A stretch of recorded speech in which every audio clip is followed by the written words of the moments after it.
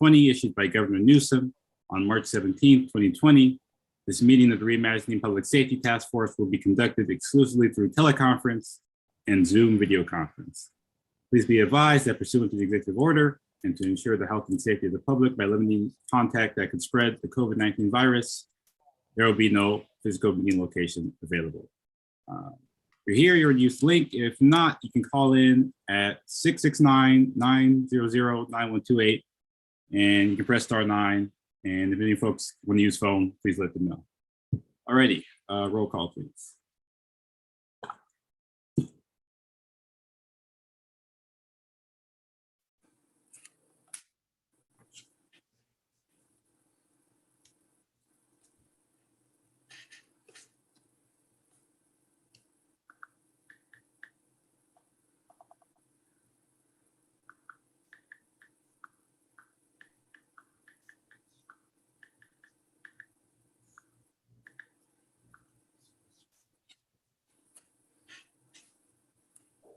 I'm back, folks. Are we ready for attendance? Sorry, roll. Yes. Thank you. I got kicked out. Just got back, just in the nick of time. Commissioner Fine? Present. Thank you. Commissioner Jigu? Here. Vice Chair Chima? Here. Commissioner Blake? Commissioner Lindheim will come on shortly. Commissioner Dangerfield make it? Absent. Commissioner Ghosh? Here, and Commissioner Latzker too is going to be joining in just a few minutes. Okay, I'll look out for her. Thank you for that information. Commissioner Hyde? Here. Thank you. Commissioner Malvido? Present. Thank you. Chair Mizell? Here. Commissioner Optin? Commissioner Moon? Here. Commissioner Harger? Present. Thank you. Commissioner Diaz? He will not be joining us tonight. Thank you. Commissioner Lutzker will be late. Commissioner Ho? Here. Thank you. That's roll. Thank you. Thank you. Before we proceed, I'm going to motion to amend the agenda to push our discussion and action items above the subcommittee reports and then reorder the two items so that the task force discussion and facilitation with Nick Jr. goes first and dispatch goes second.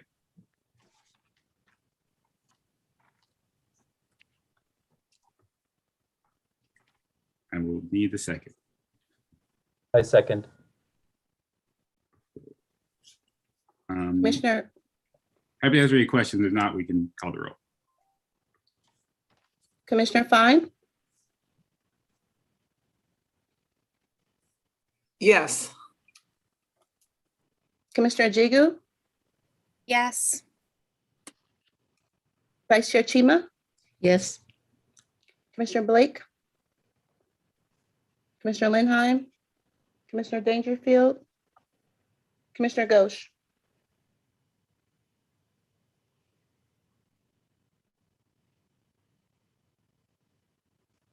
Commissioner Hyde? Yes.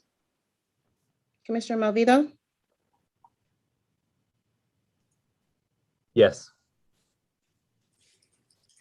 Chair Mizell? Yes. Commissioner Optin is here now. Yes. Commissioner Moon? Yes. Commissioner Harger? Yes. Apologies. I have very bad Wi-Fi right now. No worries, me too. Commissioner Diaz? Commissioner Lutzker? Made it. I just made it here. Noted, thank you. Chair, do you want to repeat the motion for Commissioner Lutzker who just came on? The motion is to reorder the agenda to push the discussion and action items above subcommittee reports and then reorder the action items so that Nick Jr. goes first. Am I voting on that? Is that what I'm? Yeah. Yeah, Yes. yeah, that's the motion. Yes. Okay, thank you. Commissioner Ho? Yes. Thank you, Chair. Motion passes. Thank you. Okay, let's go to public comment and let's go first to the hands and then I'll pull up the written one.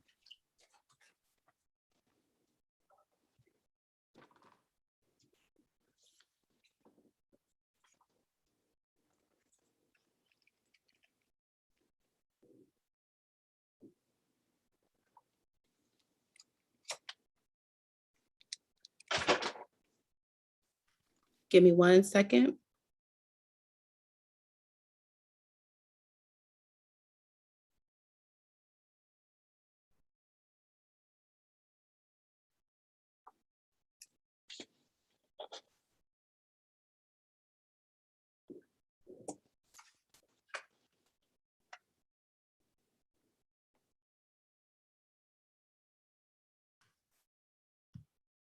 We have 2 public comments for now. Emily, you should be allowed to speak. Hi, just very brief. I know sometimes there are internet problems and I appreciate when the commissioners say, you know, that's why their video is not on. For the members of the public, like I can only see 6 of the commissioners. We can't see panelists who aren't on video. It's just hard to follow and know who's here. And we do want to know who's here. So I don't know, I just wish that was more transparent. And then otherwise, it's also nice to be able to see like how many attendees are on, which we also can't see. So as we continue with Zoom, in the interest of transparency, I hope maybe some of these things can be addressed in some way. But thank you all for your work and your time. Thank you. And we have 30 total participants and 8 attendees right now.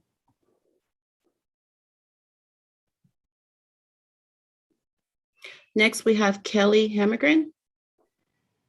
Kelly, you should be able to speak. Thank you. I'll make this short. I've been attending most of the meetings and it just feels like you're being presented information and that there isn't a lot of opportunity for participation from the people who are on the task force. And so I hope that that will be different in the future. Seems like there's a lot of expertise on this task force, and it's disappointing that we don't hear more from you and its presentations being fed to you instead. Thank you.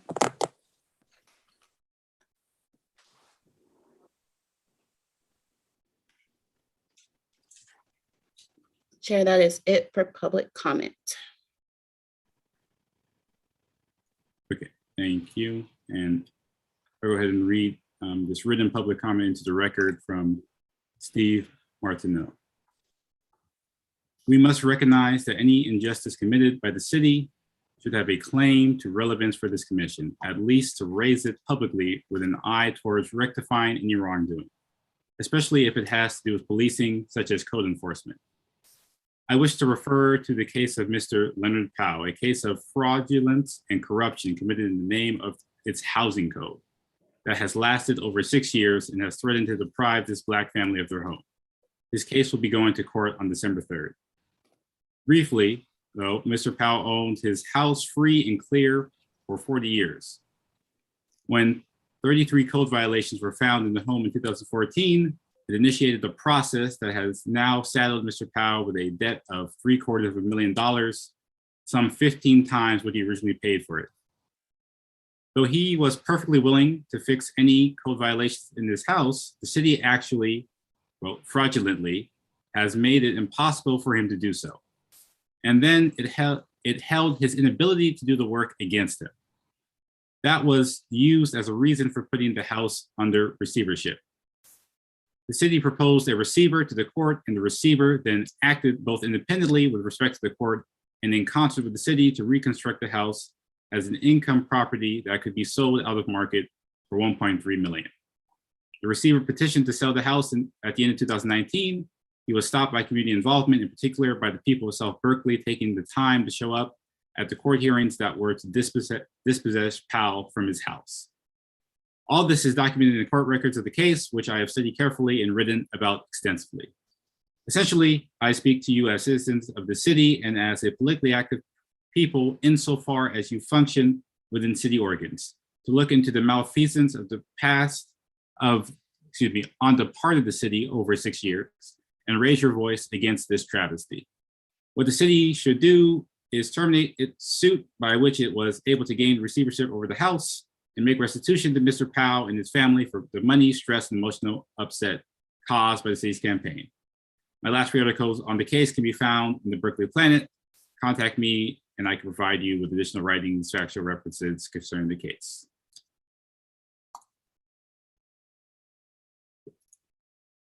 Okay, moving to, I believe, our first item. So it's now, excuse me, approval of the minutes, my bad. I'll motion to approve the minutes, assuming there's no objections or concerns. Seconded. Second, let's call the roll, please. Commissioner Fine, Yes. Commissioner Jigu, Yes. Vice Chair Chima, Yes. Commissioner Blake, Commissioner Linheim, Commissioner Dangerfield, Commissioner Ghosh, Yes. Commissioner Hyde, Yes. Commissioner Malvito, Yes. Chair Mizell, Yes. Commissioner Upton, Yes. Commissioner Moon, Yes. Commissioner Harger, Yes. Commissioner Diaz, Commissioner Lutzker, Yes. Commissioner Ho. Yes. Thank you. Thank you. Okay, moving to action items. Our first item being the task force discussion for facilitation, in concert here with Nick Jr. Cheryl, will you be leading this? I will until David gets here, and I think David wanted to share some of the implementation plan from the final report. So I think coming out of having pulled together the new and emerging models and alternatives and alternative responses and the calls for service, and I think recognizing, and then one of the things that I want to do now is recognize the ongoing input and the wisdom that has existed in this task force. And I think that we sort of forget it sometimes because we are always looking to gain more information and gather more and learn more and pull more together and find out more. And what we really have to recognize is the wisdom that exists in this room. And I think we've talked about it a couple of times a few meetings ago, that you all represent, you all were selected individually by districts and by this body because of the wisdom and the experience that you bring from the diverse communities that you come from. And there has been this ongoing input and feedback that we've had from the beginning with the community engagement process and the survey, and how we were able to build that out to something that spoke the voices of the task force. And with each of the reports that we've given, that we have developed between new and emerging alternative responses and the calls for service, that we have brought the drafts and then received that feedback and had somewhat of a discussion. And I want to make sure that we can sort of facilitate a little bit more of a discussion tonight around, you took August to really process, because it's been a lot to process. You saw many presentations from the police force. You saw many presentations from NICJR, and it was a lot to process. And so through that time in August, being able to process that individually and collectively, I'm hoping tonight that we can move into a little bit more of a discussion to pull up that wisdom that you all have and help to move forward into that final report. So Dave, Just before you go on, I want to let the community know that we have sent extensive questions in writing to you. So if the community doesn't see us as participating, and that you will be answering those questions that were sent to you. So I just want the community to know that a lot happens behind the scenes. Absolutely. Thank you. Yes. Thank you, Buna. We have, and I think, as I just mentioned, with each of the reports, we have received written feedback and then verbal feedback in these meetings from task force members. And you see that every time we bring back a report, we talk about how we have implemented the changes and the feedback that has come from the task force. So yes, thank you, Buna, that there is a lot of work that this task force does behind the scenes. So David, and I think David, and then to your point, Buna, we are going to answer as many of those written questions as we can in this discussion tonight. And maybe after David shares some of the information that he has, there might be more questions that we can pull into that discussion as well. Go ahead, David. Awesome. Good evening, everyone. Good to see everybody. And there is some conspiracy in scheduling in terms of I'm always traveling during these meetings like tonight. So, but I at least have enough time to help with the initial discussion.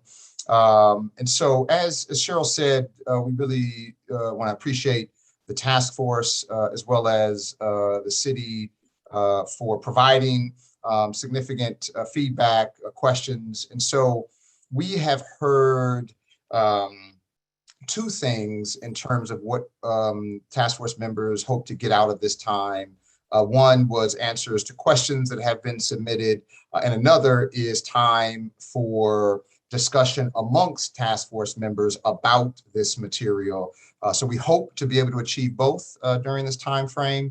I want to start by beginning to answer some of the questions that have been provided. But in addition to that, for all of the questions that we have received, we have written responses that we will also provide, but we want to talk through as many as possible this evening.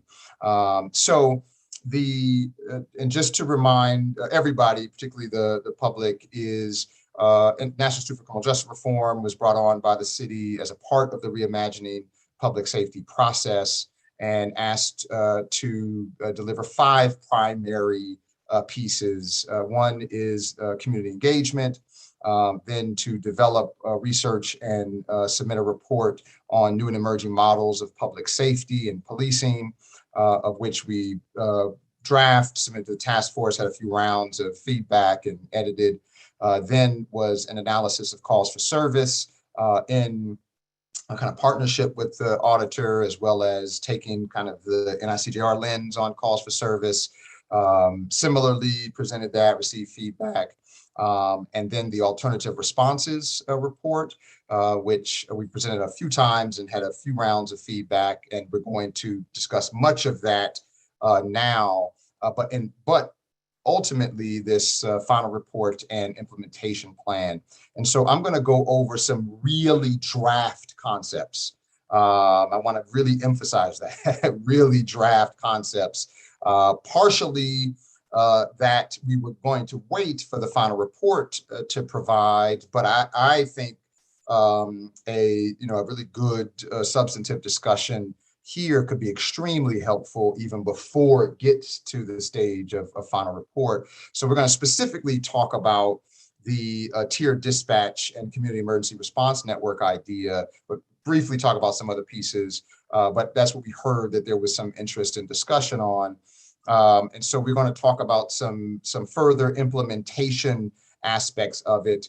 Again, very rough draft versions of it. So I'm going to go quickly through. Oh, I am unable. I don't know if Shamika, who has the ability to give me share screen, but I don't have. Oh, thanks. So I'm going to somewhat quickly go through this because we've also heard that you prefer briefer presentations and more discussion, which we strongly agree with. And so we want to go through a few pieces, a few concepts around how implementation could go, including some options that we've been thinking through. We've been talking to other places, other cities. We've been really watching closely, for instance, Oakland and the macro, but all of the other cities that we've been in touch with when we were developing the new and emerging models of public safety report. And so as we think about the tier dispatch, right, and just as a reminder for folks, our recommendation is these tiers of calls for service. And again, for the broader public, calls for service are primarily 911 calls, but not entirely 911 calls. It's what people respond to. In Berkeley, there's a good amount of non-emergency line calls, but it is how the patrol division of the police department are dispatched to incidents or to calls for service. And our recommended categorization of those calls, level one would be those that are non-criminal, that there's a call for something that's not necessarily a crime, like a loud noise or a abandoned car. Two are those things that are for lower level like misdemeanors. Third would be for low-level felonies, and fourth, serious and violent felonies. Generally, we made some differences based upon Berkeley arrest rates and other pieces, but that's just a general. I want to recast that, which we've done quite a bit of. And so thinking about these alternative responders, which we've called CERN, Community Emergency Response Network, you know, that no one's wedded to that name. That's just a name that we have suggested. But thinking about teams that would respond. So we are saying that there are 2 individuals per team. There would be a lead responder on that team, or kind of community intervention specialist could be another name, a supervisor for each team, a dispatch/admin person, which we'll talk about. And the idea here, what we're suggesting is that this be RFP'd out to community-based organizations, that this not be city staff. Of course, there is an alternative for it to be city staff, but our suggestion is that it be RFP'd out to nonprofits or community-based organizations outside of the city with a contract with the city. And that there are a couple of options that we thought about. There could be, we could break the city up into 3 districts. We've looked at some data around this. And so each district would have 3 teams, which would have the 3 shifts. So 1 team per shift. There would be 8 CERN, or community intervention specialists. There would be 2 floaters. And so here you get to 8 CERNs, 3 dispatch admins, 1 per shift. And then 1 supervisor who would spend their time on the 8-hour shift, 8-hour time block rather, that has the greatest number of calls. And again, 1 lead responder per shift. And so citywide, that would be 24 kind of CERN responders, 9 dispatchers, 3 supervisors. Option 2 could be split the city, just 1 citywide contract. And I have 6 teams of 2 responders, 2 teams per shift, 1 lead per team, 15 CERN responders in all, which would include 3 floaters, cover vacations, call outs, 2 supervisors, and again, a lead CERN responder per shift. The idea being that there won't be a supervisor on shift at all times. The lead CERN would make certain decisions. And again, emphasis on responding to lower level issues with having radio communication to dispatch if there needs to be a police response. Option 3 is, do we do a limited pilot? First of all, all of these are proposed pilots. And we also have proposed, as we put in the most recent version of the alternative response report, a limited number of calls for response under the tier 1 category. So further limiting those calls that we're suggesting be a pilot. And that the pilot, if we just did like just South Berkeley, which has a high call volume, would be the staffing that we talked about in option 1 here. Well, I'm sorry, in this just 3 teams of 2 CERNs. And so we will have in the final report a very detailed proposed budget.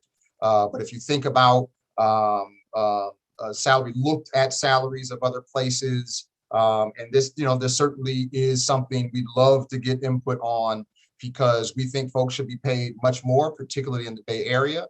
And obviously, that's a much greater impact on budget.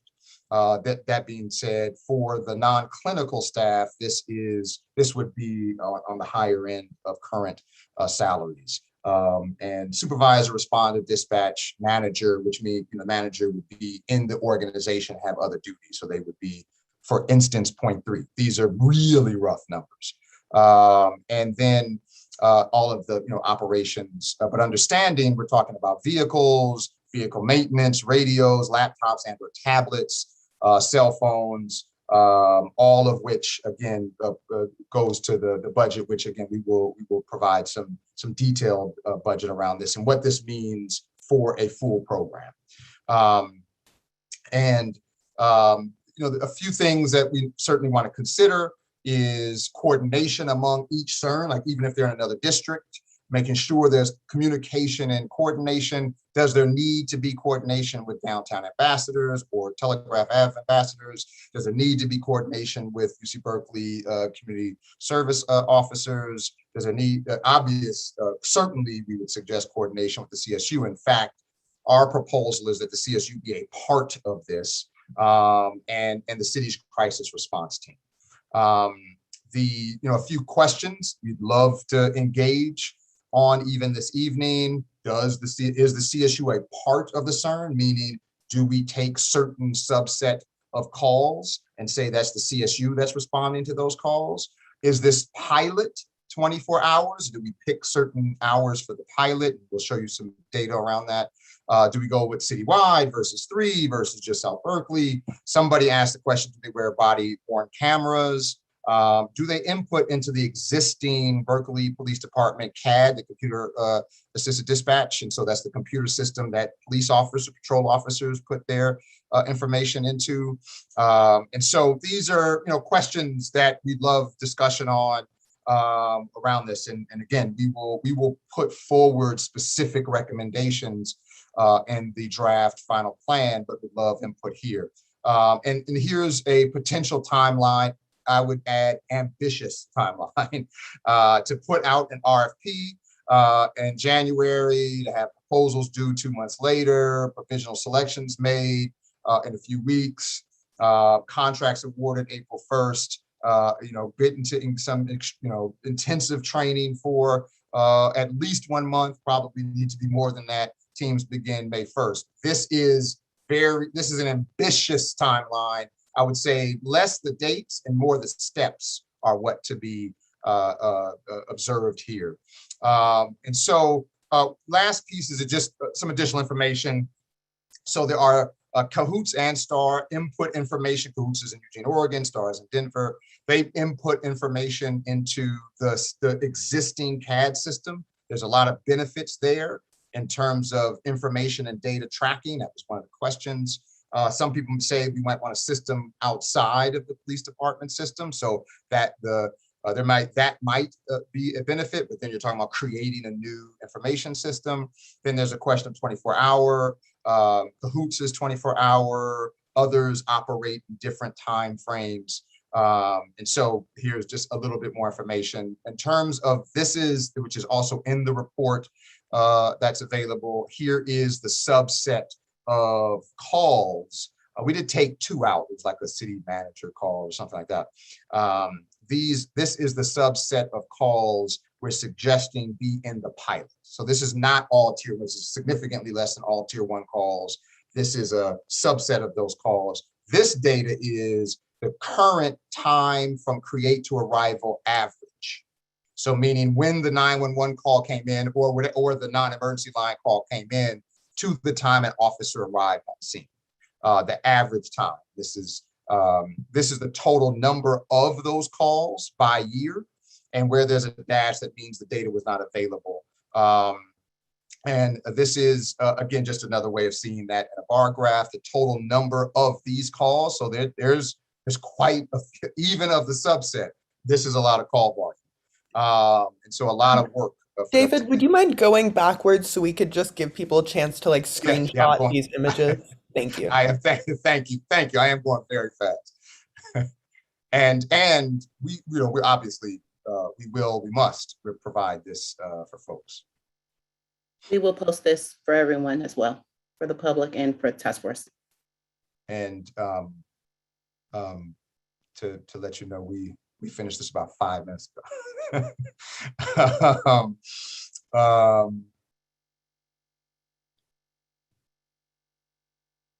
Okay, so this gets into time. So these are kind of time distributions we were thinking of is the pilot just noon to 4 a.m. And meaning there would not be coverage from 4 a.m. to 12 p.m. And you see that, the differences here obviously make a significant amount. So in this scenario, there are 2 shifts versus 3 shifts in a 24-hour.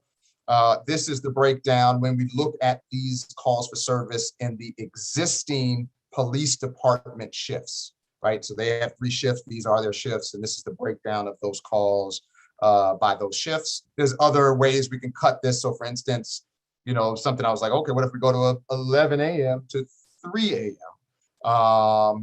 Does that, how does that cut? So we can do this in different ways. We have the data to be able to assess it those ways. So I want to just share one last thing, which is also an answer to a question, which is just this, I think the tier dispatch and the CERN is probably the biggest idea, but we're being asked to do a lot more than that, right? And so the final report and implementation plan we are currently drafted to be in these 3 sections: reduce, improve, reinvest, which is how the city's RFP discussed it. And so for instance, and this is meant to be like a infographic executive summary.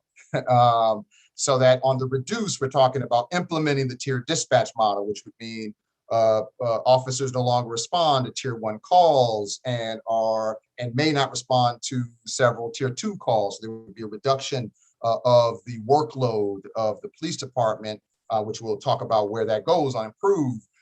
But there would also be the CERN responding to calls. And then on improve, we're talking about new accountability measures in the new and emerging models of public safety report. There was the EPIC program, which is in New Orleans.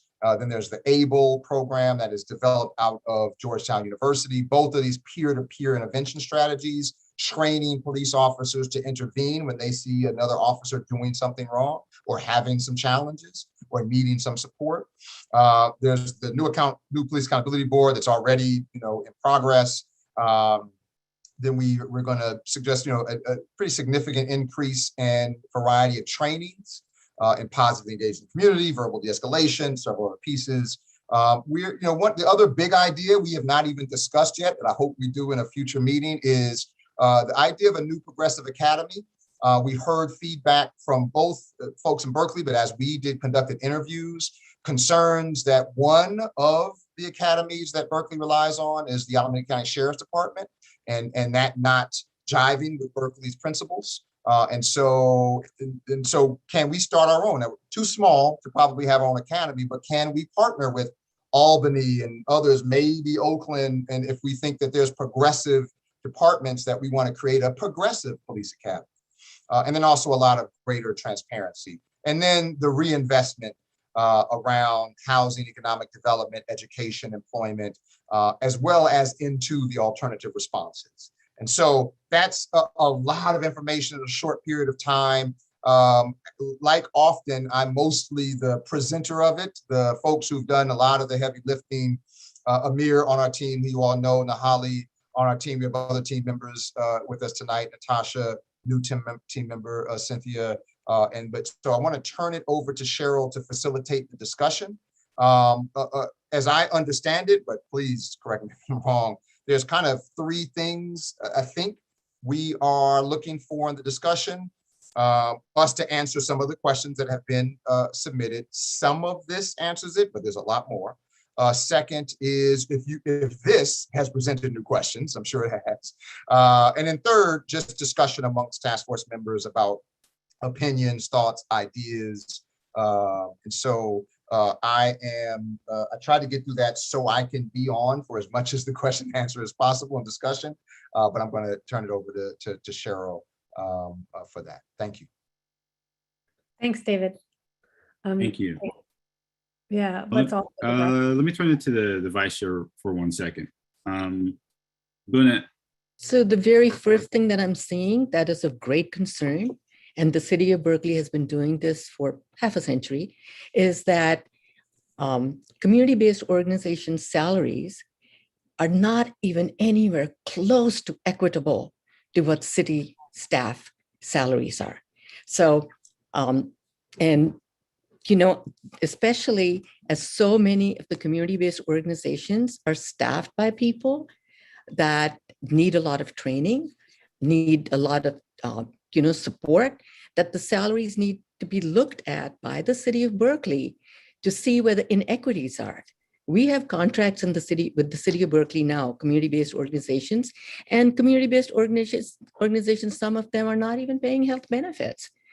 I also want to make sure that health inequity gets there under housing, economic development. I didn't see it. So I want us to really look at the salary level. This is an opportunity to bring the community-based organizations up.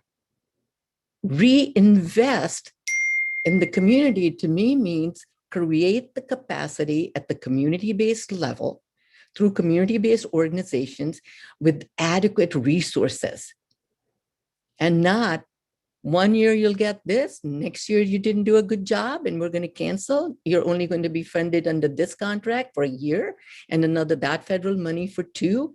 There is no continuity of funding. If a community-based organization loses a source of funding, it doesn't get replaced. There is no support at the city level to help community-based organizations access all the funds that are out there. So, we really have to kind of weigh these things. We're in a moment of transformation. Why not also transform the salary levels of the people that actually do the work and have more equity in our economic status? Thank you.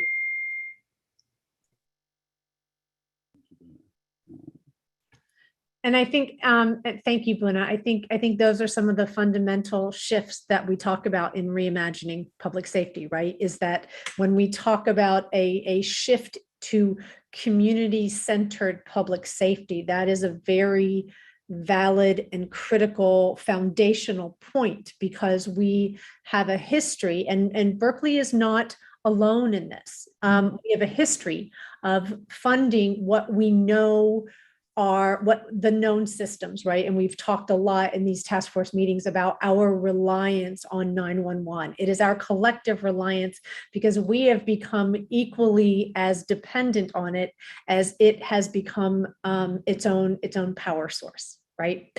So I think you're very right, and that's a critical point in looking at, and I think it's something for the task force to think about as we start moving forward too, is what are the elements of reimagining? What does reimagining mean? And what does shifting to community-centered public safety mean? And our intention in these reports and these conversations is to give you a lot of the research and information and analysis, both within Berkeley and within other municipalities, on how to be looking at that. But I think one of the things that we address all the time is that we have this tendency to feel like this work is finite, and it is supposed to be completed in this 4-month period of time where this task force is together. And I think some of the work is to call on the sustainable continuum support and investment in this for a longer period of time than beyond the 6 months that we were supposed to be together, the 9 months that we have been together. So to kind of move to expand on David's presentation, I think I want to stop for a moment, and while that is fresh, see if there are any questions that came up from the presentation, especially while we still have David. And then Amir and Nahali are going to go through some of the questions that we've received from a variety of task force members in writing, that we can address those. But if anybody has questions, and I see hands raised, Commissioner Hart, I'm just going to go on my screen. So it's Commissioner Harder. She's okay, first. good. Thank you. Yeah, I just want to underscore what Buna said. We are trying to staff this, right? And we have a problem staffing the mobile crisis team. And if we are not willing to offer people decent salaries, we're not going to be able to staff this. Additionally, we want these people to be able to live in the communities they're serving, and nobody can live in Berkeley on that salary. And additionally, we're looking at the police department, which has some of the highest paid workers in this city, making well over six figures. Well over six figures. So the idea that we are trying to replace police footprint with people that are getting paid half, if not a third of what police officers are making seems misguided to me. And once again, like theoretically, if we are reducing the footprint of the police, the money should be there in the salaries of the overpaid police.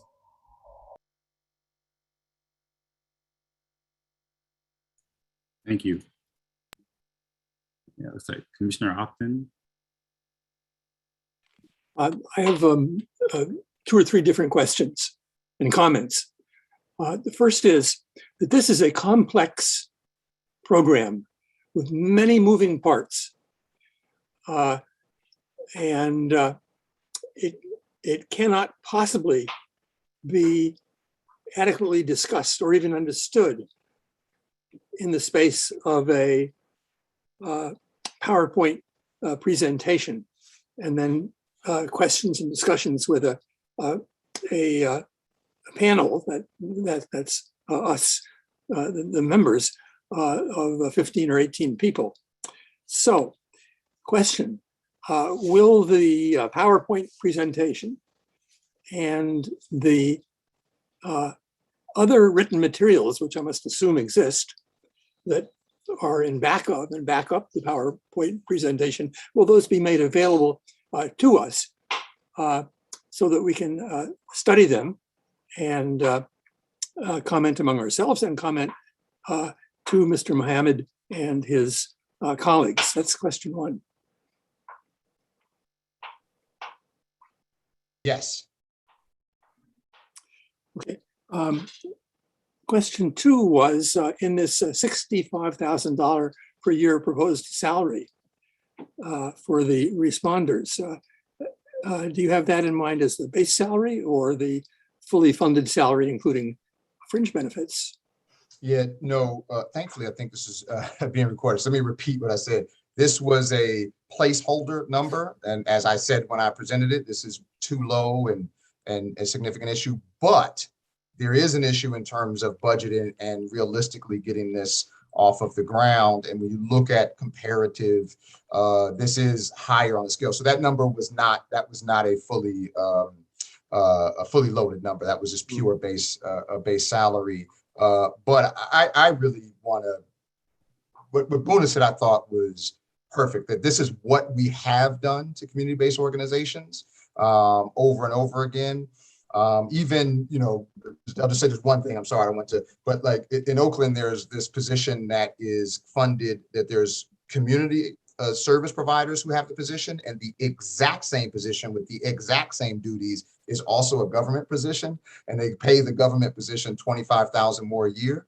And so it is, I concur with the real challenge of when we get into the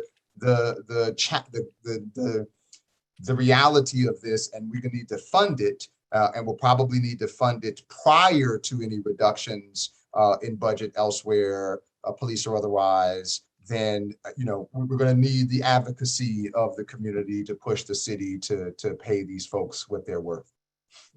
My third question is based on my understanding that Alameda County, including Oakland, is making plans for a service somewhat like what you are proposing for Alameda County. Have you considered And would you consider proposing that Berkeley contract with Alameda County to cover the late night hours when it's not necessarily economically feasible for Berkeley to have people on call just for Berkeley? I think that's a great idea.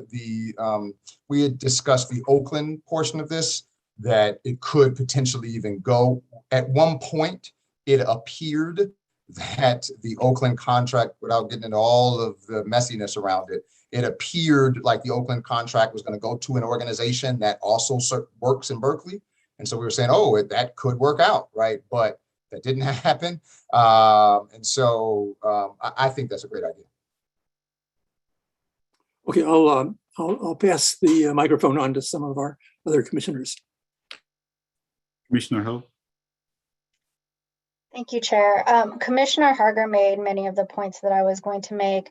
I also wanted to just point out that we're asking the CBO responders to partner with law enforcement. And so you're creating a dynamic that is really unfair and inequitable. And I am concerned that we are setting up the CBOs to fail because we might not be giving them enough resources, especially since we talk about the significant amount of training police officers receive. We would want to make sure that these responders also receive significant training, and that's built in to any contract, including training with Berkeley Police Department, who they're expected to partner with.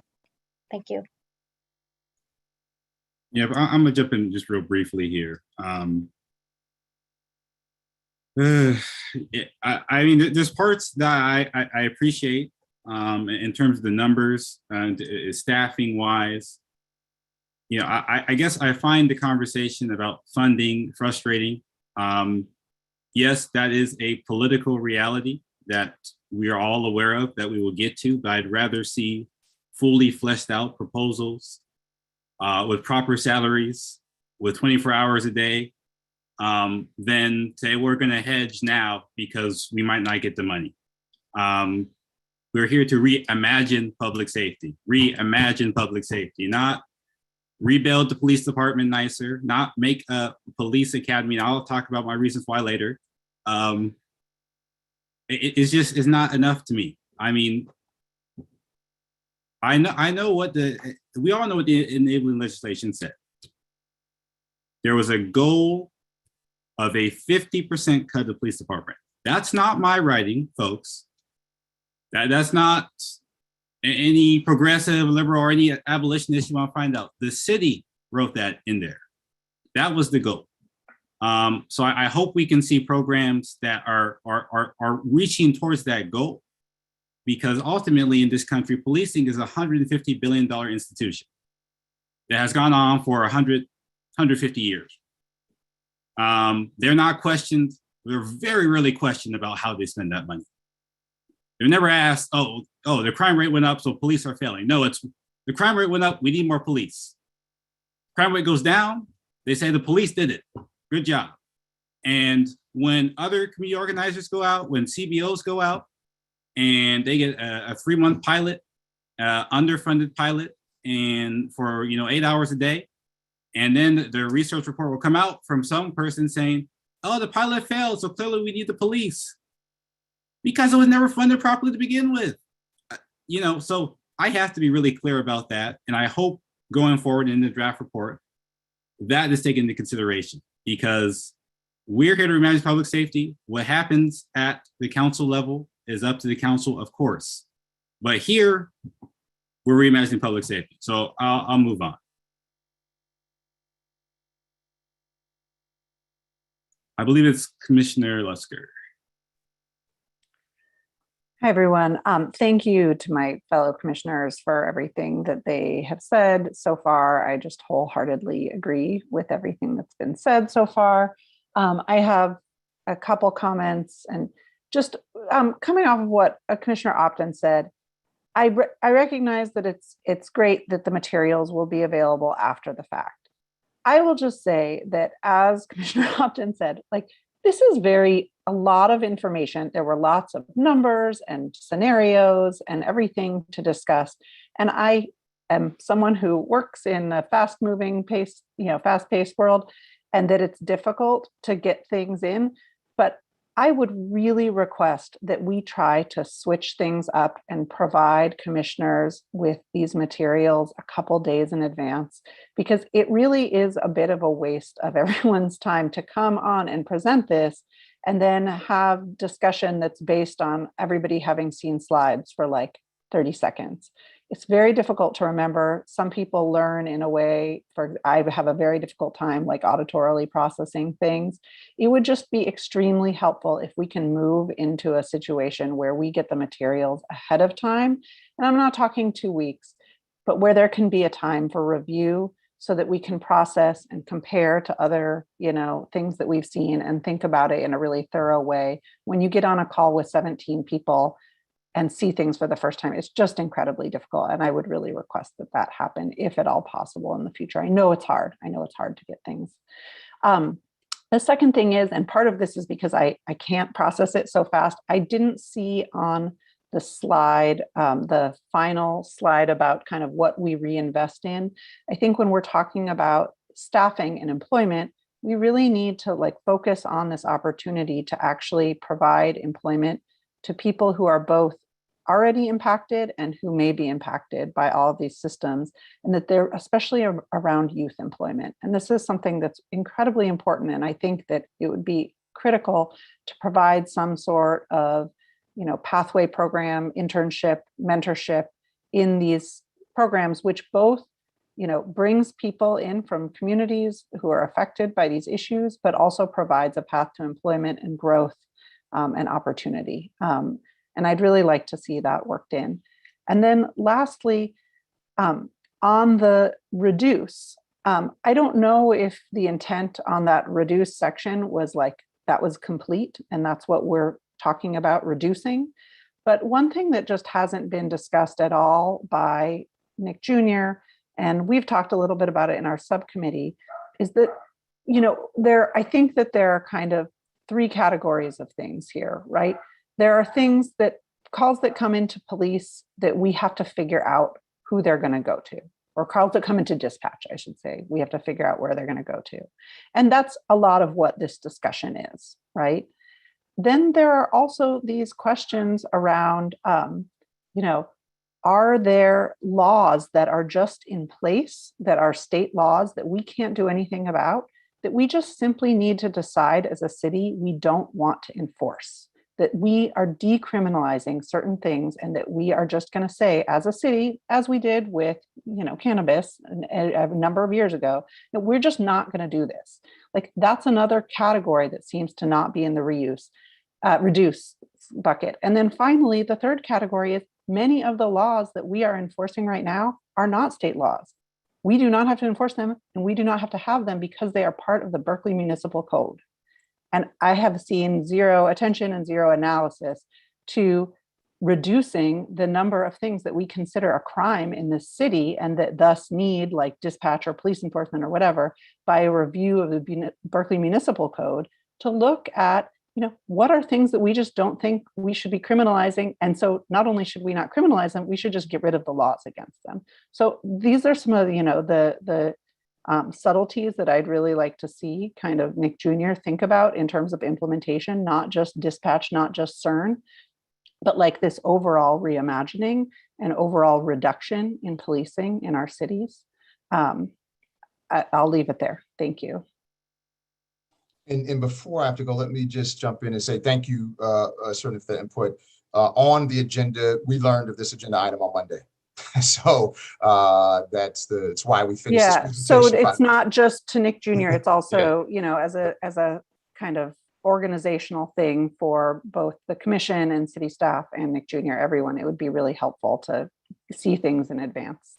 Absolutely. And to may have been somebody else, but yes, the details, because we just learned of this agenda item Monday, we weren't, intending to share this at this level of draft, but we got somewhat of this request, so wanted to present it, but much more detail will be in the draft of the final report, which will be done at the end of October. I mean, respectfully, I have to jump in, Mr. Muhammad. If that was the case and that's how you felt, I would have been happy to take an email and get some communication that, you know, we don't think this is fleshed out enough. Give us another week, give us till the October 14th meeting. I am happy to do that. I think all of us would be happy to wait till we get a fully fleshed out proposal, because if not, these are the responses that happen. And I really say that respectfully, and maybe there's some miscommunication in the background. I know that can happen. But just I mean, I think we've been clear that the final report is end of October. So we were asked for this report, I assume, knowing full well that the final report's not done until the end of October. But, you know, be it as it may, I think we tried to accommodate to the request. I think we were able to give folks enough to, quite a bit to ponder and to chew on to get this feedback. Well, we've already received some good feedback. So, but the details will be in the draft of the final report at the end of October. Okay.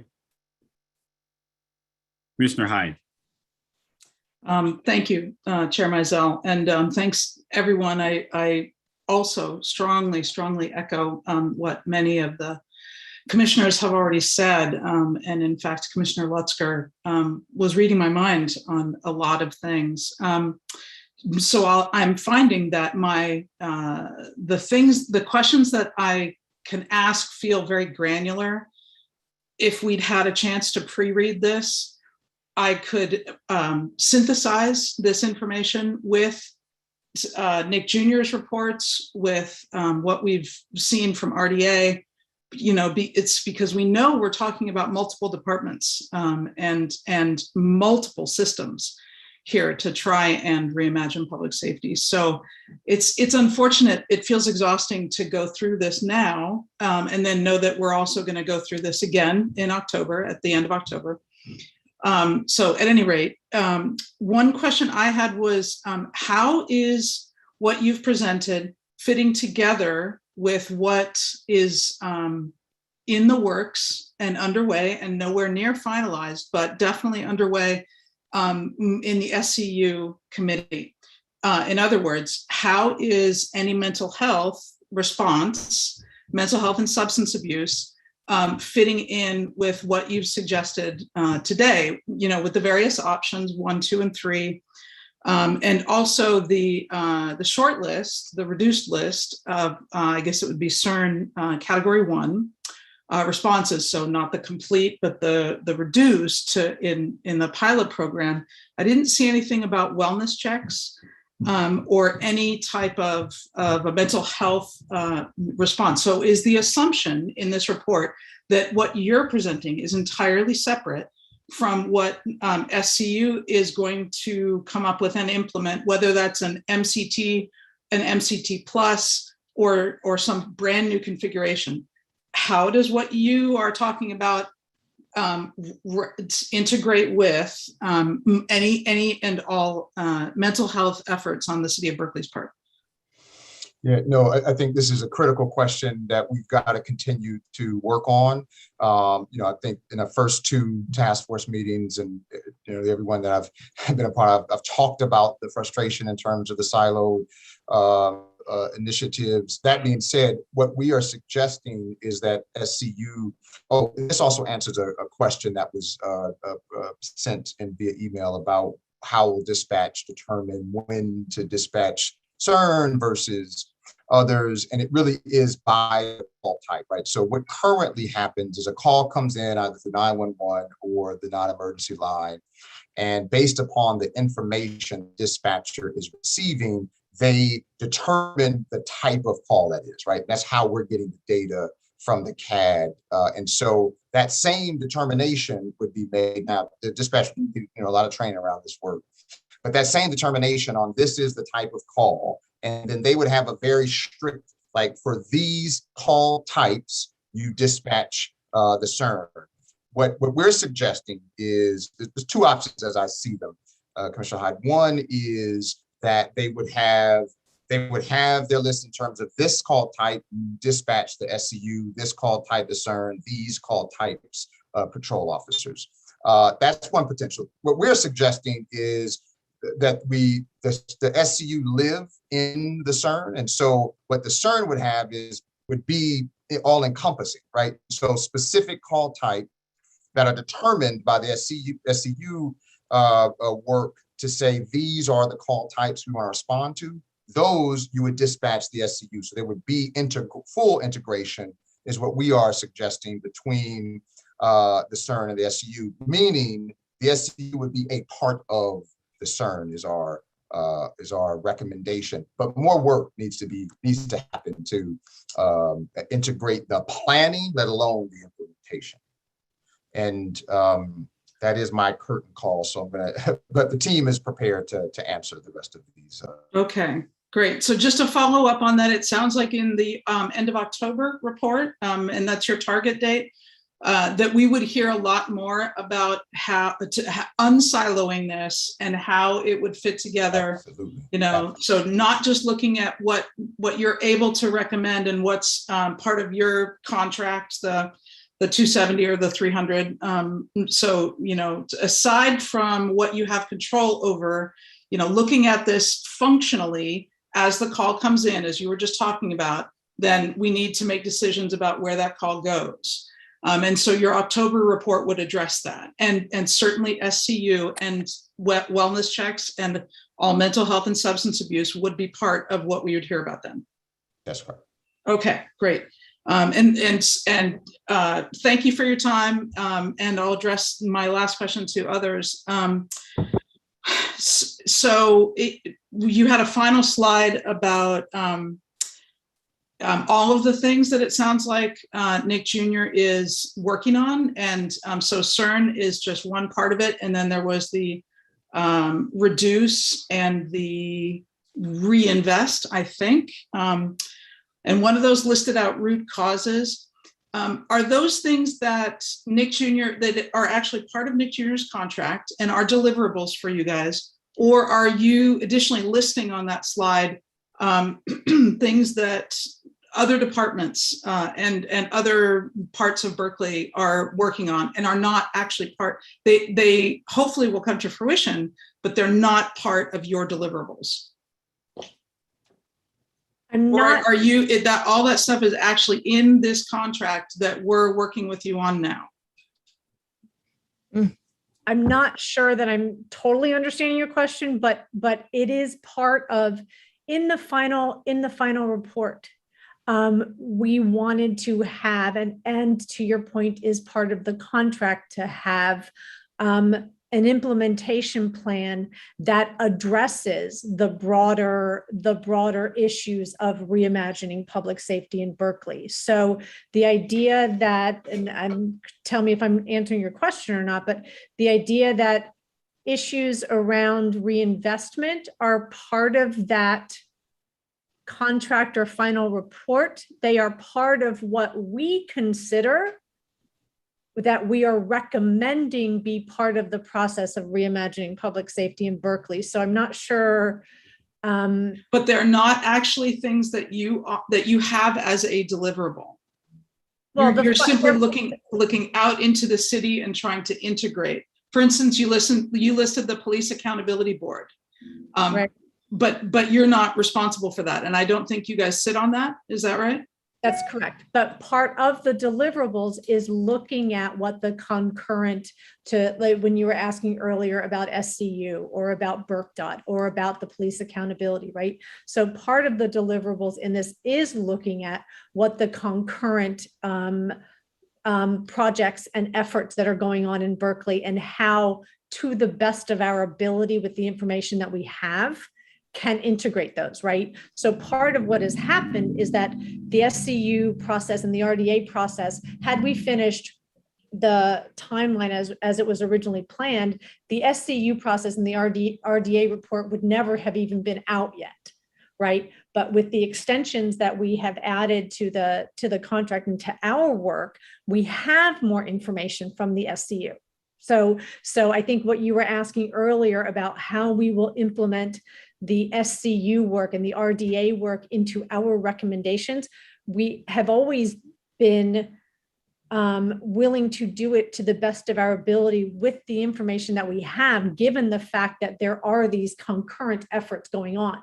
Had it been done in a different timeline where RDA was finished and then the work of the task force started, and then there could be more information, right? But that's not the timeline that we were given.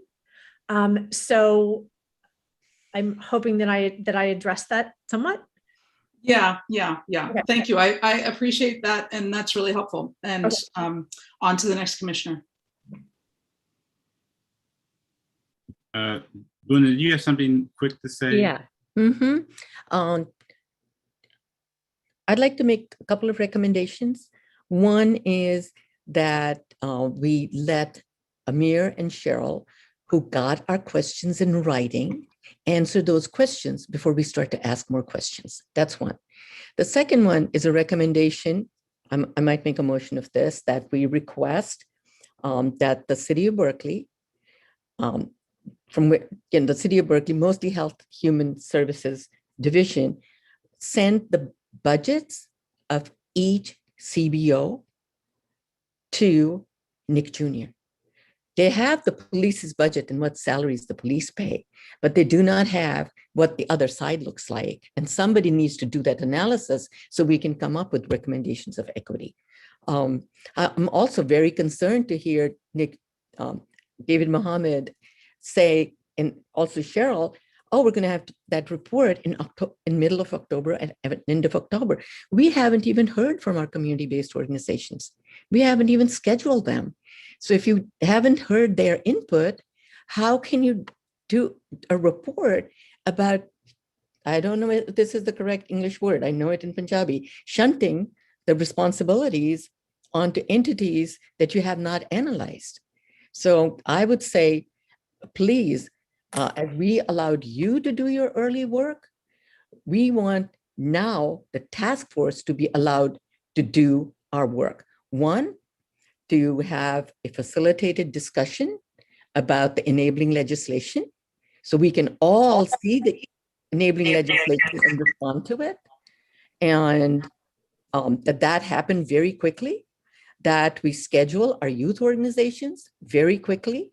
We have a couple of dynamite professors at UC Berkeley that we scheduled those, and that both Nick Jr. and RDA might be finished, but at least Nick Jr. and your staff need to hear from those folks before writing the last draft. So I'm very concerned about this all of a sudden very early deadline, because I was hearing November, December. So now I'm hearing October. You can't produce a first draft without input. Hold on, Margaret, I'm not finished. I just want to make sure that we take time into consideration and give our community the respect that they deserve to bring their issues, their challenges, what they need, how they want to be resourced. So all that can get into the first report. Can we also comment before we go into questions? Yeah, I wanted to know, can we let everyone make comments before we go into the answers by Nick Jr.? Because there was a lot of stuff put up there on the presentation, and I definitely want to be able to make a comment. Okay. And thank you, Margaret. Can I respond to? Yes. Can I respond for a second? Because I'm what can you help me understand what community engagement hasn't been done beyond the survey and the 11 listening sessions and are you talking about when we talk about the town halls that are planning, or what are we still missing from that hasn't been done from the community engagement? Because the original community engagement deadline was June 30th.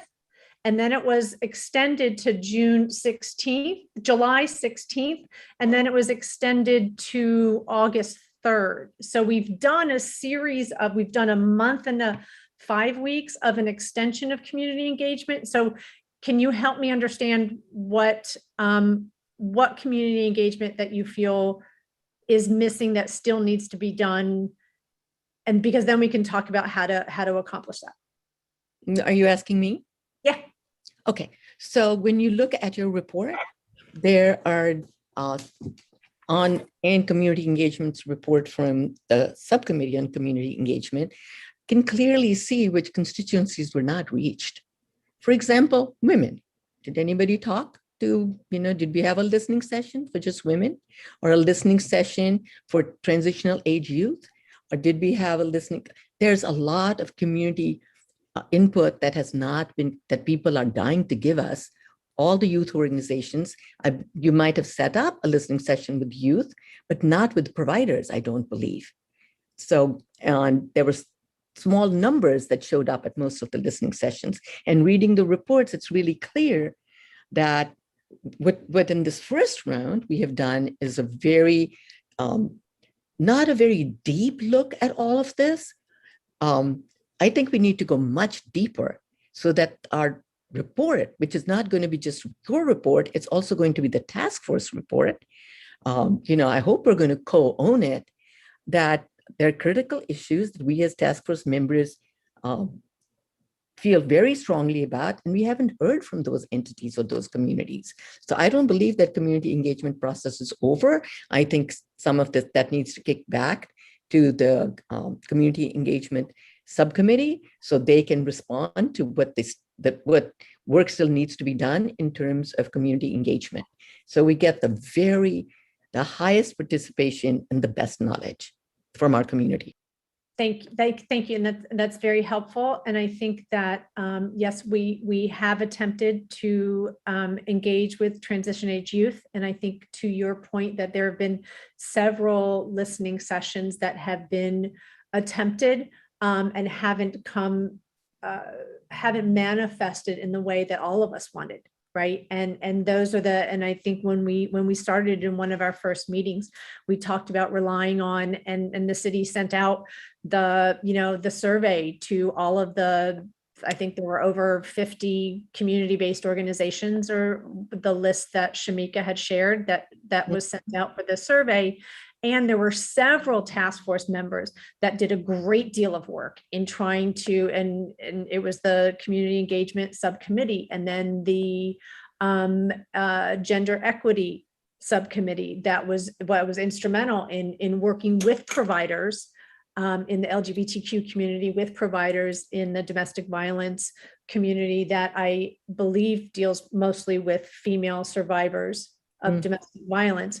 And I hear you, and I think that we need to talk to the city manager about what continued community engagement looks like in connection, in two ways, in connection to this work that is happening here and and the work of this report, and the ongoing community engagement, because I have a very strong belief that community engagement is not just a campaign to check a box, right? Community engagement needs to be a long-term strategy of continued voice of people who have not been heard. So what I hope that comes out of this whole process also is that there is a sustainable investment in a lot of ways, whether things that you mentioned earlier, sustainable investment in equity in the way we do the work, sustainable investment in hearing the voices of people who have not been listened to. So I think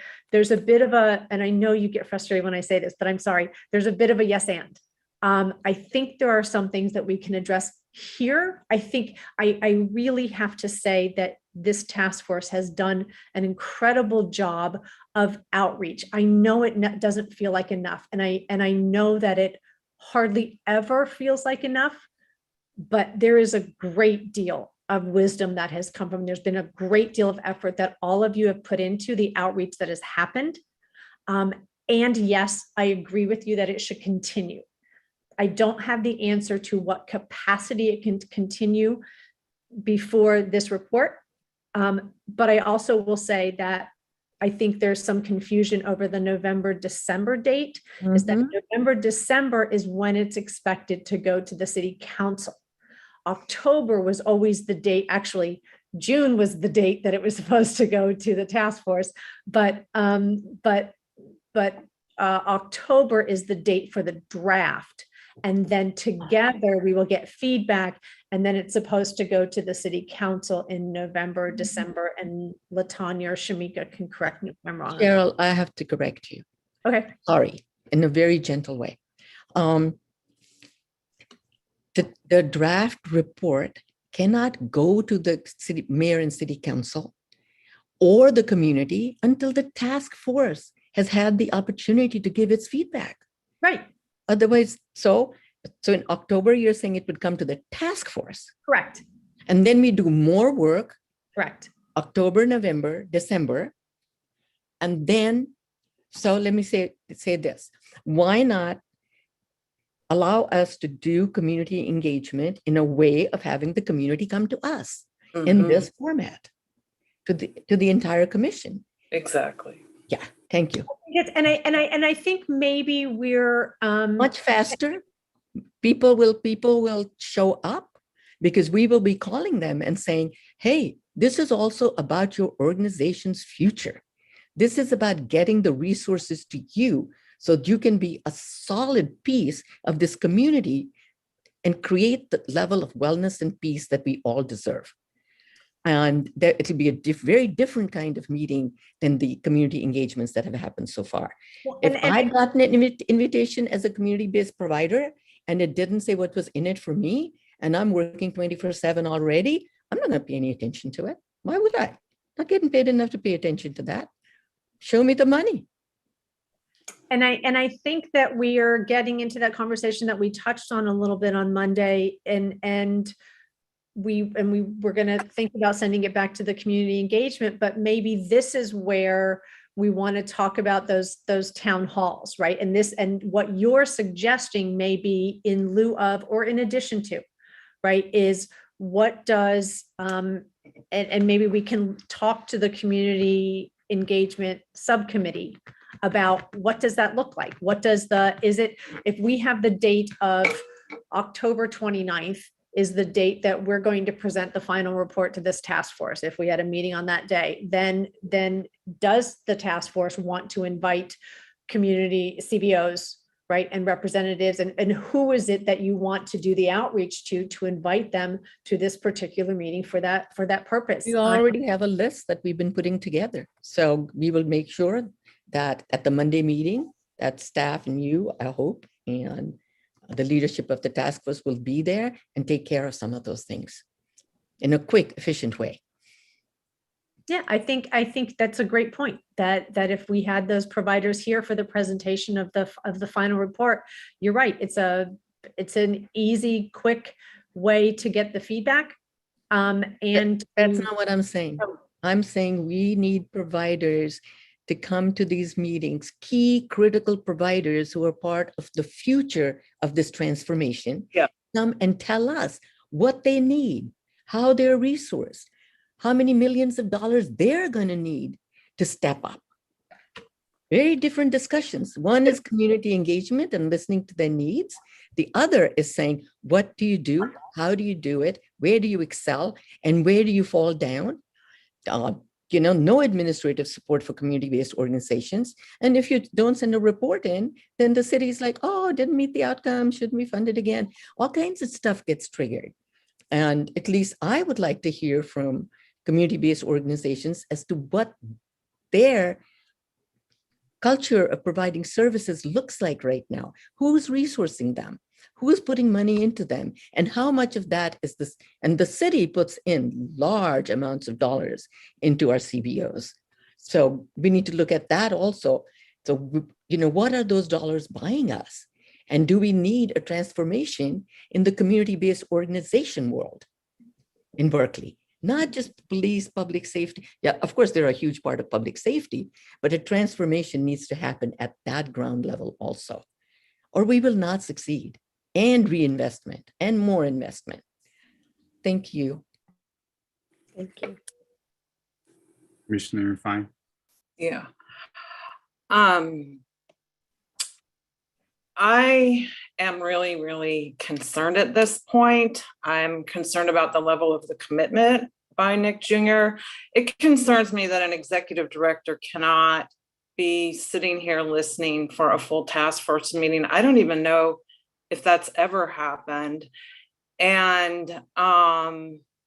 the fact, saying we just finished the presentation 5 minutes ago, puts out a model that's your model, but doesn't stay long enough to listen to what the task force members who are so deeply tied to the community have to say. That to me is a huge concern and a big red flag. I really, really wonder how well Nick Jr. knows Berkeley or the Berkeley community, and then not wanting to listen to what our CBOs have to say when they would be the ones that make up the CERN model is not only not doing your work on knowing the capacity of them to be part of that network, it's not being willing to listen to what they have to say. And it's super, super disconcerting. And what I feel at the end of the day is that you're just coming in to sell us models and tell other people that Berkeley took on your model and not doing the work that it takes in order to build that CERN. The other thing that concerns me is I feel like there's a lot of simplicity. And as far as the tiered dispatch, I mean, it's a difference between penal and non-penal. It does not get into the messiness of other areas that are taken on by SCU. I'm fine with the ambassadors or UC Berkeley or the co-responders with the police and the mental health addressing those top 10 issues as far as disturbances and alarms and suspicious persons, and maybe in some instances, certain kinds of criminal or violent 5150s. But to me, those are all forms of policing. They're not non-police crisis response, and they need to be separated. And in fact, the RDA is looking at having a separate line for the SCU because people will not call 911 even if they've overdosed, if there's substance use involved. What really concerns me too, and why I say it's simplistic again, and maybe my questions will be answered. I turned in 3 pages, I turned in a memo, I've never heard a thing, but mental health, substance use, homelessness, and wellness checks, the last one probably being the easiest to route elsewhere, have to be studied in depth, and they require going into narrative reports on the CAD in order to discern what kind of responses need to be made. In addition to that, there's very specific state and federal legislation now, including the American Rescue Plan, that directly address crisis intervention models. And quite seriously, I don't think that that should be part of the CERN. I think it needs to be distinctly a response in the community to people with mental health, substance use, homeless, and wellness check problems. I have no evidence in the reports that Nick Jr. has done an analysis of Berkeley that in any way convinces me that you should be making recommendations on the SCU. I really don't think that's appropriate. Since February, I've been in every single meeting that's been on the SCU with RDA. I wrote Lisa, RDA is here tonight. They're listening tonight because we have a meeting on Wednesday where we will go over everything. They have been sent all the questions. RDA is charging $185,000 for their contract, and Nick Jr. is $270,000. RDA's list of non-crisis response models or co-responders with 40 models. They took a list of over 100 organizations, took the providers and many, many diverse groups and did the community engagement. Do I think there's community engagement to do? Yeah, I do. I think that citywide survey, it goes by race and ethnicity in every single chart. There's none that is done by women. There's none that's sorted by LGBTQ, which you can do. That excuse about the demographic data does not work. There's low enough percentages of 5 and 5.9% on gay, lesbian, and bisexual. It can be looked at. And I don't consider that complete. And if you say that the contract doesn't cover it, yeah, it covers youth, formerly incarcerated, homeless. I mean, I have not heard this kind of excuse from RDA in covering community engagement. And I do think this task force has gone, including myself, to the end of the earth to cover those populations that have not been covered. And when the vice chair asked for women to be covered, I think that shouldn't have even had to be brought up. It would have been in the report. So right now, I'm like disappointed. I'm really disappointed. I think there needs to be a lot more nuance and complexity built into the evidence that supports a CERN or a tiered dispatch. And that until the community-based organizations get in front of us and tell us what they can do to be part of that, I don't think we've done the job, and we need to do that. So that's my piece. Thank you, Margaret.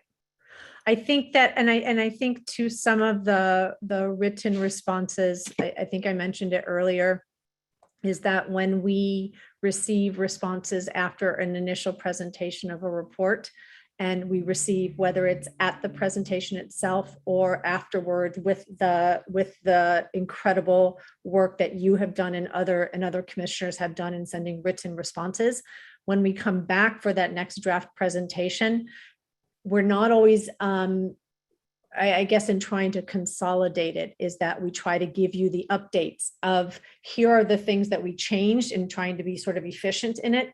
Here are the things that we've changed in hearing the feedback from the commissioners, whether it was an individual or the collective. Here are the things that we changed in that report. And then I think that there are two more recent questions that you have written. I think, Amir, in this next discussion that we're going to have, Amir is going to address specific questions individually. Thank you. Commissioner Ghosh.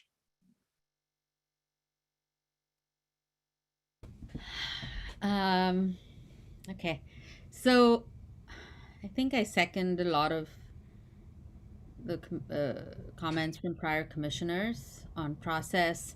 I think I'm especially concerned that we don't even know if these community-based organizations exist and if they want to do the work.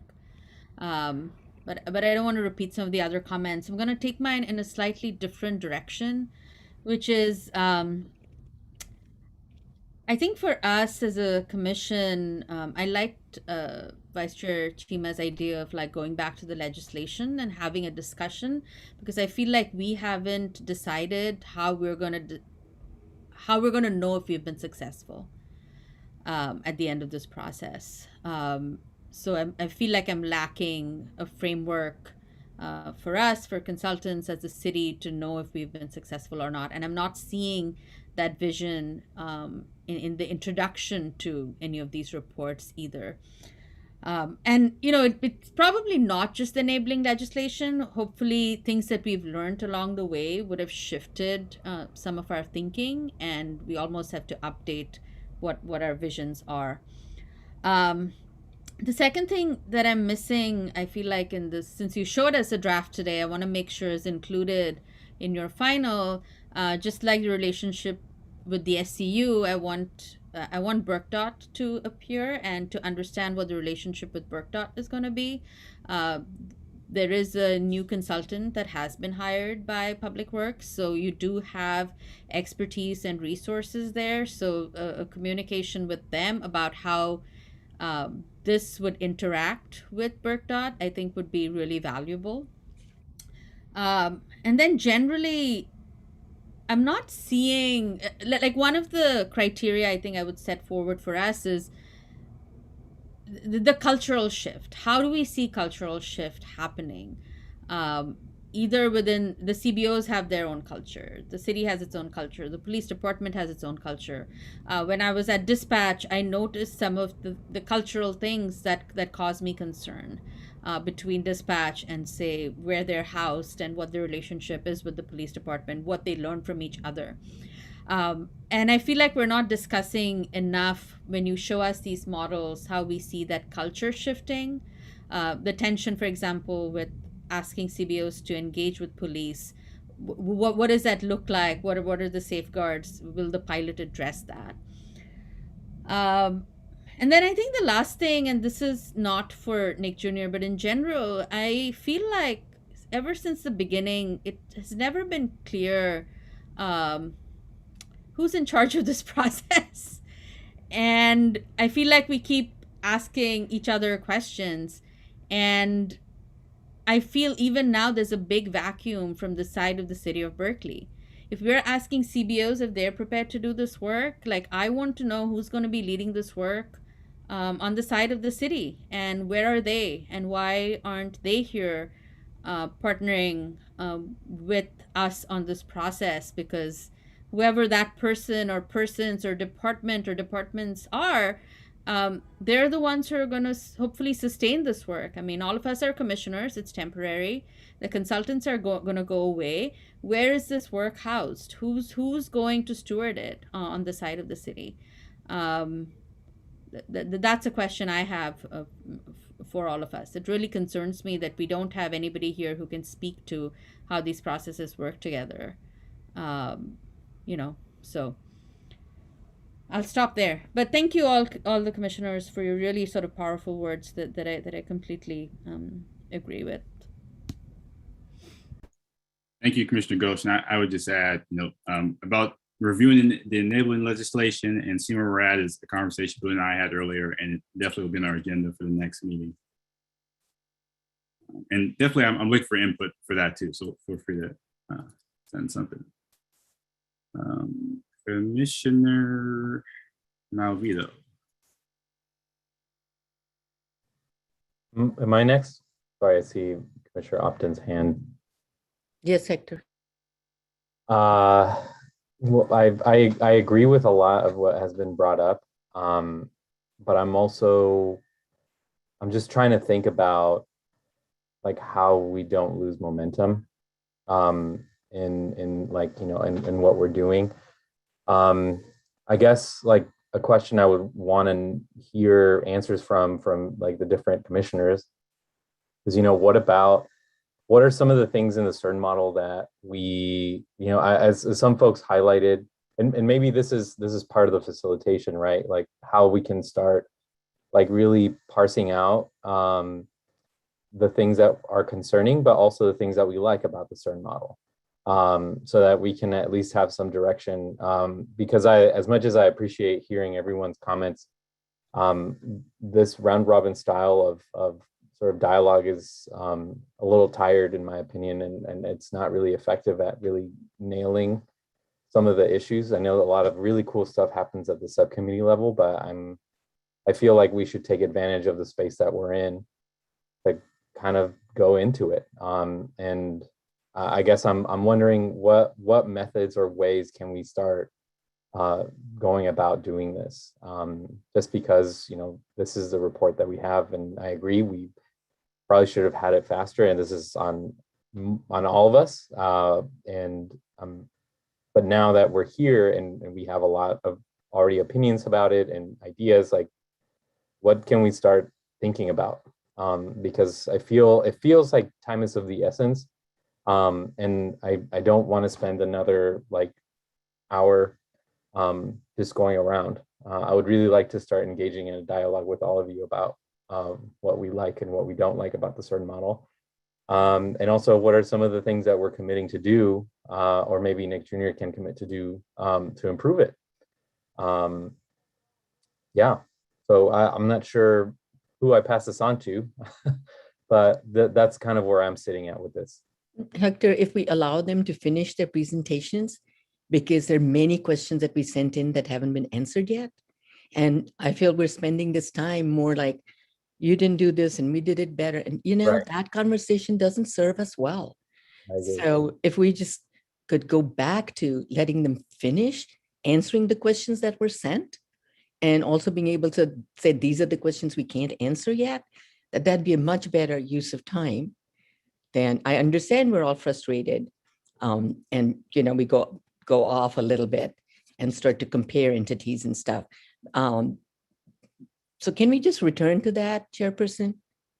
Yes. And Commissioner Opton, it's all right if we hear the answers, and then if your question still hasn't been answered, feel free to ask it after.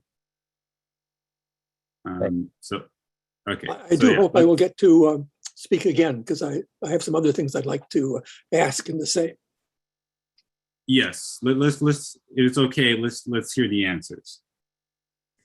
So Amir, do you want to, I think Amir can just sort of read the questions. I don't know if you have just the questions in a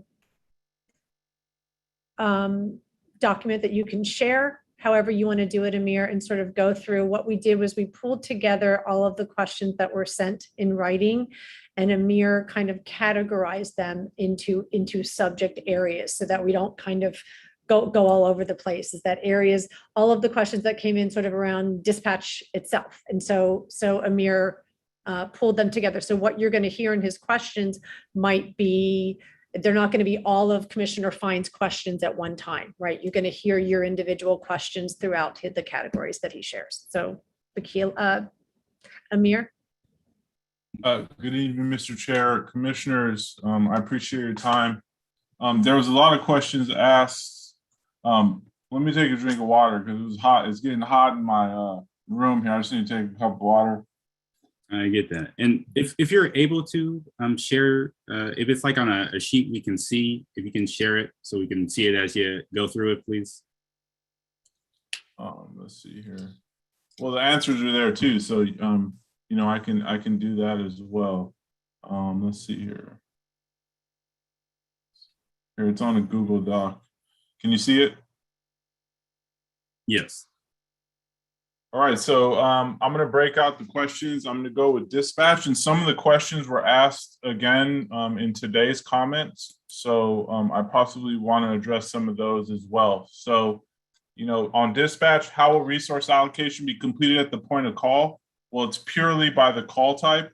And this is how dispatch currently makes determinations of resource calls. I mean, of allocating calls. Like if a call comes in, somebody says, "Hey, I just got robbed." Well, hopefully the dispatcher assigns it as a 211 or something like that. But this is based purely on the subset of tier 1 call types. And of course, you know, there's a training, and I know there's questions about, well, how are dispatch trained? And we'll go into some of that. How does a caller know to call 911 or another number that won't allocate police resources? Well, at this point, NSCJR is not suggesting an alternative number for community members to call. And part of that is the city of Berkeley and the community members in Berkeley already call the non-emergency line number almost twice as much as they call the 911. So they are doing that much. So we're interested in having this discussion with the task force. And Nick Jr. Thinks that people are trained to dial 911. If it's some kind of emergency, it should still be 911, but we're open to hearing what thoughts the task force has about it. It could be both, you know, because people who are specifically calling and asking for police, we want them to get a police response, and people who do not want police, they won't get police if they don't want it. Because right now, when you call the non-emergency line, police are still dispatched sometimes to those calls. So number 3, how does the dispatcher know whether or not dispatch, police, or alternate response? Well, it's the same answer. It's based on the call type.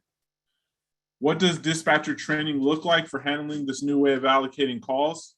Nick Jr. is going to have to develop, I mean, not Nick Jr., but the city of Berkeley is going to have to develop and train all new dispatchers in the new way of, you know, allocating call types to make sure that they're categorizing the call types accurately when using the CERN approach. And we have an example about Kahoot staff. They go to 40 hours of classroom education, 500 hours of field work, kind of like clinical work. You have the supervision for that period. And then the education consists of the de-escalation techniques, emergency response services, and you see Kahoot's personnel are able to perform wellness checks. They can offer mental health services and substance use resources. And some of that is, you know, well, what if they don't feel comfortable going to do a wellness check? Well, there's nothing that precludes them for asking for officer assistance to go on that call. Should the Berkeley Communication Center be independent from BPD?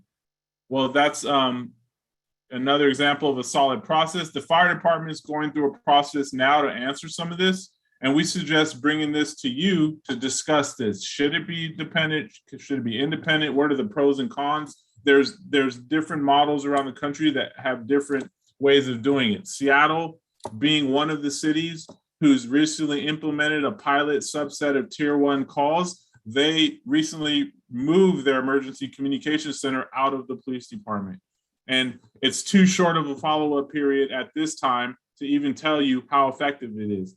There's a lot of questions about effectiveness and implementation. Well, right now, no one has really fully implemented any of these. People have implemented bits and pieces of it. And like I mentioned, the follow-up period is too short right now. There's been no evaluations. There is no statistics on effectiveness.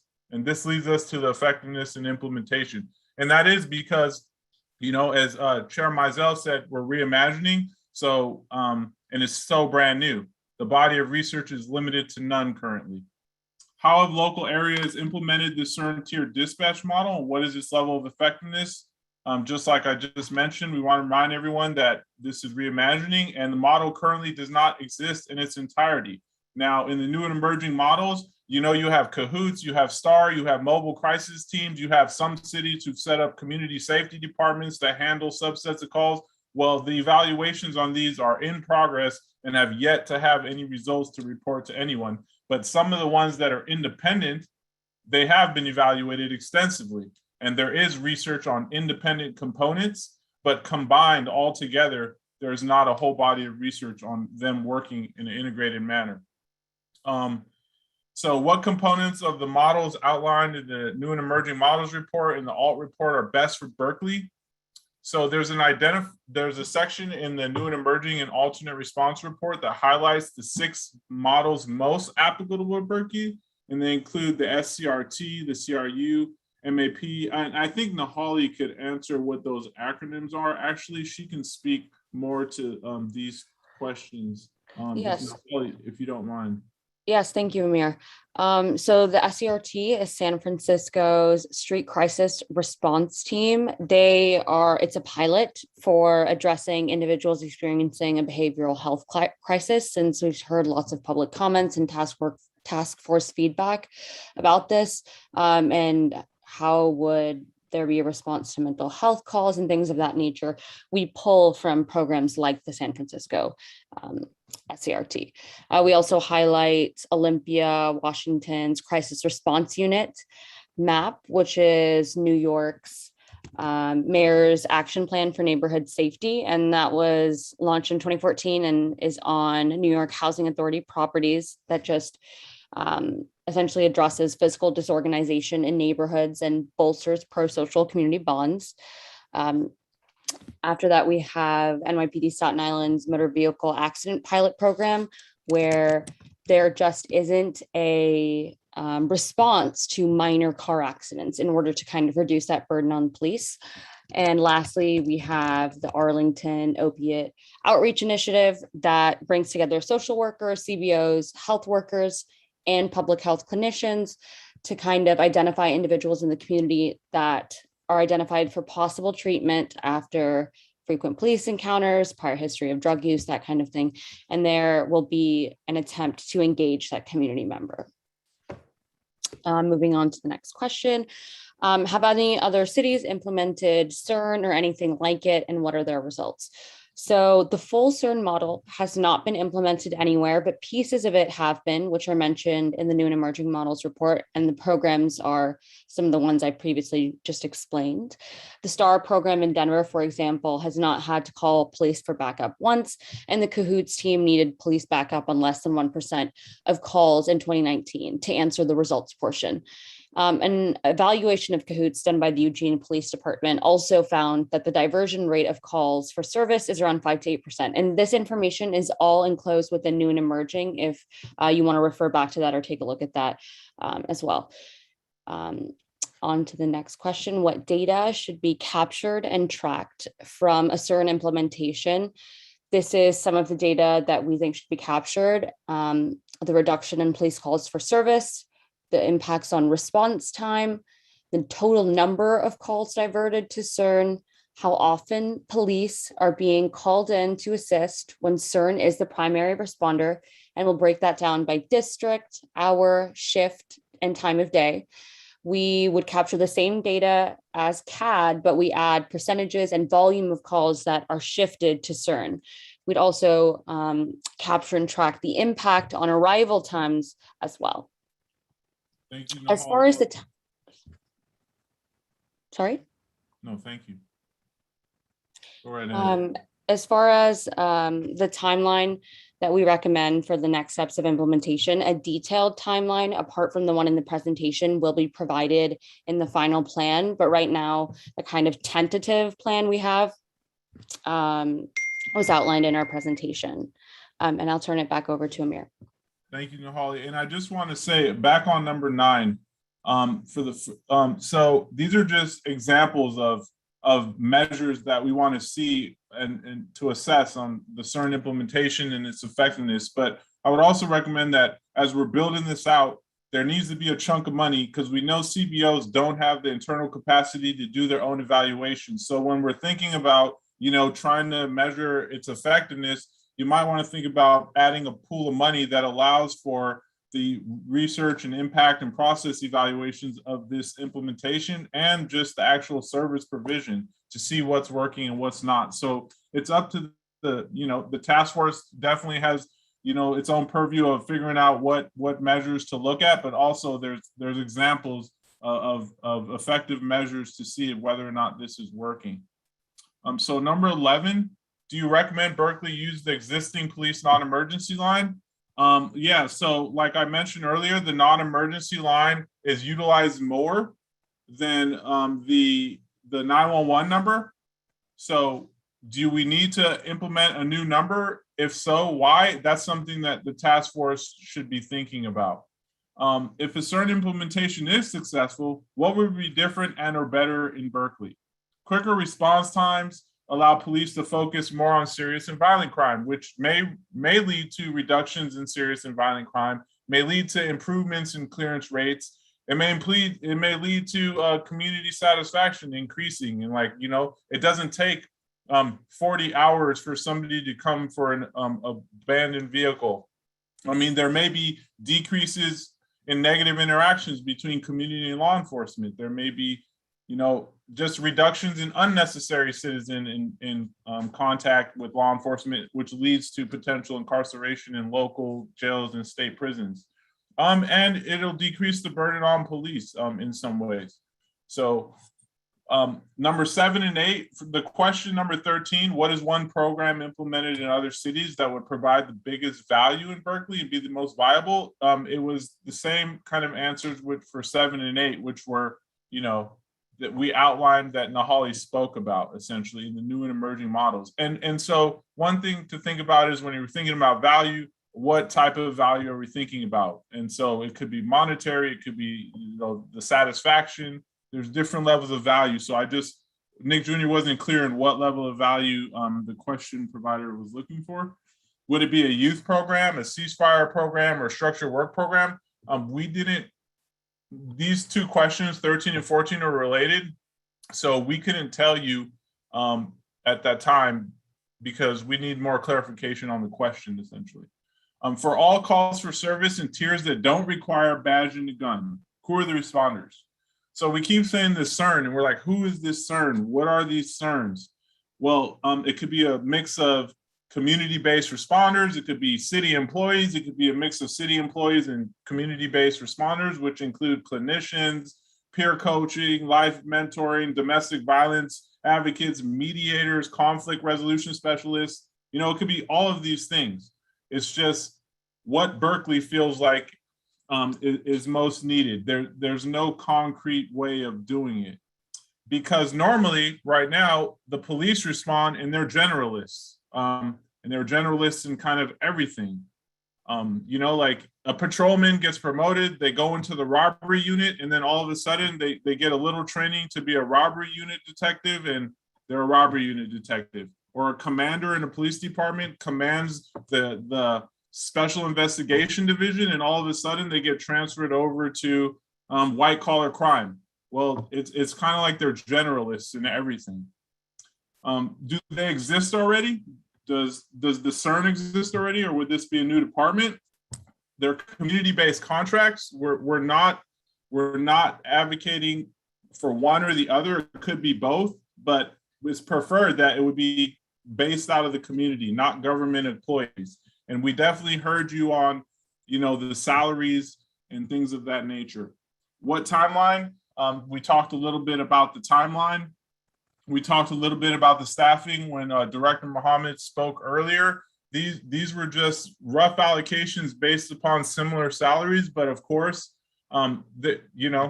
whatever the task force and the community of Berkeley feels is the appropriate pay should be the pay.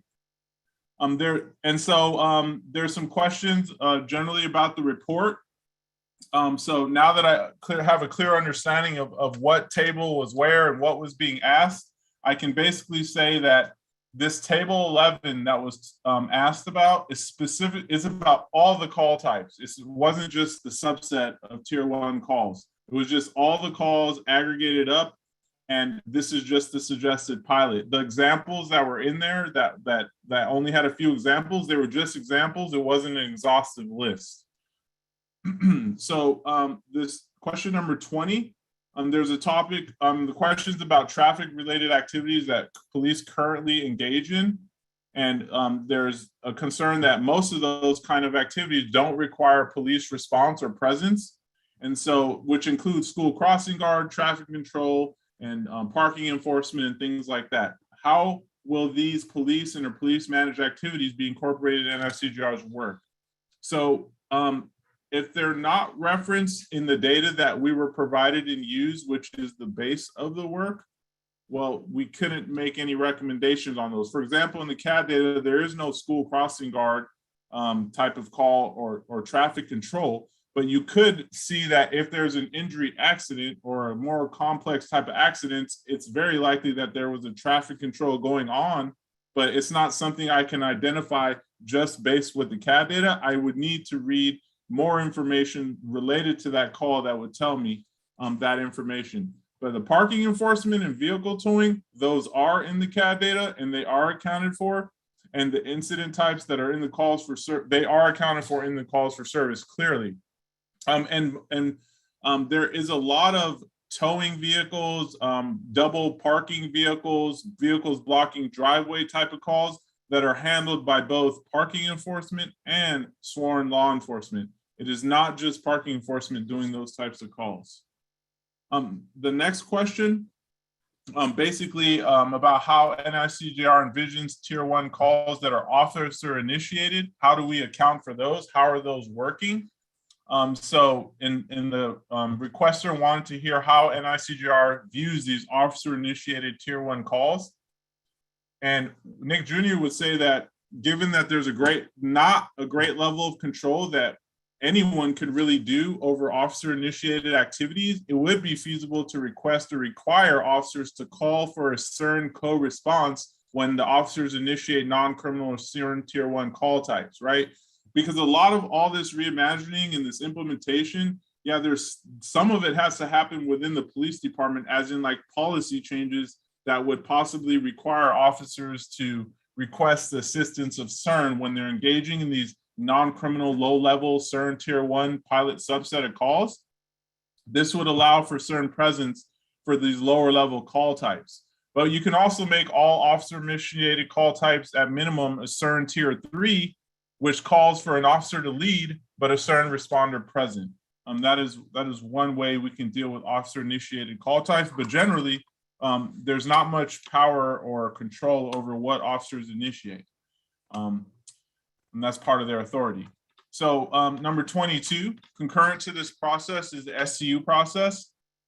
And they wanted to know, they thought it would be helpful if this document could provide a crosswalk between those activities. Well, as you know, there's the Bergtop process.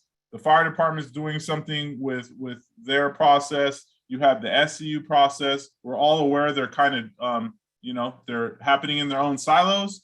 And since the process for SCU is concurrent with ours, but divergent from this reimagined process, it's hard to develop a crosswalk because it's still not clear at SCU what calls they will be taking. It's not definitive by any means. So we do not have a clear roadmap to develop that crosswalk from.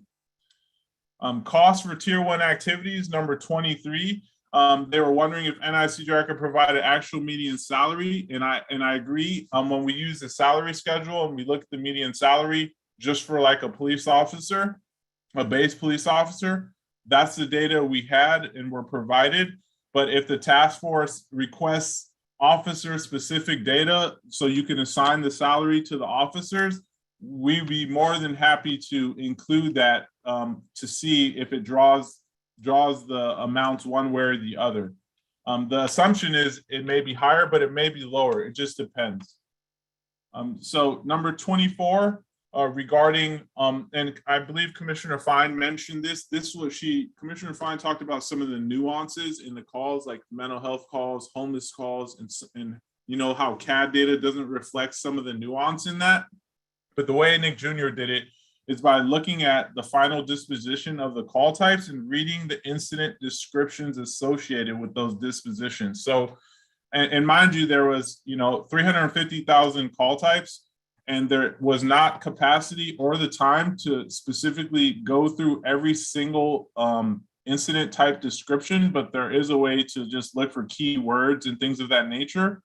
And when you look at those, we're able to determine which calls within each incident type were criminal or non-criminal. So for example, the threats via telephone, domestic violence advocates, other individuals and groups may have the perception that threats by telephone are related to domestic violence. They're like the beginning stages, and then it escalates to a point up to and including death when things get out of hand. But when we were looking at, for example, those annoying phone calls, we found that most of them were not that type of phone call. A lot of them were a lot of prank calls to pizza places, to different businesses, annoying businesses and things of that nature. But I'm not to say that that doesn't happen, but when we're looking at the descriptions of the call types, the threats via telephone would not lead one to believe, based on code worded search, that these are mostly going toward domestic violence. So in some cases, this is true, but for the majority of the cases and calls that are annoying phone calls in Berkeley, that is not true.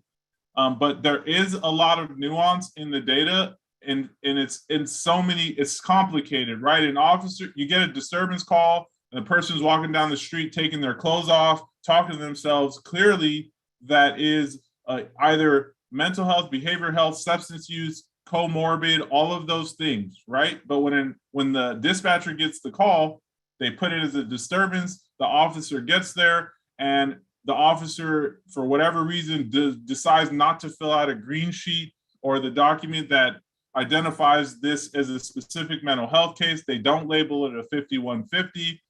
They just say, the person is drunk, and they take them to a detox, and they're out in a couple of days. So there's like a whole process that we can improve upon to try to dig into this call to actually identify it as a mental health or behavioral health or substance use call, versus just like trying to dispose the call quickly and go back to take other calls. So there was a question about whether or not, the PDF issue, the searchable, making the PDF searchable. I believe it has been corrected, but if it's not corrected, we'll get it corrected. What's the next highest priority for Berkeley to focus on? What's the next most burning need? The tier dispatch to CERN is one aspect of that, but I think the task force, based upon more detailed discussion, what Commissioner Chima was talking about, doing more of the work and so on and so forth, we can collectively figure out what the most burning need is. And as you're going to engage CBO directors or whomever you deem fit to engage more, we'll be able to clearly more see what that next most burning need is. How will the city of Berkeley provide the infrastructure needed to establish customized, robust, structured, and well-trained team of community responders? There was little bits of that talked about today, about providing the budget of the CBOs, bringing the CBO representatives here to talk. Well, other places, when this work is done, you do it through a landscape analysis, which is the city assessing the level of service capacity within the community to be able to provide the services that we need. All the things I mentioned: conflict mediation, clinicians, street outreach, homeless providers, homelessness service providers, mental health service providers, all those things. Through a landscape analysis, the city is able to determine what capacity that Berkeley has to be able to provide these services in the form of CERN. How do we evaluate the capacity of organizations? The same way I just mentioned, basically through a detailed landscape analysis, looking at the CBOs, who do they serve, how many people they serve, when do they serve them, and things of that nature to be able to determine how these resources, the capacity of Berkeley can be met. How do we approach reallocating resources to make them available in non-emergency response from government departments and CBOs? Well, that's part of the reinvest. When we reduce the footprint of Berkeley Police to not having to deal with these low-level non-criminal type of things, the reinvestment and the resources should be given back to the community, back to the CBOs, which should then in turn bolster their capacity. Their baseline capacity should be increased, and to be able to do more and more. And the savings from reducing the footprint of BPD in the community will allow the city to do that reinvestment back into the community, bolstering the CBO's ability to provide these services. So it's to reduce, improve, reinvest. I just want to reiterate that. And how do we avoid criminalizing behavior? I know that was talked about, because there was talk about the laws being in place. An example was of cannabis use and the kind of like the decriminalization or the non-enforcement of that. Well, the city does have some authority to create their own ordinances in some areas, or they can, take it through process, policy, rules, and regulations. Like some cities, for example, police departments do not arrest on certain misdemeanors. They have a no arrest policy on certain misdemeanors. Well, that's what I see here: panhandling, loitering, urinating in public. That's something through city ordinance or police policy or executive order from the mayor's office. We can take these steps to, kind of address these low-level types of calls without police involvement. How do we provide emergency and non-emergency mental health, substance use, homelessness, and wellness check services to alleviate entrenched societal problems in the short and long term? Deep questions. These are very good questions. And it's a direct coordination with the SCU. Nick Jr. recommends these call types could be outsourced to an alternative response. Similar programs across the country incorporate EMTs and mental health providers in the responding team, such as what Nahali mentioned earlier. And so that is one way to do that. And I believe that is the last of the questions that were submitted by the task force that we have. But we're more than happy to take the rest and answer more if you have them. Thank you for your time. Thank you. Thank you, Amir. Yes, thank you. Commissioner Opton.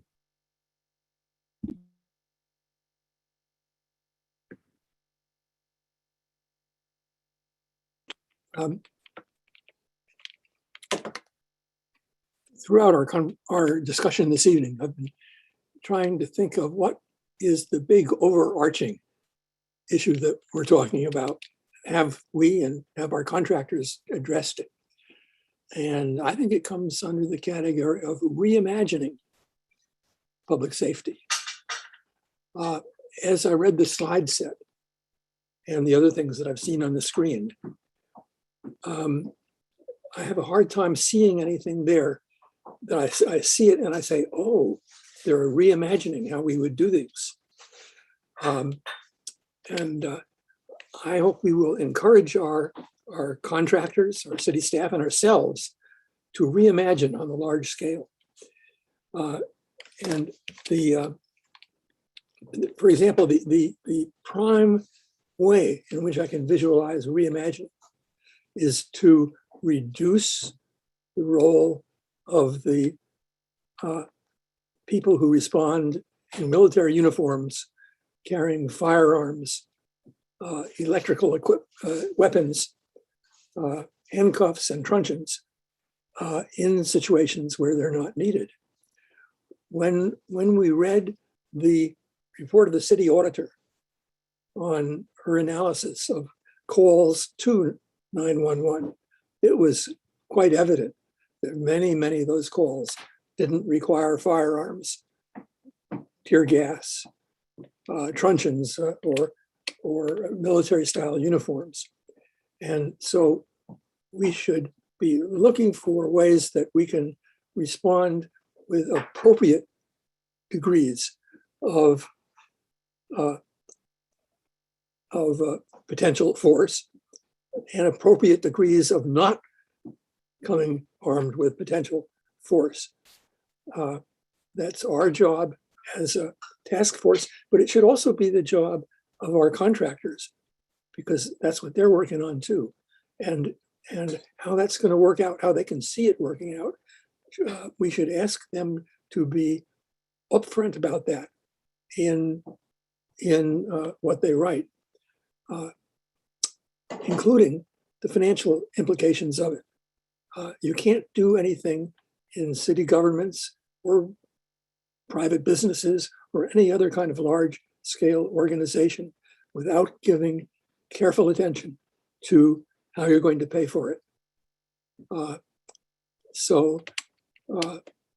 think if our contractors find that they're not being given the explicit direction and the explicit dollar numbers that you would need to do financial analysis, then I think they need to point that out to the people who've hired them, saying, you aren't giving us information that's crucial to designing a workable program.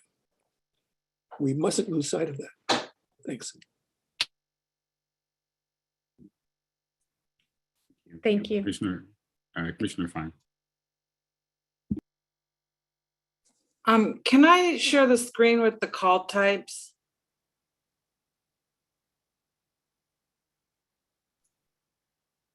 I'm sorry, Commissioner, can you share the screen for? Yeah, the picture of the top 10 call Sure. types. Can we get our co-host access, please?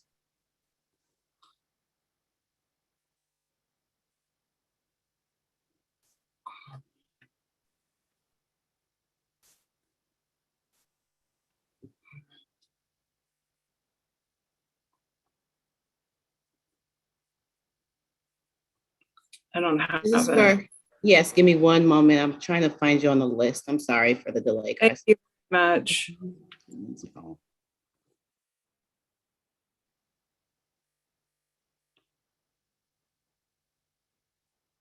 There you go.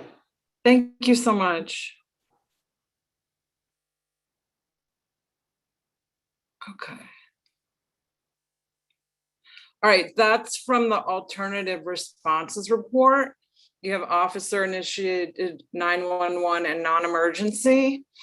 And what concerns me fundamentally, and I think we have a real problem here, is distinguishing between behavioral health crisis and related services and those that are not. And I think we have a lot of hard work to do to make sure that the CERN, and I can take this down now, but you can see disturbance, alarm, noise, trespassing, petty theft. And then there are different ones for welfare checked or mental illness. And I do think there's distinct behavior that goes with behavioral health crisis and related service delivery, which will be addressed by the SCU. The RFP came out, I believe, this morning on community response services for the bridge to services for the SCU. And that those other things are low-level offenses, hopefully, that can be dealt with in other ways. But I think it's critical that we sort it out. And again, we got a confused response. CAHOOTS, which is a non-police crisis response, was used as the example for the CERN model. And then if you look in the alternative responses report, and it has the government departments to address certain kinds of behavior, under the Division of Mental Health is loitering, panhandling, and urinating in public, which is framing it in terms of punitive behavior instead of potentially someone's mental illness, homelessness. And it's just concerning me that we're not looking at certain substance use and mental health calls, which is what is in the RFP that came out today, versus other kinds of acts. And I really think that has to be separated out. And that's why the SCU will have like its own line and hopefully a mental health clinician who is handling a lot of those kinds of calls. Thank you. Commissioner Moon.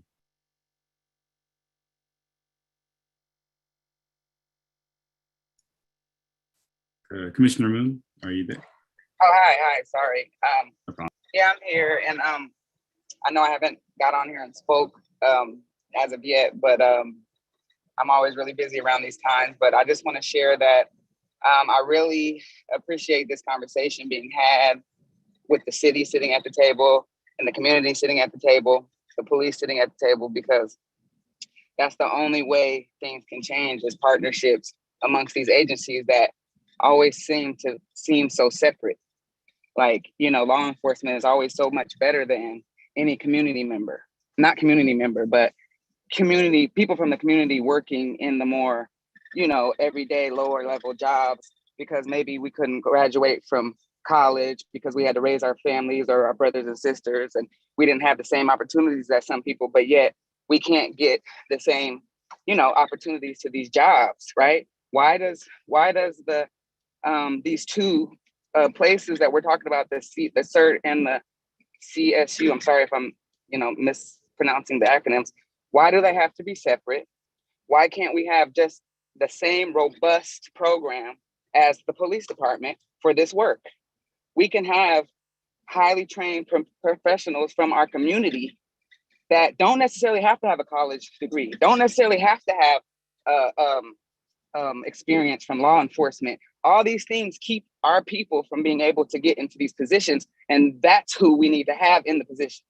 So if all this stuff is being made, why can't we have a robust program that's even probably more so robust than the police department? Because that's how big this issue is, right? So why are we always shying away from putting money for? Why do you want to throw pennies at the people who are really doing the hard work and that really understand what's going on in the community, right? Keep these higher paying. Why can't we pay these people to manage, be a liaison, even if we're not under BPD? But the only plus about being under BPD is we'll get access to all that money that they get, right? So we got to look at how can we get where they're at and get that money that we deserve to have to be able to make a change in the community through less policing, more mental health, mental health work, working with the youth, putting programs in place. That can be a whole robust program, just like BPD or any police department that operates with as much as importance as we treat the police and how they walk around with their noses up in the air, like their job is so much, I'm sorry, but how their job is so much more important when the people on the ground are doing all the work. How can the city not see that? And so they need to be paid accordingly so we can put people in these places that actually care rather than just trying to get a check or rather than just moving up through the ranks or whatever they're looking at it. We need people in these positions that actually care about our community and our people and really want to make a difference. Like, this is my life work. Let's bring the community in on these interviews, hiring these people, if it's going to be a city thing, right? Let's hire on these contracts of the community, like put on the contracts for the community nonprofits to work close with our department if it is a city thing, right? But we can't be afraid of giving up money when there's no question when we're talking about the police, right? And I was listening to Chair Menzel when he was talking about, and thank you for speaking from your heart about that, because that just hit home for me, putting together a program, putting people like myself in a situation where I think I'm going to be successful and I got a good career now and I have benefits into a program that's going to fall apart because you're not giving the few people who are already spread thin the resources they need to keep it going. It's like a setup. Put the right people in the place, pay them the same money you would pay a chief to run that, and it'll be ran, believe me. And our people from Berkeley that are from here and do this work every day, that don't get paid, can't even afford to live here, can actually make a difference and afford to live here. Why can't we make salaries like the police? Why can't it be a same robust program just like the police have, right? Why does it have to be this? So it's the same thing. It's just not violent crime, rape, because we need the police for that. Because my people are out here suffering from prostitution, drug addiction, getting beat up by their, there's all kind of stuff that we still need to have addressed. But the majority of the stuff is things that can be handled in a whole different way under a whole different department with the same type of funding. So anyway, I just wanted to share that. And I just love that this conversation is being had. And, it starts with our youth. That's a whole nother story. I have a son that goes to Berkeley High, and the way that they police down there, like, come on, like, you got to pull your gun out for a bunch of kids fighting, and I know we should have partnerships with our students and people from law enforcement in our schools so that we don't have to have guns if a fight breaks out, you know? And so at a school, okay? So anyway, I just wanted to share my piece, and I'm excited to be a part of this group and be able to share, you know, my opinion. And I look forward to actually seeing something come out of this, because if they put the money in now, it'll definitely be worth it. The people that work in this type of work, they do it from the heart because they've been doing it for free, pretty much. So why not pay them to actually make an impact? And so the people will listen to them, you know? And so that's it. Thank you, guys. Thank you. And welcome to the circle. Sorry, Ms. Cole, did you have something? I thought I saw your hand possibly. I was just going to say, for some of the questions surrounding dispatch, just keep in mind, commissioners, that we do have a City of Berkeley dispatch that will be presenting after this discussion, and we'll be able to answer some of your questions in regards to that, okay? That's a good point. Thank you. Thank you. Mm-hmm. Commissioner Lutzker.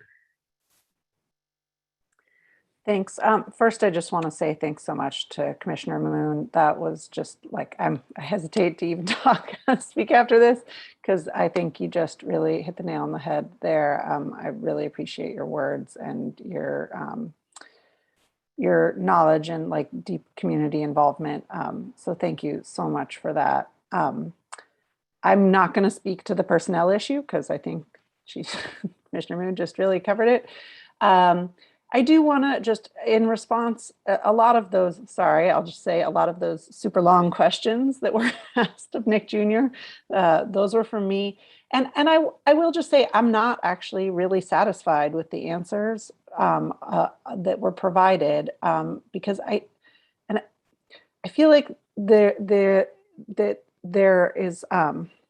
Nick Jr. has, there are 5 things that Nick Jr. has been commissioned to do. And one of them was a analysis of calls for service, but then there's alternatives and there's like the final report and implementation.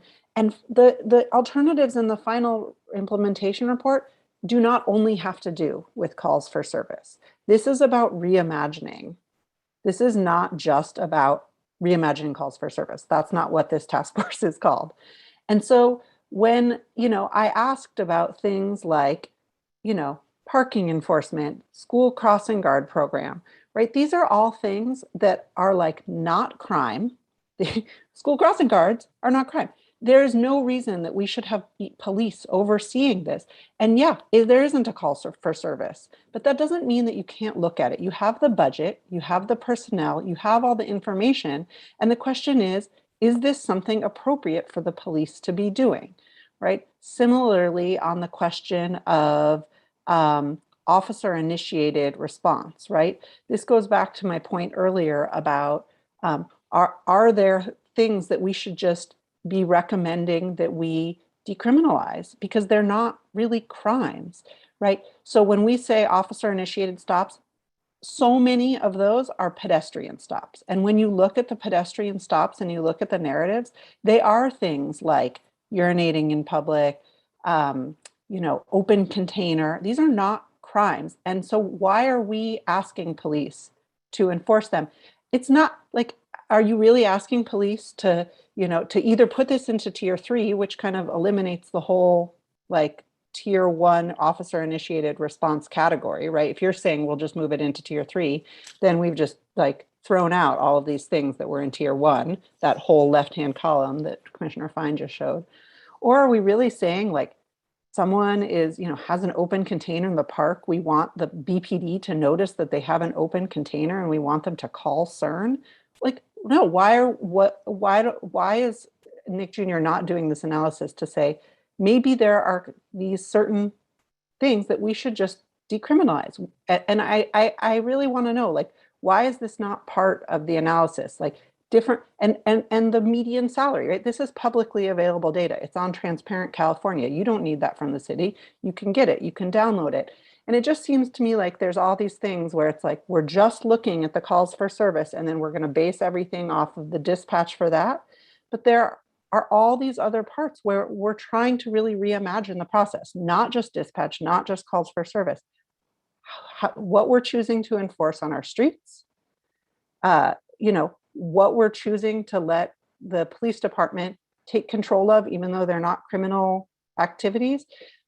This is just like, I would like a lot more richness from what Nick Jr. is offering us than just looking at calls for service that come into the dispatch center. That's not reimagining for me. And so I like, in the next round of things, like really seeing how are we going to deal with these things? How are we going to holistically reimagine? Thank you, Commissioner Lutzker. And I think I can respond to that a little bit now. And then I think that we can look at, again, what is in the full report as part of implementation. And I think that between new and emerging models and alternatives, and then the calls for service analysis, I agree with you that there is something beyond the calls for, there's a great deal beyond simply calls for service. That is part of what are alternatives. The CERN is a way to address the things that are connected to calls for service, right? So then we have to look and say, and to your point, I don't disagree with you. To your point, what are things that aren't even connected to that, that are part of these alternatives that we have? And I think some of them are in new and emerging models.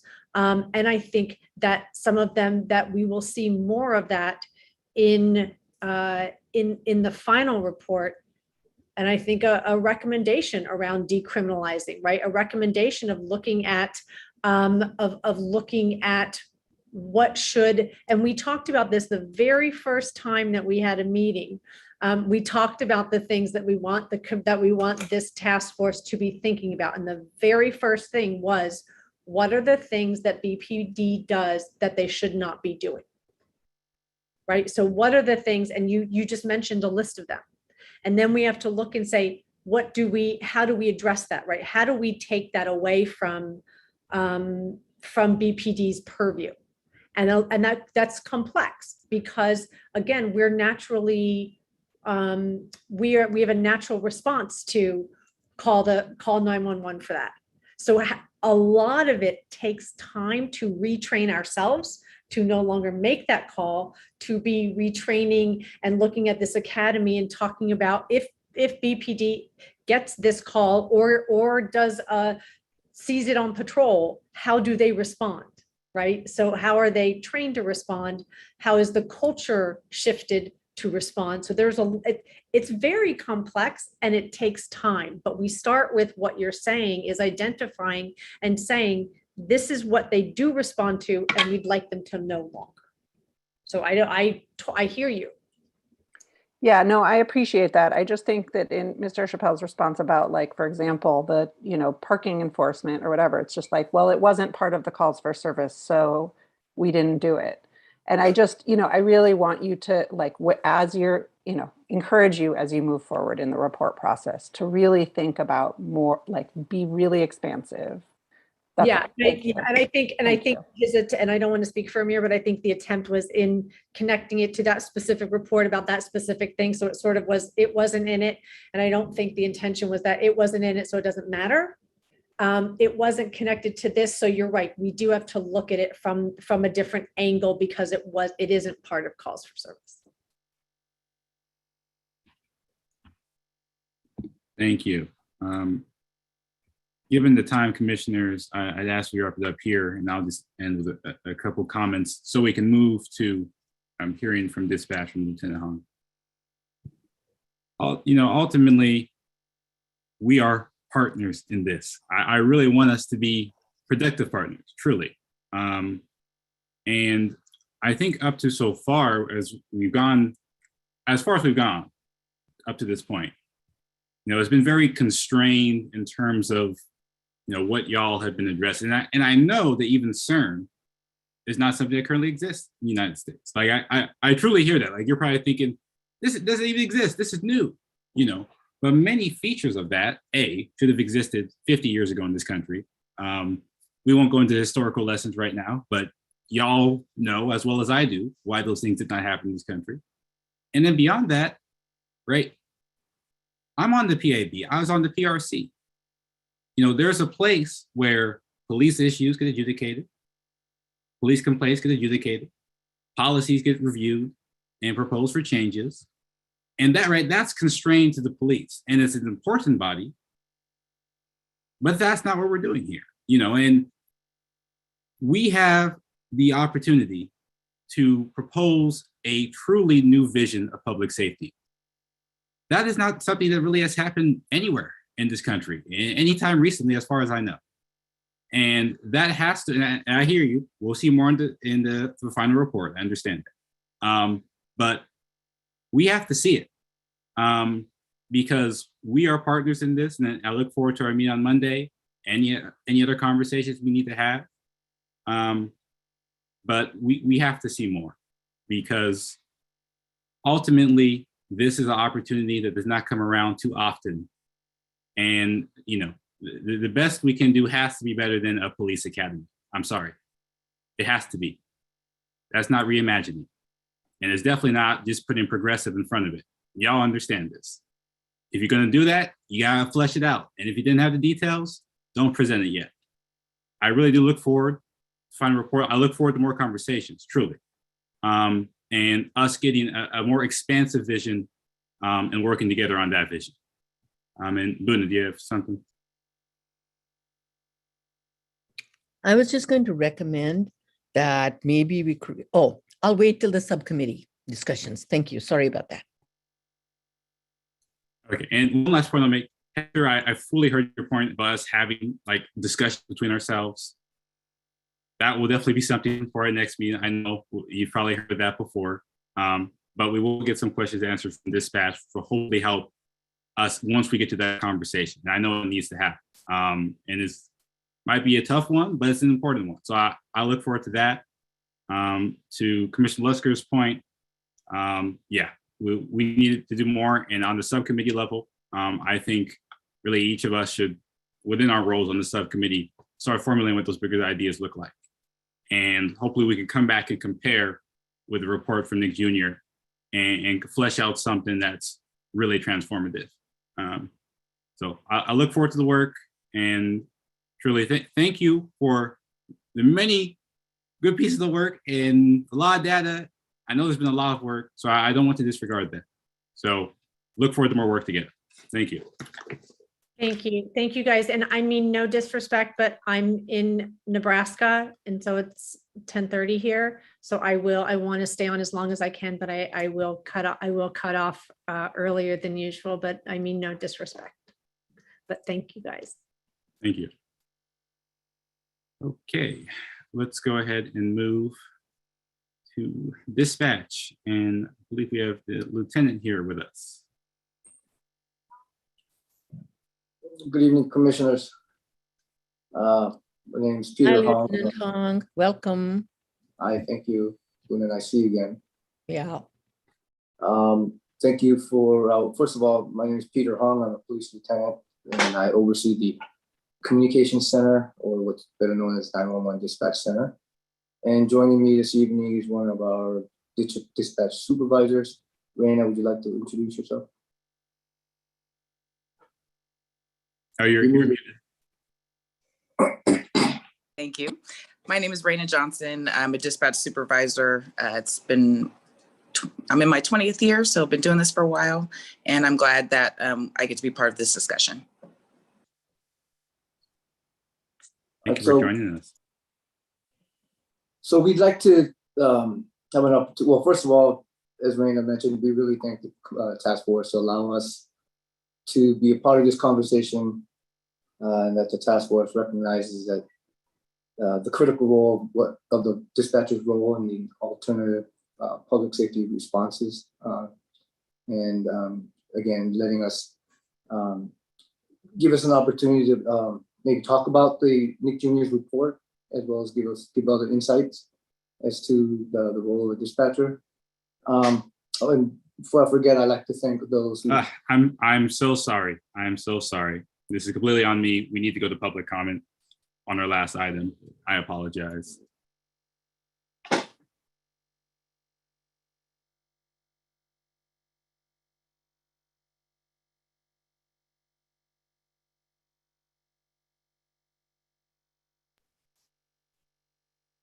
We have Kelly Hammergren. Should be allowed to speak, Kelly. Thank you. I'll try to be brief.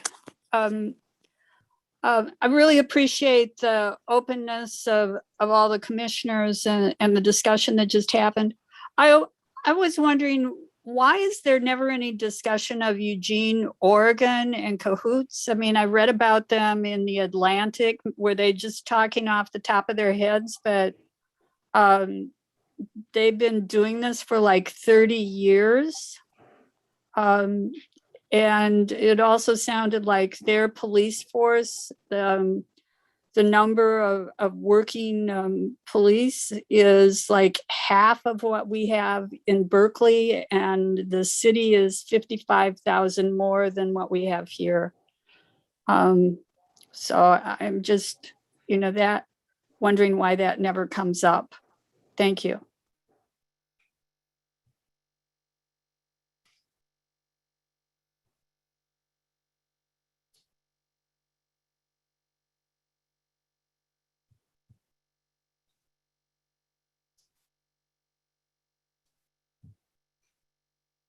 Next, we have someone by the phone number of 510-225-5060. You should be allowed to speak.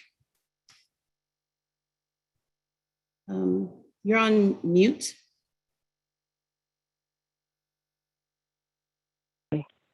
Thank you, Kara Marasovic. So I'm limited because I'm on the phone, so I can't see the slides in front of you, although apparently those slides were only showed for seconds. So I thought it was excellent that the initial comments discussed the apparently low salaries that were posted. These are very critical roles that people will be taking on, and they should not be treated as lesser positions.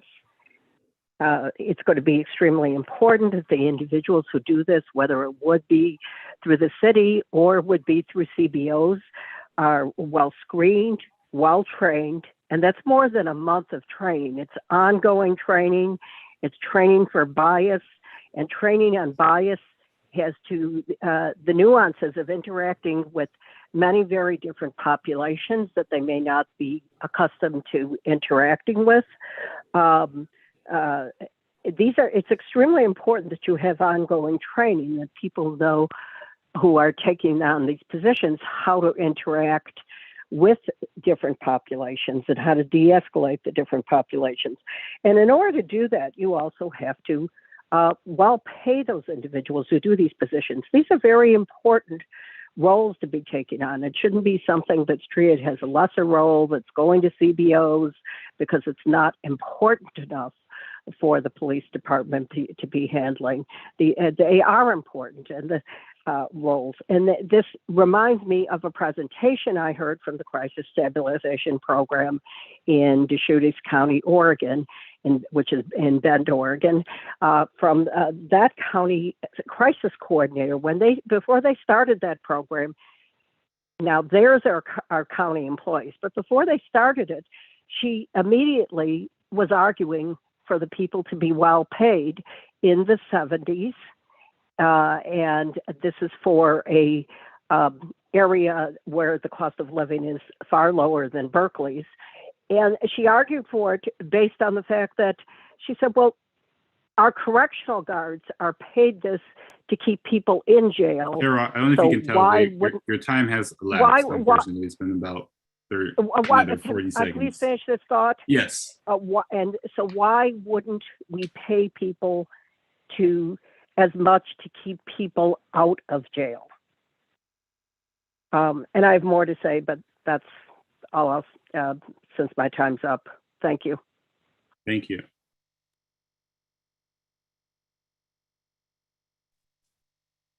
Chair, it looks like that is it for public comment. Okay, thank you. We can return to dispatch. Again, I apologize. Every time I have a little sticky note by me to do it, and then an hour will go by, and yeah, so I apologize. Glad we can get back to dispatch. Fine, thank you. We also wanted to thank those commissioners who visited us and did sit-alongs with us. and really appreciate that you wanted to learn and see what dispatchers do. So we really appreciate that. Again, so we'd like to give our feedback on the alternative response model proposed by Nick Jr. And Supervisor Johnson is going to just jump in and help me with this and give some extra comments and clarity as it's needed. We feel that the CERN tiered system based on call type really oversimplifies the 911 dispatch system and the work that the dispatchers have to do.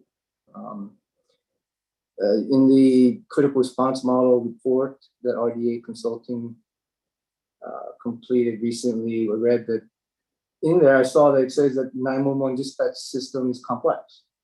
To successfully implement a crisis response program requires a lot of planning, a lot of resources being invested, buy-in, and then if you want to revise the 911 call determination and dispatch process, it's a very complex endeavor. And I understand they studied a lot of the programs throughout the country, and a majority of the crisis response programs are using the existing 911 infrastructure for dispatching. And they found also, I believe, that the dispatch component of these programs took the most time to design, and that like call diversion processes and decision-making processes for dispatchers was very challenging. So Nick Jr. recognizes dispatch to be the centerpiece for their CERN model. However, does not provide a roadmap of how the dispatcher's workflow will function within the suggested tier response system. As we know, there was no training recommendations for dispatchers in Nick Jr.'s report. Looks like the city of Berkeley will have to hire another consultant to help develop this training. I believe RDA in their report spoke about training that needs to be focused on risk assessment and triage. Again, we're going to need help with that. And what does this training look like? So currently, dispatchers determine their call types based on what's being told to them, right? They can ask questions and follow-up questions, but depending on cooperation, we may not get much. And so the information that dispatchers usually get is often incomplete, it's fragmented. Often information is based on the observation of someone who saw only seconds what was really occurring. And sometimes information is completely inaccurate. So based on what the caller is telling them, the dispatcher, and if the caller is being cooperative, the dispatcher tries to determine an appropriate call type, right? Or a penal code violation. General dispatchers are trained and know general penal codes, but dispatchers are not experts on the penal code and the qualifying standards of it. And not all calls fit into a penal code. Dispatching is about public safety. It's not just about the penal code. So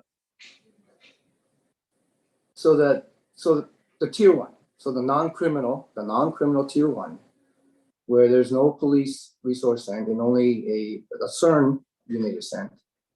So of all the call types in there, some of it's being problematic. CERN should not be going to a gunfire call, but there's other stuff. It could be miscategorized, but there's certain things that in there that's problematic and we find concerning. And what keeps being brought up is 415, disturbance, right?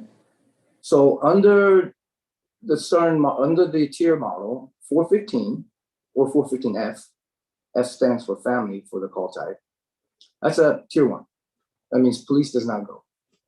Community resources or an alternative response team goes. What everybody needs to understand is 415 call type is used by dispatchers when the caller is saying something that is identifying somehow, is basically expressing somehow a public safety problem that may or may not include violence, right? And the dispatcher just cannot identify exactly what's going on, but they recognize, okay, there's a problem and we need to get resources there so that we can get there and make sure that problem doesn't escalate. So 415 is like a catch-all. Okay? It's a catch-all code for something's going on, but we don't quite know what it is. Okay, and that's what's concerning is that 415s often turns into crimes. 415s often turn into violence, and the dispatchers have a tremendous amount of how can I say it, anxiety, while potentially sending certain units to something that they may encounter danger. So they have a tremendous amount of anxiety having to make that decision. But fact of the matter is, under the tier system, tier 1, 415, we're sending, no matter what we're sending, we're supposed to be sending certain units. Right? So that's concerning. Oh, by the way, 415 is actually a penal code. Can I jump in for a second on the 415s as well? Because it's not known and things change very quickly, that's actually a 2-officer response. And so at the end of the day, we want whoever's on our team, whether it's CERN, the special care unit, officers, whoever, everyone to be safe, right? So there is anxiety in the sense that maybe 5 out of the 415s will be fine, or even 9, let's go with 9. 9 out of the 10 are fine. It's that one that's not, and someone gets hurt, a civilian entity gets hurt, that, we take that with us, right? So it's very gray. I think the problem, or what I see of concern to me, is that the tier system is very black and white, and dispatching and people in situations, it's very, very gray. Very rarely do you have a straight up just, one penal code only. And then also kind of talking about welfare checks and homelessness and mental health issues. It can be a variety of things. You can have someone who has mental health issues, and that's why we're doing a welfare check, and they are also on drugs. And so the categorization of these calls, it's very fluid. And so it may start as one thing and it ends up as something else. Actually, just to piggyback on what Reina just said, this happens all the time. You get a call saying there's a person walking into traffic and they're yelling at passing cars, right? So call type, what is the call type there? Well, the call type could be 415, applicable, yes. Welfare check, yes. These are actual call types within the CAD system. Okay, so 415, yes. Welfare check, applicable. Public intoxication, applicable. 5150, applicable. And I could have 4 different dispatchers use 4 different call types for this. So I guess the point I'm trying to make is, you have a person walking into traffic and yelling at passing cars. How are we going to all get on? How are we going to get to a point where we all know exactly, is it 415? Is it a welfare check? Is it public intoxication? Is it 5150? That's going to be a challenge. And I will say that Nick Jr. uses uses CAD data to analyze workload, arrest rates, outcomes, and this is very problematic because CAD data is the most dirtiest data to use for analysis. It's the most front-end information. It's information that has not been vetted. It's information that where the outcome can be completely different from what it came in as. So so including actual data on calls for service, the outcomes will likely tell a different story as well. So so that part's also concerning, that CAD data was exclusively used for their analysis. So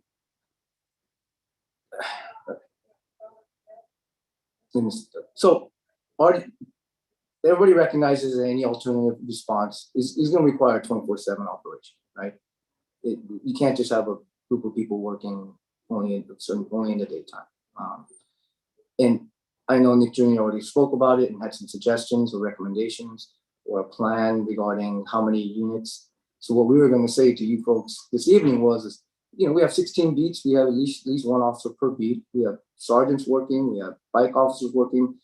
Well, there could be multiple, for instance, 415s, welfare checks, a whole bunch of tier 1 calls all at the same time. So the other issue is how many CERN units are we going to need? And I know they touched upon it, because you can't just have one, obviously, because then everybody else has to wait for hours on end. So we'd like to see how that plan, what that looks like, what that plan would look like.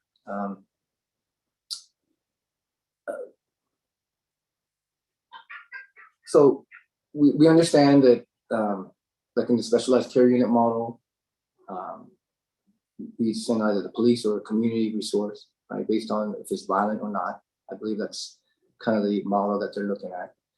And, the Nick Jr.'s model, the tier model, now we're asking dispatchers to determine 4 different methods of resource delivery, right? That's a tall order. And, so those are the types of concerns that dispatchers have, and the amount of training that's going to require for the dispatchers to succeed, because we obviously don't want them to fail. And they are the centerpiece to all of this. And when we talk about first responders, we always talk about police and fire, negative. The true first responders are the dispatchers. Okay? So anyway, thank you for letting us speak to you folks and give you our thoughts. Reina, do you have anything else? I guess I'm more, when I think about it, I'm thinking about how it's going to work every day.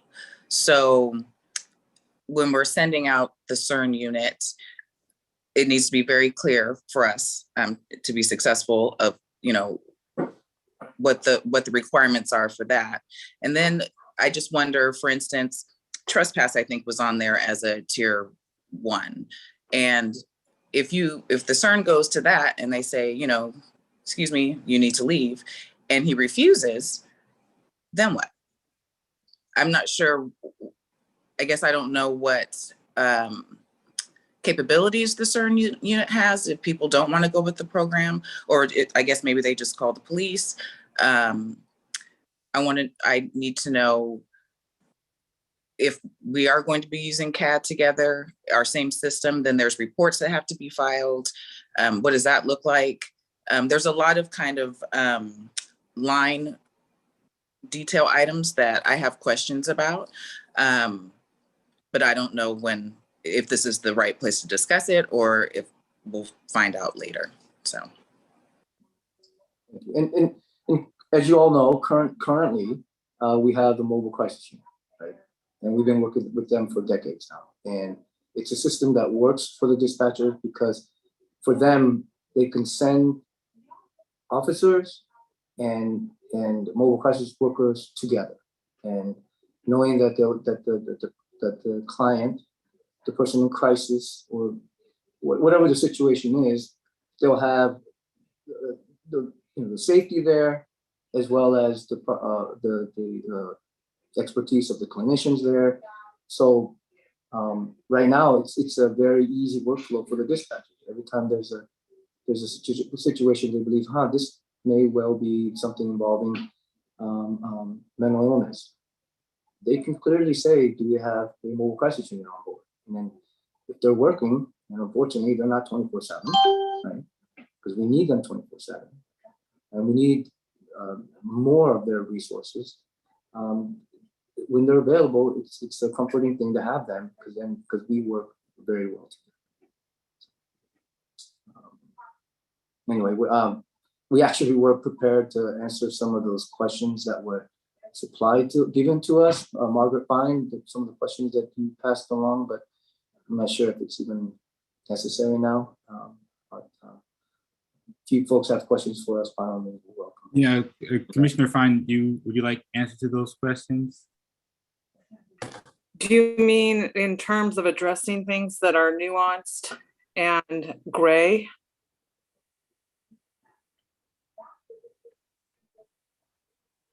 I believe, let me look at my computer. There was a specific set of questions that were sent to us. Yeah, the 3 pages of questions that I sent. Yes, that's what I'm referring to. But again, yeah, I didn't know if they sent you or not, but like Nick Jr. said, they were going to provide written answers, but they didn't answer a lot of the questions that were on the document. Okay, so can we move on then and just? I mean, I was hoping they were going to be answered, but oh. Well, we'd be happy to answer. I mean, they can be answered separate from.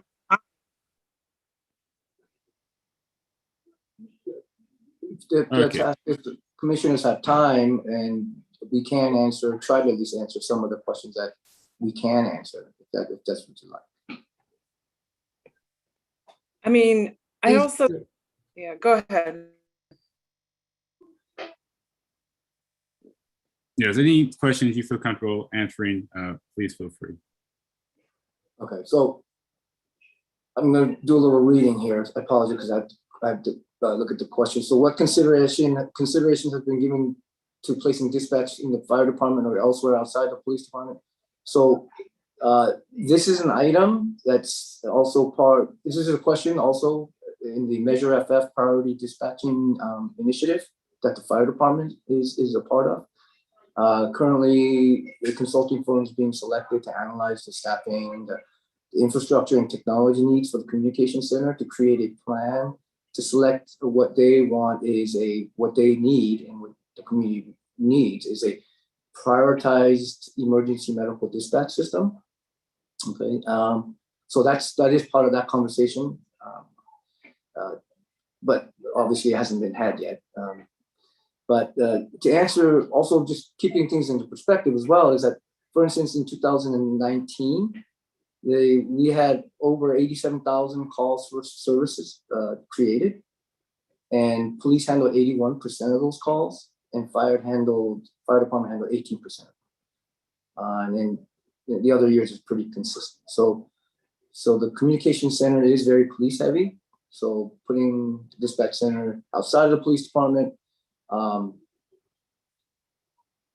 that could be a challenge.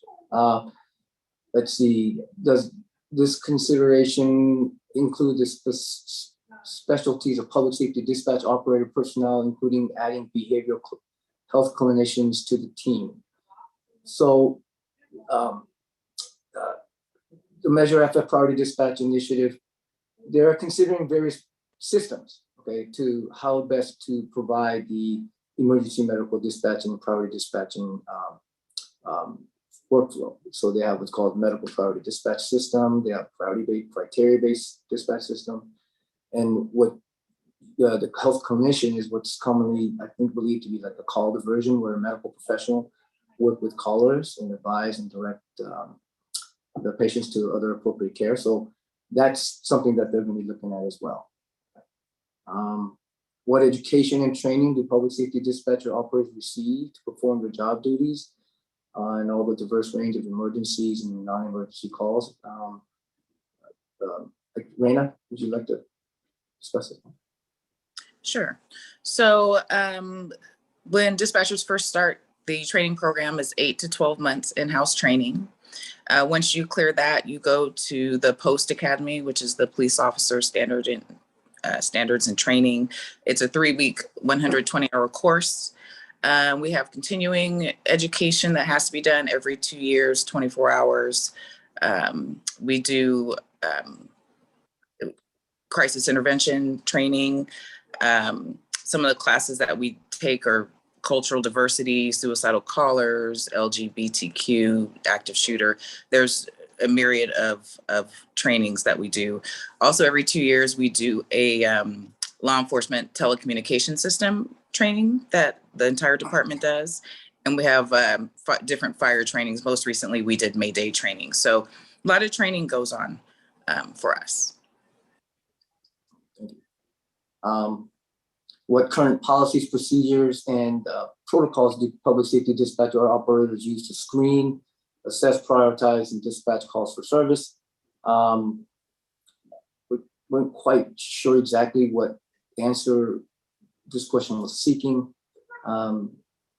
We have CAD that provides recommendations on time and resources, but Reina, do you have anything you can add to this one? Yeah, we have a ton of policies. We have to, be within the general orders. We have police regulations. We have our own policies and procedures just for the communications department. So all our call typing, and we don't just take calls. We also work the radio and send all these resources everywhere as well. They all have their own set of procedures. Thank you. And recently we adopted new training for bias callers. So we do that type of training as well. How do BPD policy, procedures, and protocols interface with the public safety dispatch operations response to calls for service in the community? I can take that one. Okay. Yeah, basically every call is entered based on the information that we're given. One of the Nick Jr. bullet points said something about the resources sent are based on the call type, which is partially true. However, if we have information that would make it either more dangerous, sometimes less dangerous, we do it really based on each situation. In general, a fight might only send 2 officers, but if it's a fight between 50 people, the category is still the same, but we're going to send more people. So it's a lot. There's judgment calls, how we do things based on our experience and what we have seen in the past comes into play as well. But the minimum resource in general is based on the call type.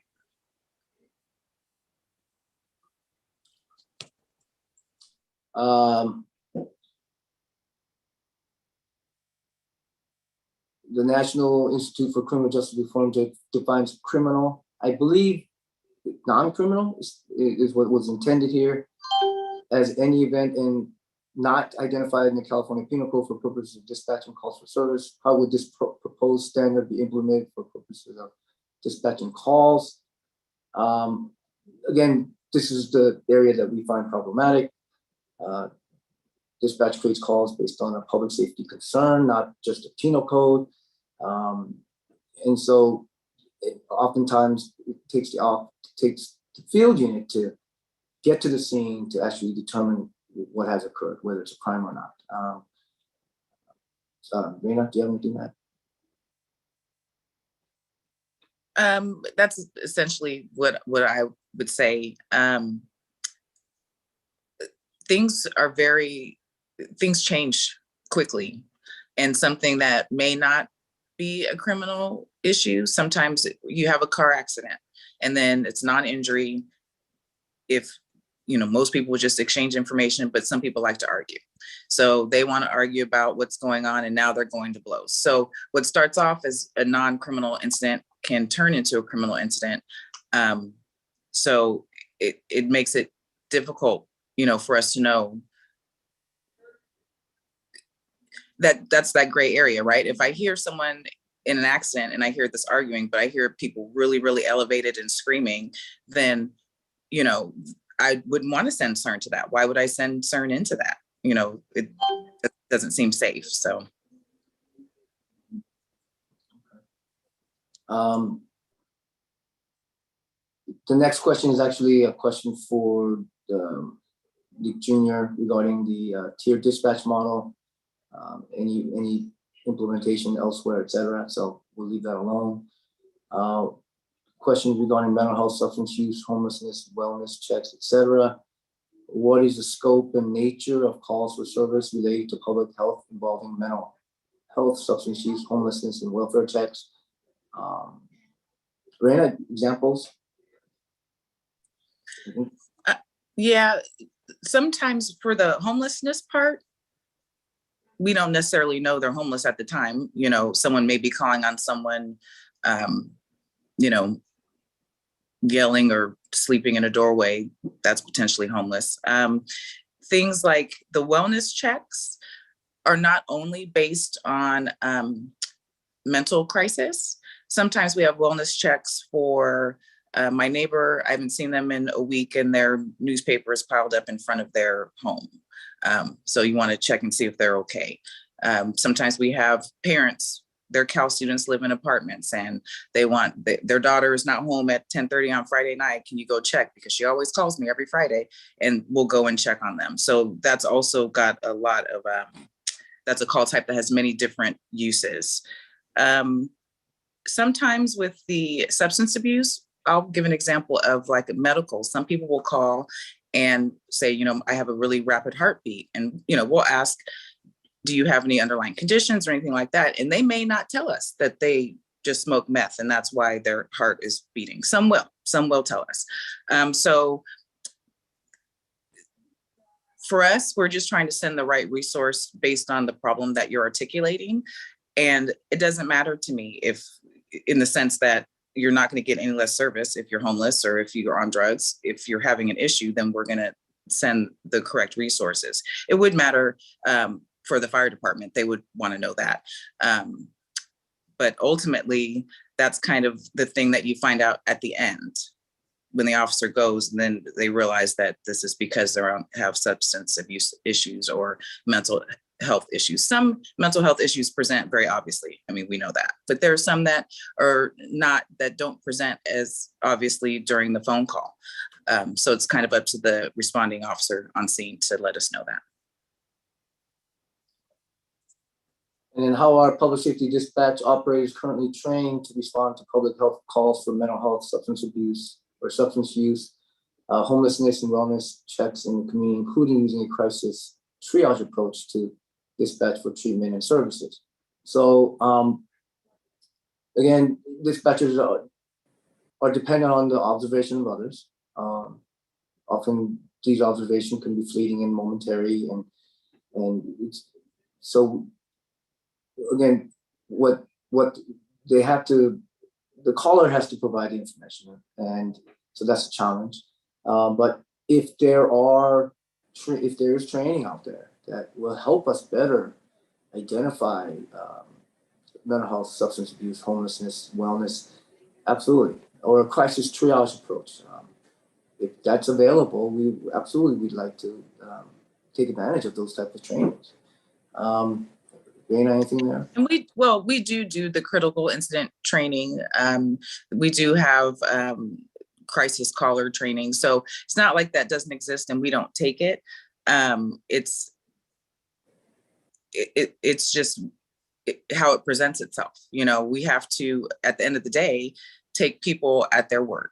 If you say that someone pulled a gun on you, then I'm going to send you the response of for someone pulling a gun on you. Some people will say that because they want you to get to their call faster. You took too long, and now I'm going to say gun, knowing that that's going to get immediate response. So all we can do is, based on the information given, send out the resources that seem appropriate. But we don't always get the full story, or we're getting someone's perception of something that they aren't even involved in. So an example of that would be someone called, they think this person is robbing this person, they're taking their phone. And so we put it in as a robbery, and it's a brother and sister horse playing over a cell phone. So, you know, we have to believe what people are saying, or at least respond based on what they're saying.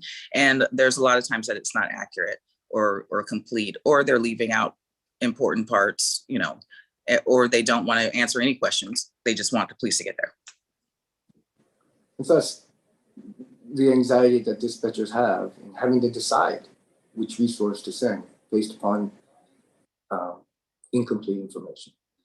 How will the public safety dispatch consultant for the fire department address priority dispatching for the public health calls related to mental health, substance use, homelessness, and welfare checks? So the consulting, once they're selected, the consultants will look at which system will be best for Berkeley, for our community, for our dispatch center, and part of that emergency medical dispatching, where they use determinant codes for physical medical issues, but hopefully maybe there will be, the system will also include the ability to identify determinant codes for mental health. So we'll see.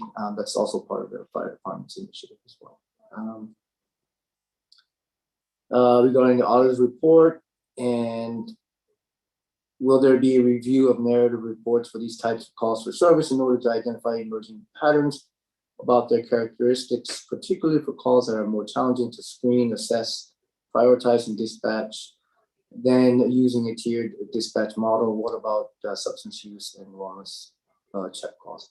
And we find this will be a collaborative effort with everybody, and we don't have a particular answer for this particular question. How will the city of Berkeley develop clear identification of mental health, substance use, homelessness, and wellness check related calls for purposes of appropriately and consistently categorizing these types of CAD data? We believe this should be something that should be directed to the consultants. Sorry, we don't have an answer for this question. How does the city of Berkeley plan to initiate a program for making alternative responses to alternative entities by public safety dispatch operators who screen, assess, prioritize, and dispatch calls for service? This should be directed to consultants. We don't have an answer for you. We apologize. Soft calls. Soft calls are among the top 10 non-criminal call types shown by Nick Jr.'s report that can begin easily routing to alternative responders and alternative entities. I don't know, Raina, I think we talked about it and you were able to kind of. Yeah, I think that at the end of the day, it depends. For one of the categories is traffic, and there's a lot of things lumped into traffic, which include injury accidents and injury hit and runs. And I think that requires an officer that's trained in, accidents and the reporting that has to be done. The state requires certain reports for accidents. So there's certain things that I would pull out, but if, they want to do tows and stuff like that, we have parking enforcement, but off hours, police will do it. So that's maybe. The audible alarm, I would say most of the time is probably fine. And again, this kind of goes to, is probably fine until it isn't. And then if we send the CERN to an audible and they walk in on a home invasion where people are tied up inside, that's time lapsing that the officers aren't going. Will that happen all the time? Absolutely not. But the question is, what do we do when it does? And then when they are on scene, are they going to know what information we need in order to get the right people actually going? I talked about trespassing, sure, but what happens if the person says, no, I don't feel like leaving? Noise disturbances, maybe, but sometimes, the noise disturbance can be a party after a Cal game of 300 people. A noise disturbance can be a neighbor upstairs that walks too hard. Again, we have these one categories that have many different kinds of calls that really fall into the category. So I think it's something that I wouldn't feel comfortable just automatically routing without, digging a little bit deeper, but then it becomes, okay, well, this noise complaint is fine for CERN, but this one is not. So again, that kind of makes, it's not being standardized, so.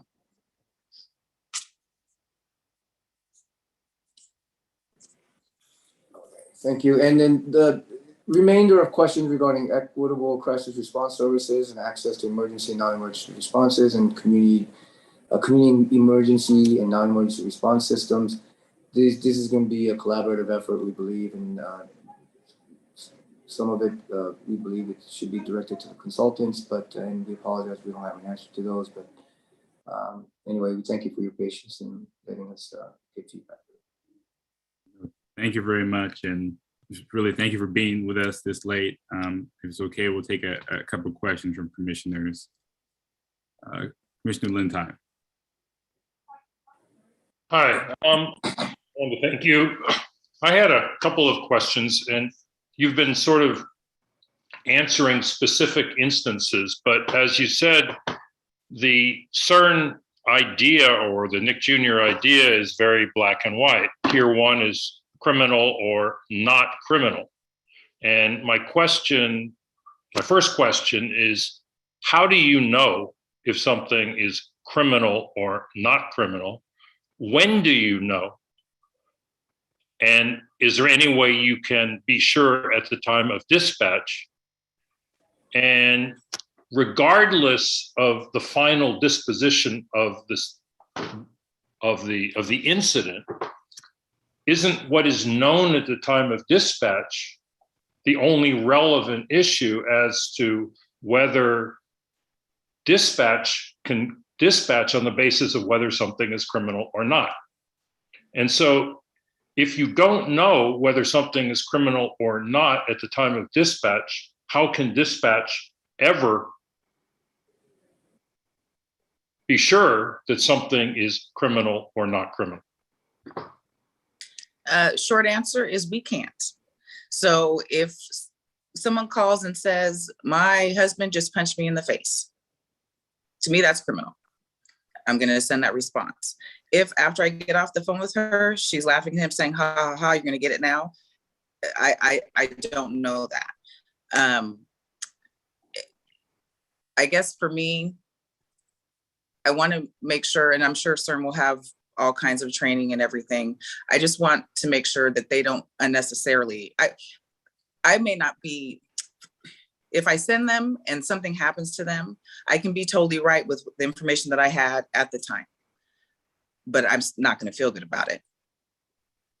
You know what I'm saying? Right. So that, but at the end of the day, yes. I mean, they can't sue me because I asked the questions and I got the information that I had, and then things changed. But that's the thing, things change very quickly. So my second question is, at the moment, my sense is dispatch basically has one response, and that's to dispatch BPD or BPD and mobile crisis. No, not necessarily. It depends on what they're saying. So if someone needs help with housing, I'll send them, to the city's homeless division. If they need to pay a ticket, I'll send them over to the, where they can pay a ticket. If they want to know how safe it is in Berkeley, I'll send it to the analysis department, community services. So police is not the only response, but if there's other than for informational kind of things like you're saying, what kind of training would be necessary for dispatch to be able to confidently send non-sworn staff? That's a good question. One thing that needs to be said is that we are essentially a triage center. So the average call, if it's not in progress, violent happening right now, should last maybe 90 seconds. We are not on the phone very long. So if there's going to be training that gives us lots of steps to determine before we can send anyone out, the phones are still ringing. So I don't know what that looks like, to be honest. Okay. That is also part of the anxieties. Well, first of all, is there that type of training out there? And secondly, again, you can have all the right training and ask the right questions, yet you're still dependent on the answer that's provided to you. Right? So you have, and then oftentimes the caller. So an event is like, the event is this long, right? So it starts here and it ends here. Well, somebody calls about the event somewhere here, right? Somewhere in here. Well, that's the case, and we missed this entire spectrum of what was occurring. And so the fractured, incomplete information is going to be the challenge. This is what we believe sitting here today, right? Without knowing what kind of training may be available outside right now, or what could be developed for the future. But that's the concern, and that's, we don't know how, again, we want dispatchers to be successful, but we don't know what that looks like right now. And so that's what's disconcerting. So my third question is, one of the things that really jumped out at me in my sit-along in dispatch was how concerned dispatchers were for officer well-being. And at times it seemed that they weren't sending an officer to an incident until backup was available. And given that concern for officers, it sort of jumped out at me in the sense of how reluctant would dispatch be to send non-sworn without substantial backup? Yeah, that is true. Certain call types, we cannot send one person to. It would be irresponsible to send one person to an officer. Would I be more reluctant if it came in, if 415 was a category that CERN goes to, but I hear that it's just elevated, everybody's screaming, I hear banging, the person is 6'8", and I wouldn't want to send them there. I would feel like that would not be responsible.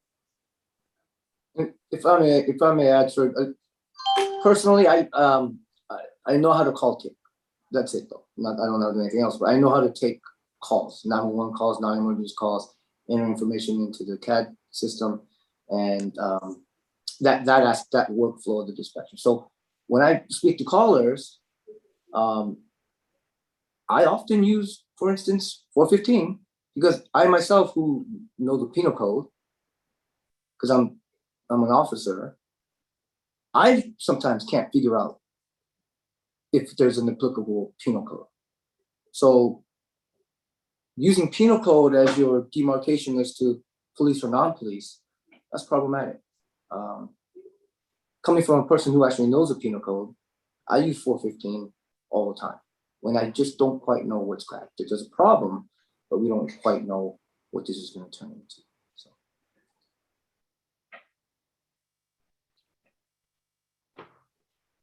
So I have more questions, but I'll let it go past. So there are other people who have their hands up. So thank you.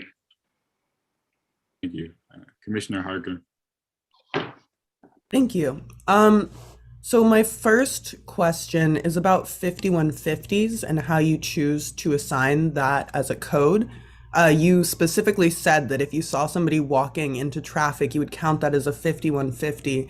And I don't have the numbers in front of me, but I do know that Alameda County has the highest rate of 5150s in the entire state. And a large percent of those, once they go to John George or the receiving institution, are found to not meet the medical criteria for a 5150. So that clearly is indicative of us having a problem with how we're coding calls and what we're doing when we see people in mental crises. And so I was wondering, how is it that you assign something a 5150 code? And I have more questions. For me, normally, I use the 5150 code when someone calls in and says, I'm having a crisis and I need to self-commit. For me, if someone called and said that this person is in the road yelling, I would probably start with the 415 possible 5150. So for me, I tend to, if I'm speaking to the person who's having the mental crisis, I'm more willing to use the 5150 code. Otherwise, it's really a call based on what the behavior of the person is. And you code it that way. And I think you misunderstood what I was saying when I used when I spoke about that portion. So what I was saying is a person in the roadway and yelling at passing cars, what I was saying is that because we don't know exactly what it is, we don't know if it is a 5150. We don't know if this is a welfare check. We don't know if it's a roadway obstruction. We don't know if it's a disturbance. The point I was trying to make to you make to everybody was, we don't know what it is. So four different dispatchers could enter it in four different ways. And quite often, Raina made the point, unless it's really clear cut that the person is requiring 5150 services, most dispatchers will use 415 or a welfare check. And it depends what we're told as well. If someone's calling in saying, my sister's out on the street, she has schizophrenia and she thinks that the cars are talking to her, then 5150 would be appropriate. If it's some passerby says, oh, he's in the street, he must be crazy. That to me doesn't mean anything. That's throwaway information. In the sense that I'm not going to make the call of 5150 based on someone who doesn't know this person that just happened to walk by.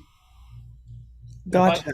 If I can jump in real quick, the final determination of if it really is a 5150 to lead to the hospitalization is done by the officer and or the mobile crisis team once they are on scene. So the call may come in as a 5150, but we go out there and determine that it's really someone who's drunk in public, stumbling in the street.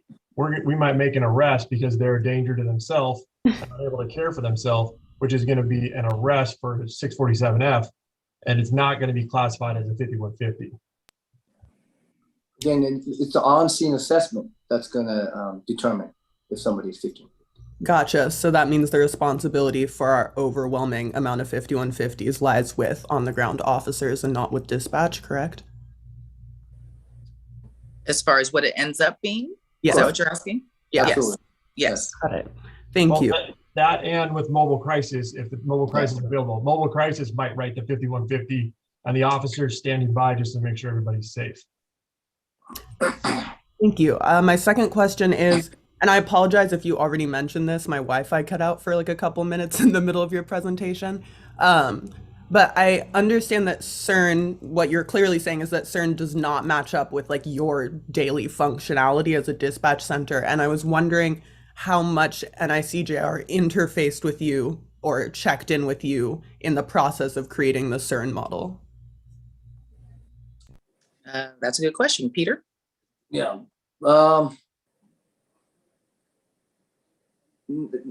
Not, I don't want to categorize it incorrectly, not much. I did Amir Chappelle, he called me several times requesting clarification on what certain things mean. But in terms of having a preview of how they were taking call types and placing them in different tiers, we were never consulted. Because some of them are, I apologize for having to say, some of them are really completely incorrect. Again, loud reports is a call type we use for gunfire, and they put that in tier 1. So stuff like that. And there's a number of those types of miscategorizations. But I hope I answered your question. Yes, you did. Thank you. And then my final question is, what is your thoughts on having an alternative number for the SCU, having a number that's not 911 that people can call? Or for CERN, either way.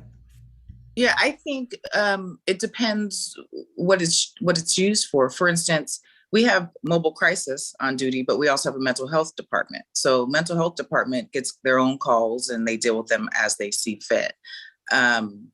If there's potential for police intervention, then I suppose it should all be in one place. So they can call the non-emergency line or the emergency line.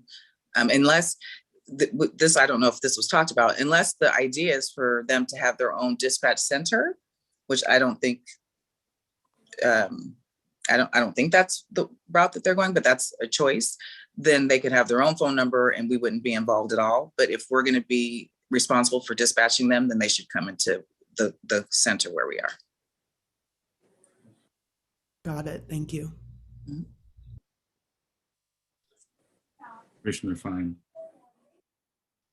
I just want to ask if we can please get the copies of the training manuals and the communications procedures and the police regs and all of the material that pertains to call handling and dispatching. I was able to pull off Madison, Wisconsin's off the internet, but I would really like to read that.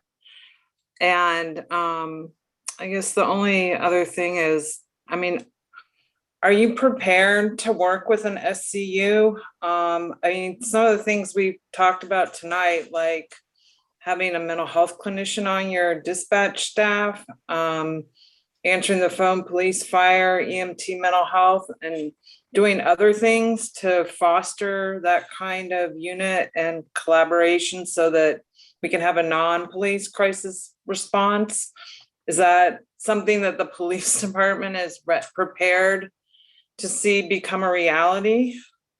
Would we actually have clinicians in the communication center? I thought they were out on the street, so maybe I misunderstood. No, it's some of the non-police crisis response models that have been presented through this process by the consultants include, for instance, Austin, Texas, and Travis County, where they answer the phone, police, fire, EMT, mental health, and they also have a mental health clinician on their dispatch staff in order to take calls to determine who gets sent. And they have a non-police crisis response unit that's doing very well, but they added those modifications to their dispatch team. So that is an option that's going to be studied with the Measure FF priority dispatching initiative with the fire department. That is having a clinician in the dispatch center to take those phone calls is part of the broader study that they'll be doing.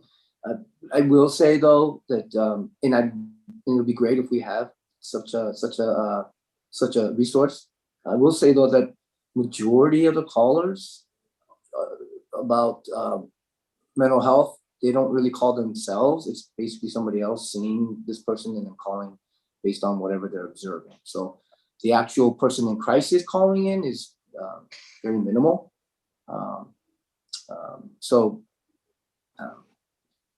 But also what's interesting is if somebody were to call the suicide hotline, right? And the person in crisis is in Berkeley, and the person is in the immediate crisis, and they're talking about killing themselves or hurting themselves right now, and that's what they're telling the suicide hotline call taker. The call taker from suicide hotline actually calls us to send resources to do a welfare check on this person. So it's kind of an interesting dynamic. Yeah, I'll look forward to getting that information. Really appreciate it. Thank you very much. Let me and Margaret, how about we offline? We'll talk about the manuals. Okay. And thanks for taking all the time to answer that and to acknowledge that it can be nuanced and it has to be looked at. Thank you very much. You're welcome. Commissioner Hyde. Thanks, everyone. And it's really terrific to hear straight from dispatch. It's really, really, really helpful. And hearing the challenges and all the interconnectedness I feel like is really essential. So just starting there, really appreciate your time being here tonight and then your thorough answers, even if it includes a lot of things change. So I think this might be, I want to make an overall statement first and then get to a couple of small questions.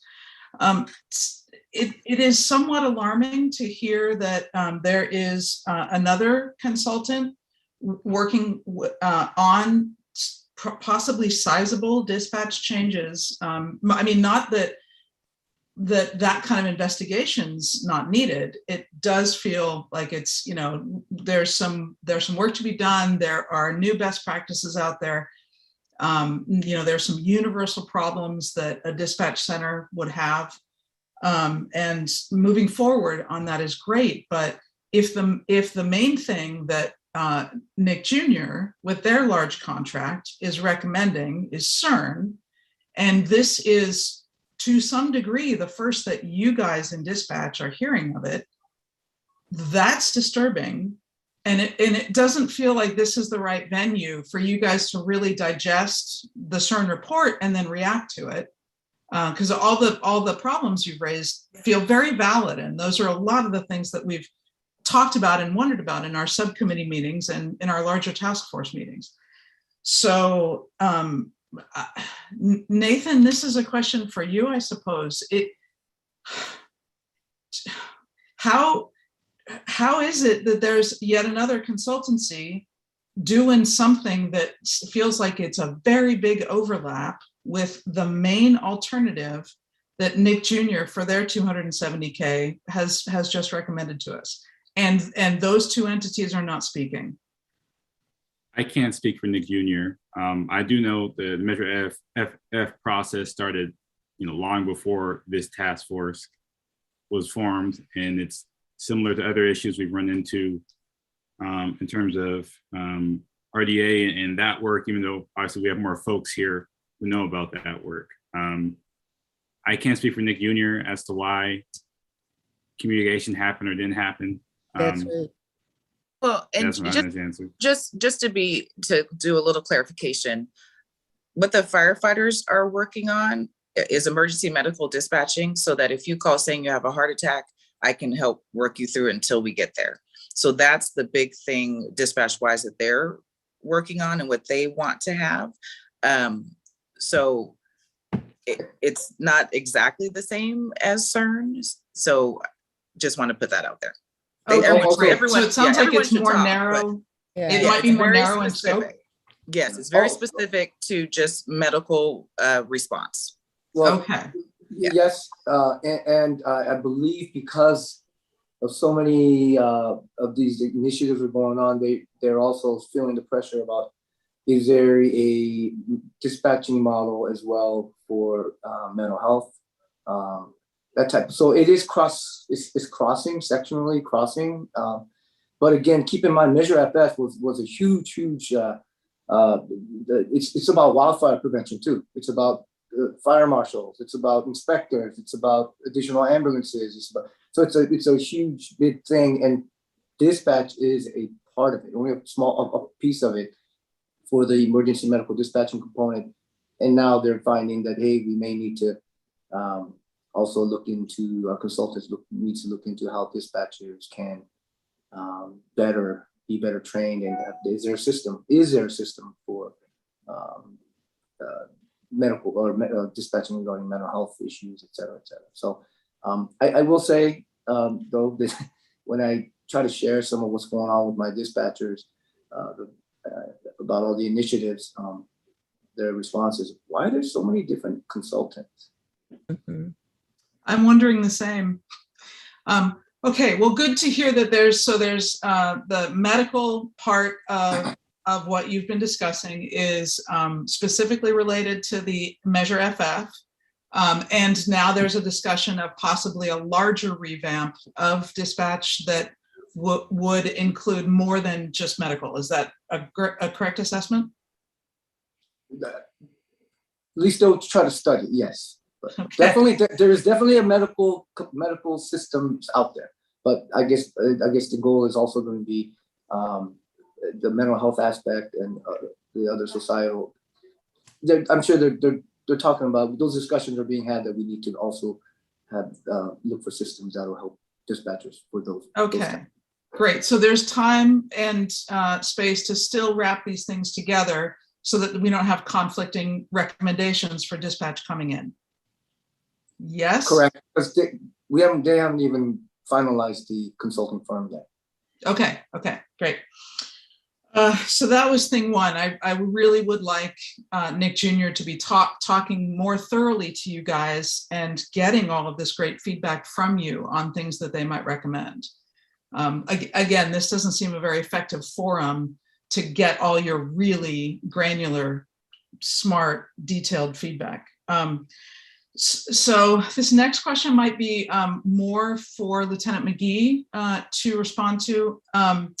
What if it's determined on scene that it is not quite a 5150? Do the officers have enough other alternatives, whether it's a calming center or a detoxing location, or are the officers moving things to the 5150 because we lack the next level up of non-5150, less than 5150 type responses? Do we not have enough of those, or do we have enough and they're overloaded? There are those options, and officers are always assessing. For example, there's a program that the Alameda County District Attorney's Office started called the CARES program. And that's for people who we're frequently coming in contact with. The issue with that program, though, is it is a voluntary program. We can offer that program to people, and there's some nuances to the program as well, as with everything. But the nuts and bolts of it is, if we go to somebody who's a problematic person, and this is happening right now in the city, problematic person who might have slight law enforcement involvement, and law enforcement, we really want to offer other services to this person. However, they are resistant, they're service resistant, and those services aren't coming from the police department. There's city services through the city manager's office, through neighborhood services. So people that we communicate with and say, hey, can you go out and offer services to this person that are not police, not in uniform, plain clothes, and they go out there and there's just no sort of compliance. So we have neighbors calling in and saying, this person's problematic. They're urinating, defecating on the side of my property. I have small children. There's possible drug use going on. We've offered those other kind of non-law enforcement interventions, and the people, they don't want to go. So then it comes to kind of what Raina alluded to. How often does does the CERN team go out there, and at what point do the police still need to get involved to have some sort of action, because we're responding to the community's calls for this person. These aren't officer initiated. These are emails that are coming in from two people that are in their 70s that have a house there, and this person's right at their back fence, and they're accumulating garbage, whatnot.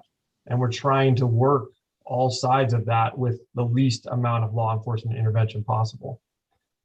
Right. So to summarize, it sounds like service refusal is a pretty big issue, and it sounds like the services are being offered by a variety, both municipal and then CBOs.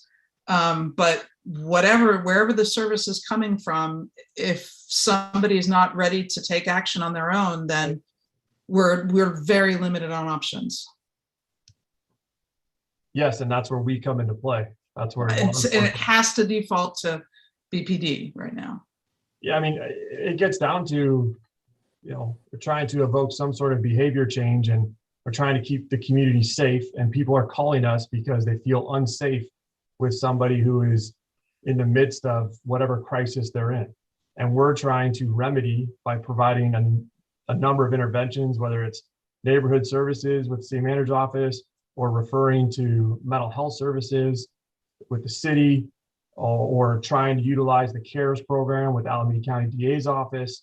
And unfortunately, there are times where it just comes down to law enforcement having to get involved and making a final determination that this has gone on. And in some ways, we've had people come back to us and say thank you. I know this is not in all circumstances, but there's people that have come back and said that, some of the compassion that was showed came from the officer who arrested me for the substances that I had, and I finally got into some services. And and that's I think with what we're doing with all of Reimagine is it's tough, because as Raina and Peter mentioned, that there's gray area when we're dealing with human behavior. When there's calls for certain, there's gray area with humans. That's what it is. We're trying to take the most compassionate approach we can, but when we go out onto the street and we see people who are in the midst of crisis, are we really dealing with the most compassionate way we can when we just leave people in the midst of their substance abuse, right next to maybe a dealer or something where they have access to drugs that are tearing them apart. And you all, go ahead, Paul, Peter. and you all know the people who really need help, they don't recognize that they need help, and that's the problem we face day in and day out. And you can have the Verizon facility, yet there's a lot of beds open because nobody's taking advantage of it for whatever reasons. Also because there's rules involved, and so it's a challenging thing. And having worked in the field myself, it is a very, very challenging work, and oftentimes again, Reina made the best point, is that it's those calls to that type of situation is being made by the community, saying we need City of Berkeley Police do something about this, and we're probably so we try the best we can. And that's great. I think the last question I want to give to Reina and Peter does the dispatch team, do they have as a group suggestions for, or have you heard of cities that all the problems you're discussing are universal? Do we have any best practices that you guys have been looking at that you would really like to try?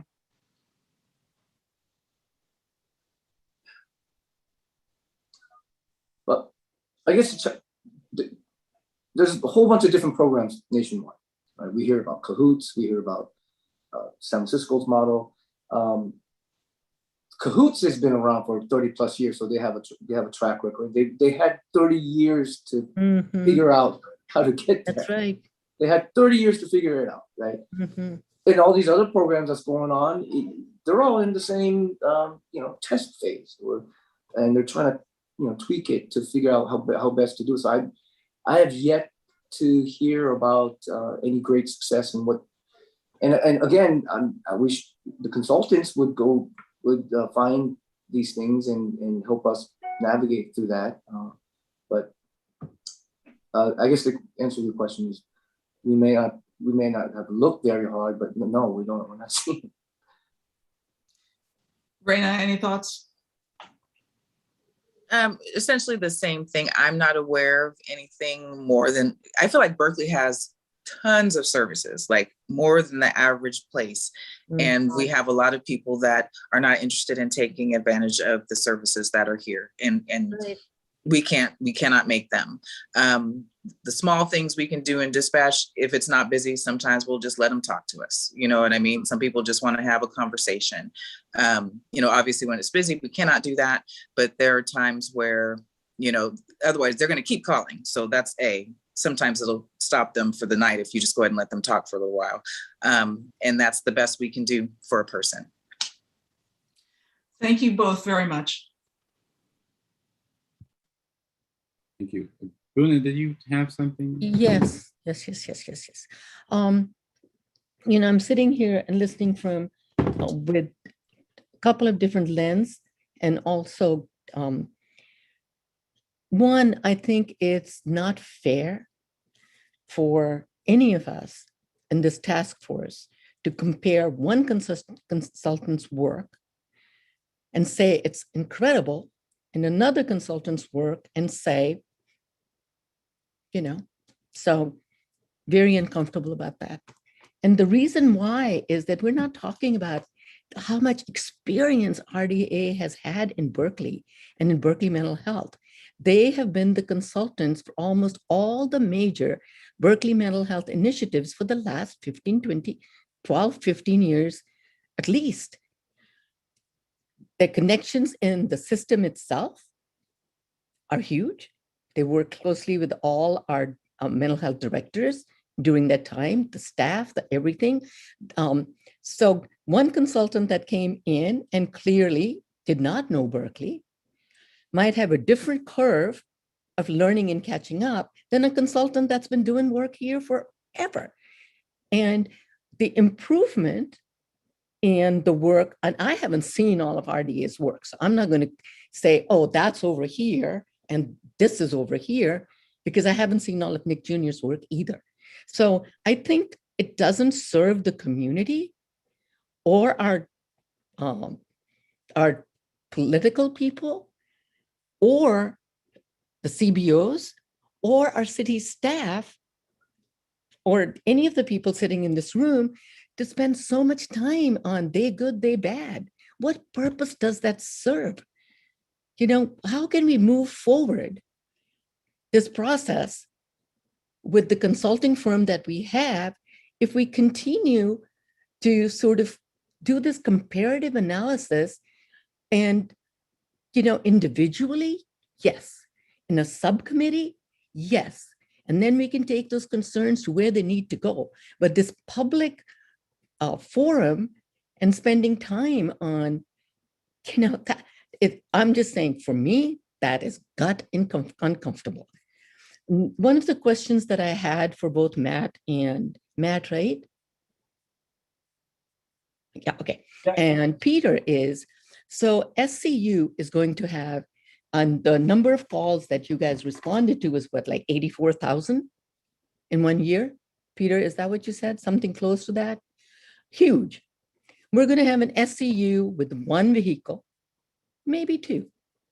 We have a mobile crisis unit that's been understaffed for a long time, and we all know that. So when you look at the SCU with 1 vehicle, they cannot cover 24/7. So at some point, you folks step in anyway, unless we have an SCU that's 24/7 and has, you know, 4 shifts running of 8 hours and has staff that, you know, are fully trained in everything. How can that replace the rapid response that BPD has in terms of being able to be there in a very, very quick way? So what would we have to do if we go to this alternative model? What capacity do you believe SCU needs to have to be able to respond as rapidly as you folks can? Because if something's going down, say, on my street, and I call SCU and say, you know, I have a child who is bipolar and is creating a disturbance in the community, can you, and, you know, threatening to set the whole community on fire, you know what and I did have a son who would do that, and you folks would show up.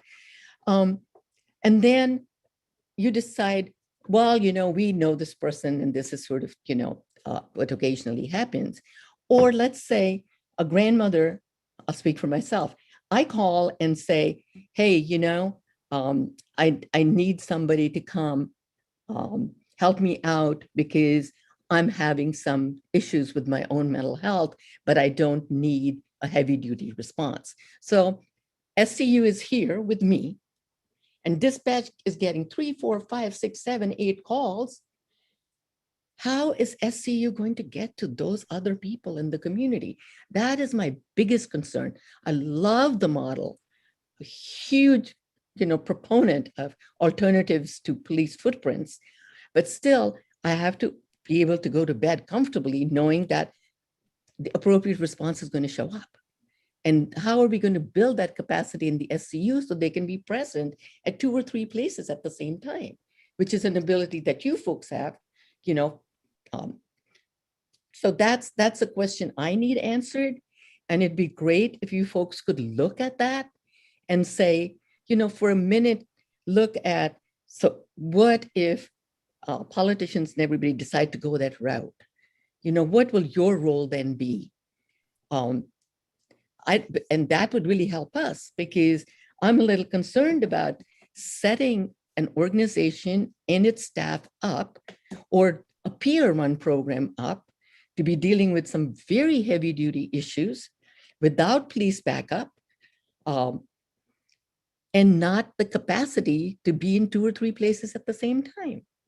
That's just what, you know, what I'm doing with my brain. The other piece is you folks are also asked to respond to all our homeless programs. And at many, many times, having done that for such a long time, many, many times, it really even if an SCU had been in place, and an incident to us might not look like we needed the police, but as you've said, escalate really quickly. And that, so where I'm agreeing with you is that those situations change rapidly. So I think that's a deeper conversation all of us need to have is let's not set the SCU up. Let's not set the callers up. Let's make sure that whoever is responding has the right amount of capacity to respond to the volume of call of services. So I'm just adding that to the conversation. I don't expect any answers tonight. Also, Peter, for you to think about, and Matt, you and the acting chief also, is what might the cost be of this kind of change and transformation in terms of, do the dollars come from your division, your department? Do the dollars need to be created somewhere else? Who is going to fund it? What is that going to look like? And also kind of a heartbeat touch on what is your internal departmental conversations that are going on? You don't have to reveal them tonight in terms of, hey, if cuts are going to come, and we might really have to come up with some alternatives and look at how we do business. Are you looking at how many officers should Berkeley have, must have? All because it could be possible that you guys don't get cut a second dollar and might get even more money, but it's also possible that you might be cut 15% or 20%. So that conversation, I hope, is happening in the division.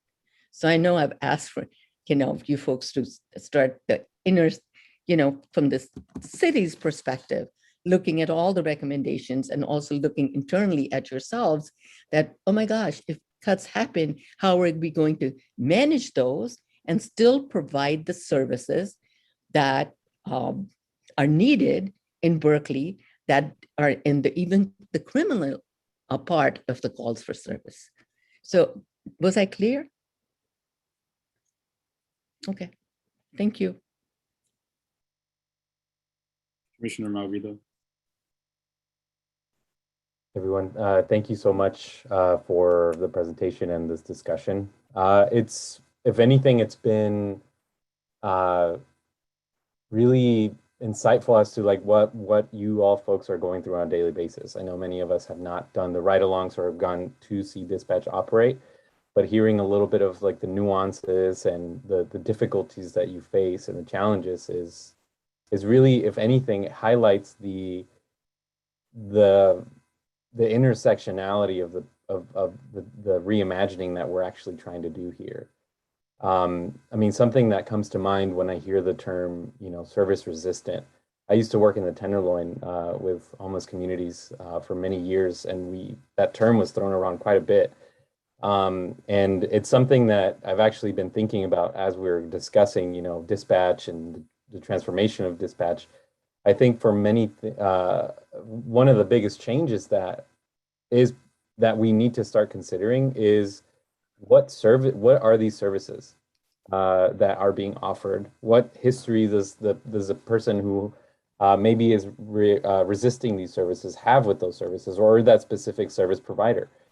There's a lot of institutional harm that happens at CBOs and institutions that provide safety, security, XYZ. I mean, I've seen it. I've heard about the stories. I'm sure many of you have as well. And I think it's important that when we're discussing, this reimagining process and, what the SCU would be or the CERN model, that we, just as we are discussing, the changes, the proposed changes, or what could look like a different dispatch system altogether, we also need to look at the organizations themselves and be able to vet the organizations that are part of the CERN program as well. I know it's something that we haven't really discussed at this table, what organizations are being considered for the CERN model, and are they vetted? Do we have an understanding of their capacity, their budget, their training? Are they subject to the same implicit biases that we've seen other departments have themselves? The list goes on. So I think if it opens up a conversation that, you know, is we need to really start having as a commission. I know that some of us are having them in our subcommittees, but as a part of this whole process of really evaluating CERN and its effectiveness and its potential deployment, it's also important that we look at the other side of things. But on the other hand, I think another conversation that it's important that we start having as well is that our dispatchers that are serving the city, I think, are responding to what you might call like the bowels of a system that's not working. You know, they're responding to people in crisis. They're responding, from what it sounds like, a lot of the examples that were shared of people being on the streets and stuff sounds like people who are experiencing homelessness. And experiencing homelessness comes with a slew of issues with mental health, substance use, none of which they can all be mutually exclusive, or they can all be happening at the same time at varying levels. But what I'm trying to, I guess, say here is that when we talk about these different issues and situations, I think part of the reimagining is what we're proposing outside of CERN that can help supplement its effectiveness. Like, what are we recommending around housing? What are we recommending about safe housing or harm reduction models?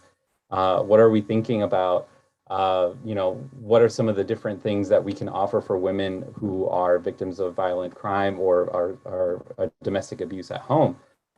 These are the kinds of situations that I think, again, our dispatch in the city of Berkeley is responding to, and they gave us right now their assessment of, these are some of the issues that we see with CERN. They're simplifying. We need to adapt for nuance. So be it. Like, what can we do to start moving that forward and think proactively to maybe, move this reimagining process forward in that way?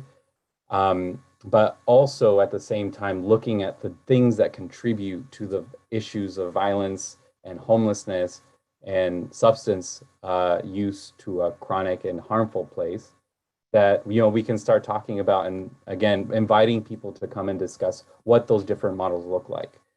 What are some different models that are happening around housing and sustainable housing in the state or in the country that are being applied that maybe we don't have here in Berkeley that could help address some of those things? I don't mean to go on a diatribe. I hate it when others do, but I just wanted to bring that up as a potential for us to maybe start discussing, because again, I really appreciate the conversation around dispatch. It was enlightening. It was good to hear what you all are thinking when you're processing dispatch. What are the safety that you're looking at for people responding, so on and so forth. But I think it is, part of the puzzle of how we reimagine this whole system.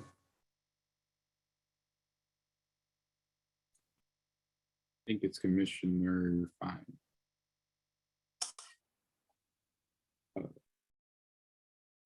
Yeah, I want to talk about one thing for sure. I think there's a level of accountability here, and there are certain opportunities that are afforded to people in which they can ask for accountability. And as a member of the task force, I think that's a large part of our role, is to make sure that it is accountable. And, I have taken time to research and write in areas about the process and to ask questions. And I do not sit in a meeting with the mayor's staff or senior staff and consultants. And a lot of those parts of what I asked about, particularly the hard questions and the gray areas, have not been answered. And I feel as though not just myself, but other task force members have said that these two models, tiered dispatch and CERN, are simplistic. And I don't feel like we're getting answers around that. And these are two major pieces of the work that's been put forward to implement in Berkeley. And the underlying basis for them, I heard tonight, I felt a lot of confirmation in hearing Lieutenant Hong, which anybody who knows me, I'm very much a behavioral health person and not a policing person. But when he talked about no roadmap, the training isn't out there, it's not just about the penal code and it's gray, that's exactly why I wrote about wanting to know, are we going to look at the narrative reports around mental health and substance use and homelessness and wellness checks like the auditor started to do and asked us to do more of? And I don't feel like I'm getting that from this consultant. And I think it is has to do with accountability, and it's a public matter, and they're municipal funds. And when two consultants are asked to do the same work, which is true with non-police crisis response models, because I've read all of it and I've been there, and it's true with community engagement. I gave them my contacts in one place and I went out and did it in another. And I feel as though as a task force member, we read the contract, that's what they're going to do. We look at what they're doing. We look at what's produced, and we are here to ask about it. And that's what I brought up tonight. And I feel that's our role. And I also think there's a dollar sign on it as well. A couple things I'd like to clarify, because I heard this from Lieutenant Hong, is there's a $50,000 RFP out there that I guess the contract's about to be finalized in the fire department. I just happened to find the RFP because I was researching on Berkeley Records Online.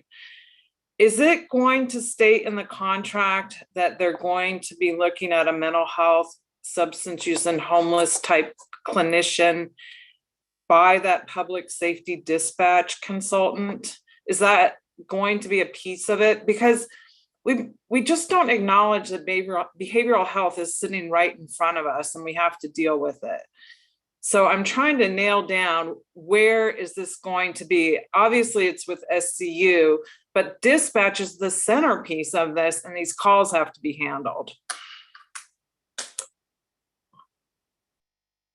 So the fire department's RFP is, again, very centered on the medical, emergency medical dispatching aspect, as well as all the other stuff they do, like wildfire prevention and inspectors and additional ambulances, et cetera. Now, because their initiative or their work is kind of on a similar timeline as what all the with Nick Jr., SCU, this task force, DOT.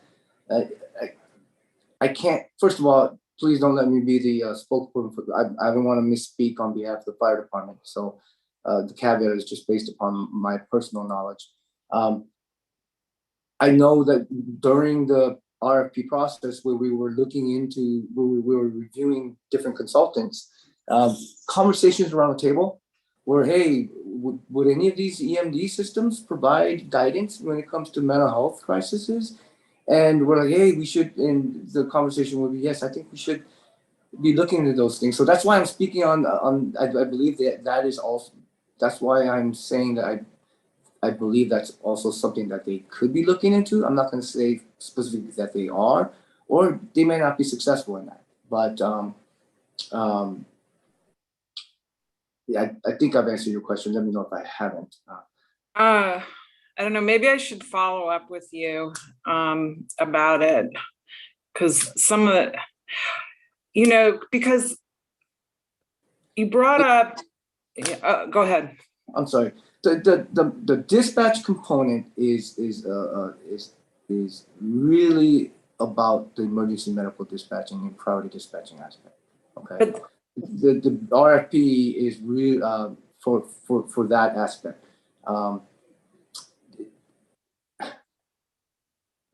Margaret, if I can add, it's in the omnibus package that was adopted by council. So you'll see the short paragraph on their limited scope of work, which is a parallel effort for this entire process. But I just wanted to let you know that that guidance or that information is in the resolution. Yeah, I read it. Thank you. I guess it's also posted on the website for everyone. Yeah, I read it. Okay, thank you. I guess what concerns me is that you can look at substance use, for instance, and it can be look medical. I heard you talking potentially, these people need help. You mentioned a program that's an abstinence-based program. Well, like Lifelong Street Medicine Team has a nurse practitioner that's ex-waivered and can do MAT in the field, and that's more of a services harm reduction approach. So I'm kind of wondering, if we have dispatch and we have these different approaches and so forth, where is this going to get addressed?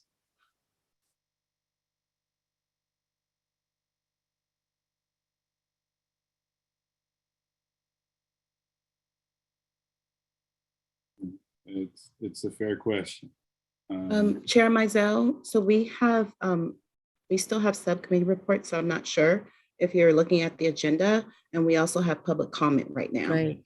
So can you? Well, I would ask commissioners to just, we can send emails out. And I'm pretty sure the reports were brief today, but Luna, do you have one last question? No, Shamika just said it, because at some point we do have to get to,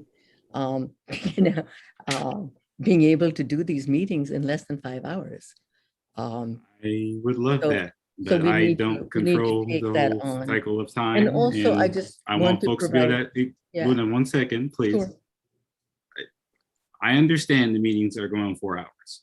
I'm aware of that. Unless we want to have strict time limits, and I can agendize at the next meeting, and we can all vote as members. If not, I'm allowing folks to speak. Yeah. That's been the policy. Of course. I haven't cut folks off. I haven't said, stop now. I haven't said any of that.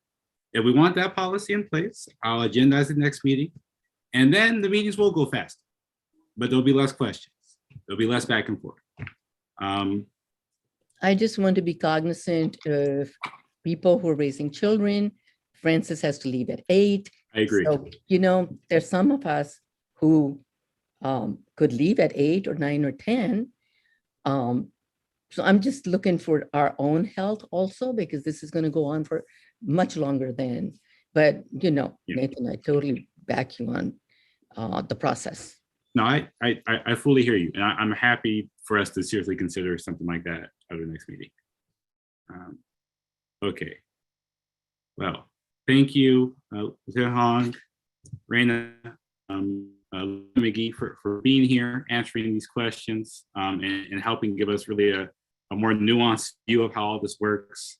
I think all of us really looking forward to hearing from you, because we've heard about the model, but not really the people who work with it every day. So definitely look forward to more conversations and finding the way to really make a model that can work.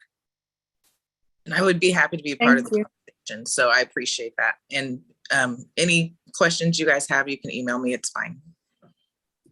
Thank you. Thank you. Thank you all for giving us the opportunity to be a part of the discussion. Thank you so much. Good night. Thank you. Good night.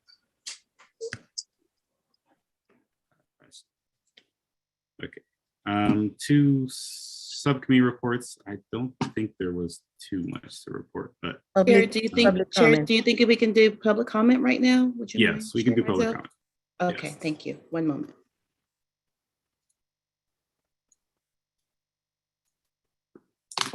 So first person is, I believe, Carol Marasevich. Okay, the CERN model does not provide for where there's a criminal issue and a mental health issue, and if there should be a behavioral health clinician there, as well as a CIT officer commanding the scene in the case of a mental health and criminal issue.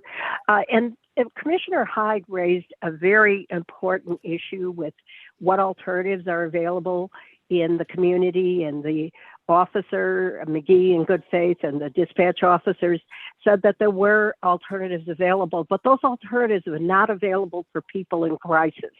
And there are models elsewhere in the country where people in crisis can choose to walk into a crisis center instead of going to a mental health facility. And there are models where law enforcement can present the option of, do you want to go to jail? Do you want to go to a mental health facility? Or do you want to go to a 23-hour crisis stabilization program? And given those 3 options, in other places, many people voluntarily choose, or most, the crisis stabilization program. And that's something that we need to develop in Berkeley. We need these other models available. They're not present.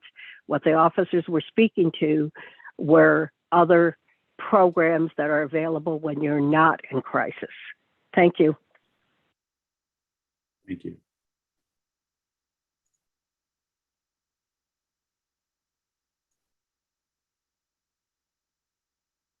So the next speaker, public comment, is Emily. You should be able to speak. Hi, thank you. I will keep this brief. The timer is still on the other person, but I will keep it brief. I just wanted to say this is Emily from Berkeley side. I had the opportunity to do a sit-along a few years ago, and in case you haven't seen that story, I did send it to Shamika and asked that it could be forwarded to the task force, but it will be things you're all very familiar with at this point, but I learned a lot, quite a bit. And then recently I did have the opportunity to go on a ride along, actually with Lieutenant Hong, who sometimes is a watch commander. And one of the calls that we went on was a mental health crisis of a woman who had gotten into an apartment building, and she didn't want to leave. She was in crisis. And I was struck at how long it did take for the MCT person to get there, just, building access and other things they're tied up with. I mean, the whole constellation. So you could see if it really was a fast developing situation, how hard that would be to have that be the only response. So I really appreciate all the discussion you've had about the resource levels needed. But then it was just also eye-opening to see both the officer and the MCT worker together trying to help the person in crisis kind of come to a decision on her own and make decisions to get herself into a better situation. And they spent, all of them, a very long time there, and were ultimately able to help her get herself out of the building. And I was really impressed to see all of that and appreciate all the conversations you guys are having. So thank you very much.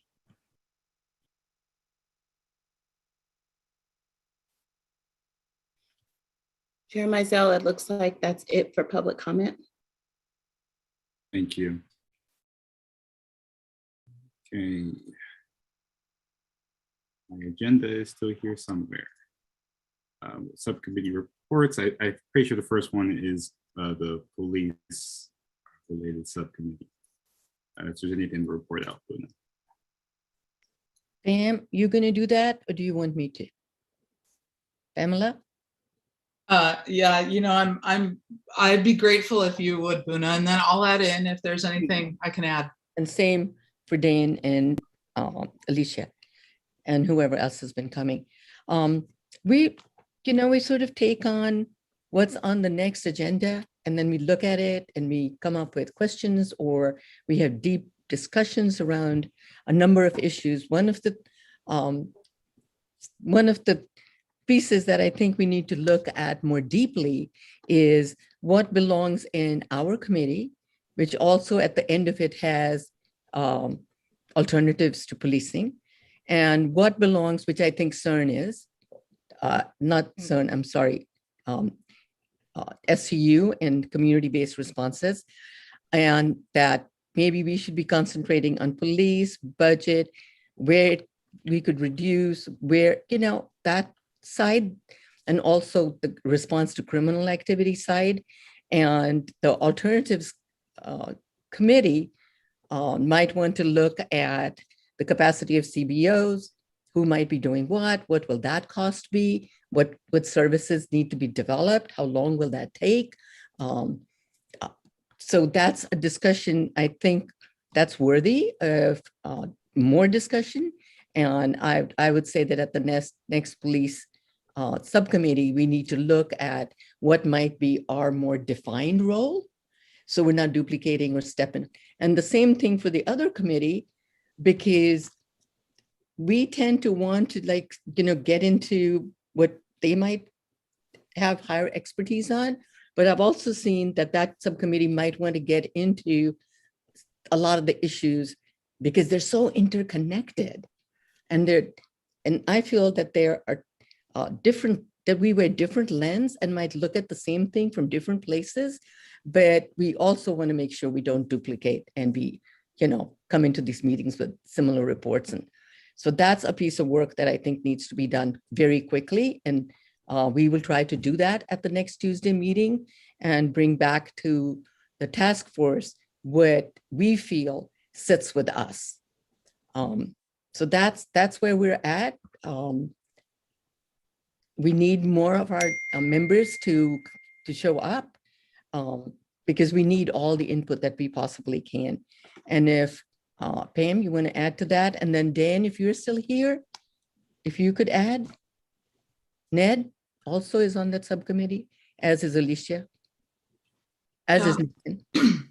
I would just add, excuse me, oof, I'm getting tired, that we have consistently met nearly every week. And that's been helpful to just keep some momentum on the, the more focused dialogues that we're having around BPD and budget and options at that level. And then, letting the alternatives, the reimagining and reinvestment committee be looking more at the community level resources and solutions. So the regularity of meeting has been great, but we want to make sure all the voices are heard during the work. And so, we could use more input from the rest of our subcommittee members.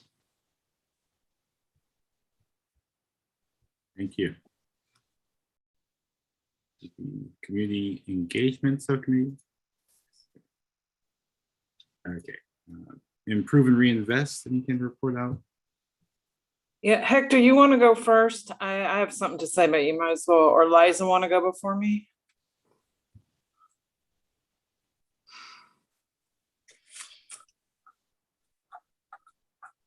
Do you want me to go ahead? I don't know. Yeah, go ahead. Oh, no, Hector, no, did go you ahead, have something? No. I was saying, go ahead. I think you.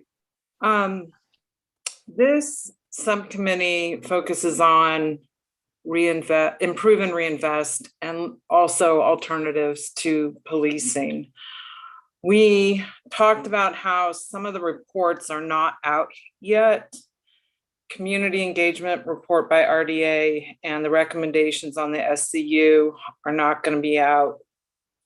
One will be probably in a week or so, and the other probably in 2 weeks.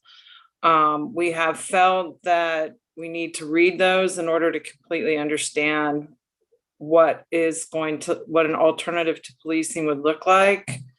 At the same time, for me, I'm looking at behavioral health crisis and related services, public health issues, substance use, mental health, homelessness, wellness checks. I mean, parts of the subcommittee may be looking at community resources and community-based organizations, but I'm absolutely looking at behavioral health. And to the extent that the other subcommittee wants to look at that, I assume you would be doing that and looking at a piece of it that pertains to policing and the budget of policing. At no time until I read the agenda did I think anything other than that committee did policing. So when I saw alternatives put in there as well, I was a little surprised.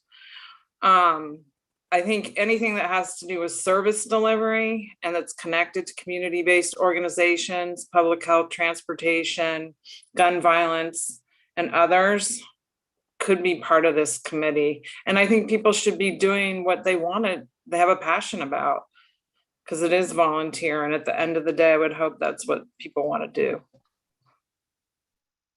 Okay, so thank you, Commissioner. Yeah, I think once we report out more of subcommittees with some product, then when we can have that discussion fully as a task force, or something else other than the straight one person talk, really have a discussion about.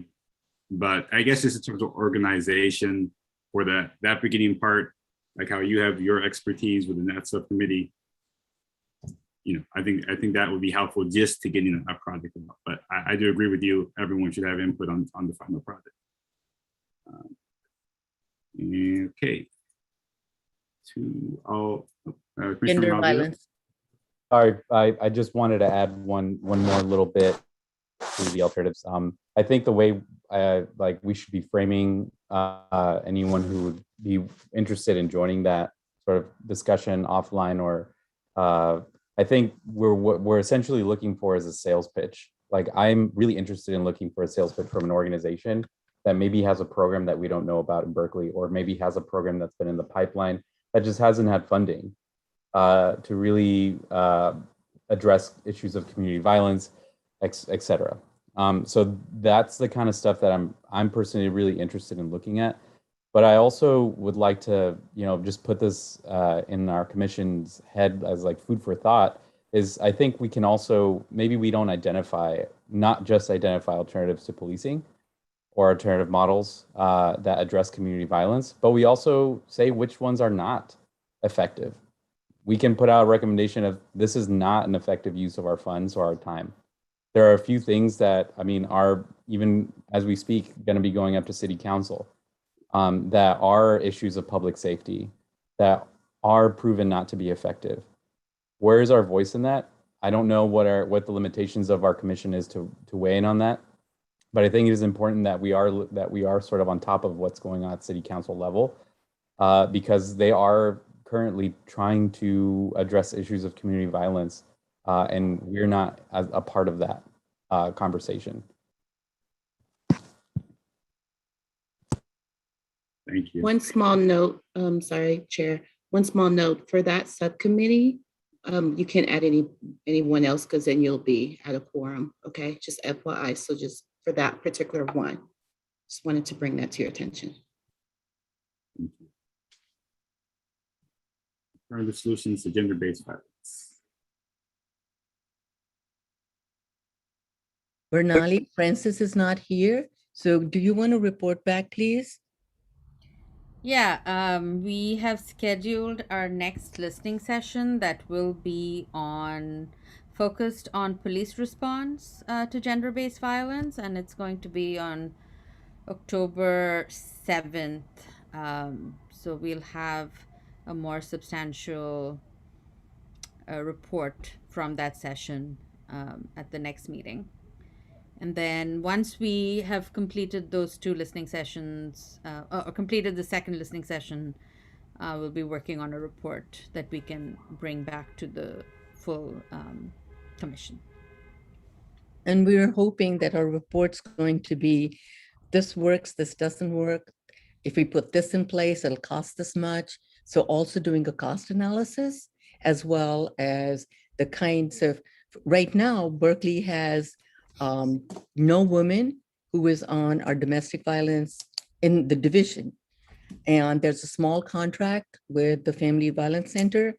There used to be a person, but I don't know what happened with funding or what happened, but they're now operating out of Oakland on Berkeley issues. And the Women's Drop-In Center has picked up a lot of that work in Berkeley, but are not being funded. So we're going to also look at that side of things, which is, yeah. And then we'll start writing the report, and we'll hopefully get it to this task force long before the first draft of so we can inform Nick Jr.'s work. Thanks, Boone. Thank you, Bernali. Thank you both. Okay. Motion to adjourn. I'll move, we adjourn. Got a second there from Commissioner Austin. Let's call the roll, please. Commissioner Fine? Yes. Commissioner Jigu? Yes. Vice Chair Chima? Yes. Commissioner Blake? Absent. Commissioner Lindheim? Yes. Commissioner Dangerfield? Absent. Commissioner Ghosh? Yes. Commissioner Hyde? Yes. Commissioner Malvito? Yes. Chair Mizell? Yes. Commissioner Upton? Yes. Commissioner Moon? Commissioner Harger? Yes. Commissioner Diaz? Absent. Commissioner Lutzker? Yes. And Commissioner Hill? Absent. Meeting adjourned. Good night, everybody. Hi, everyone. Thank you. Good night, all. Thank you, Chair. Thank you, Jamika. Thank you.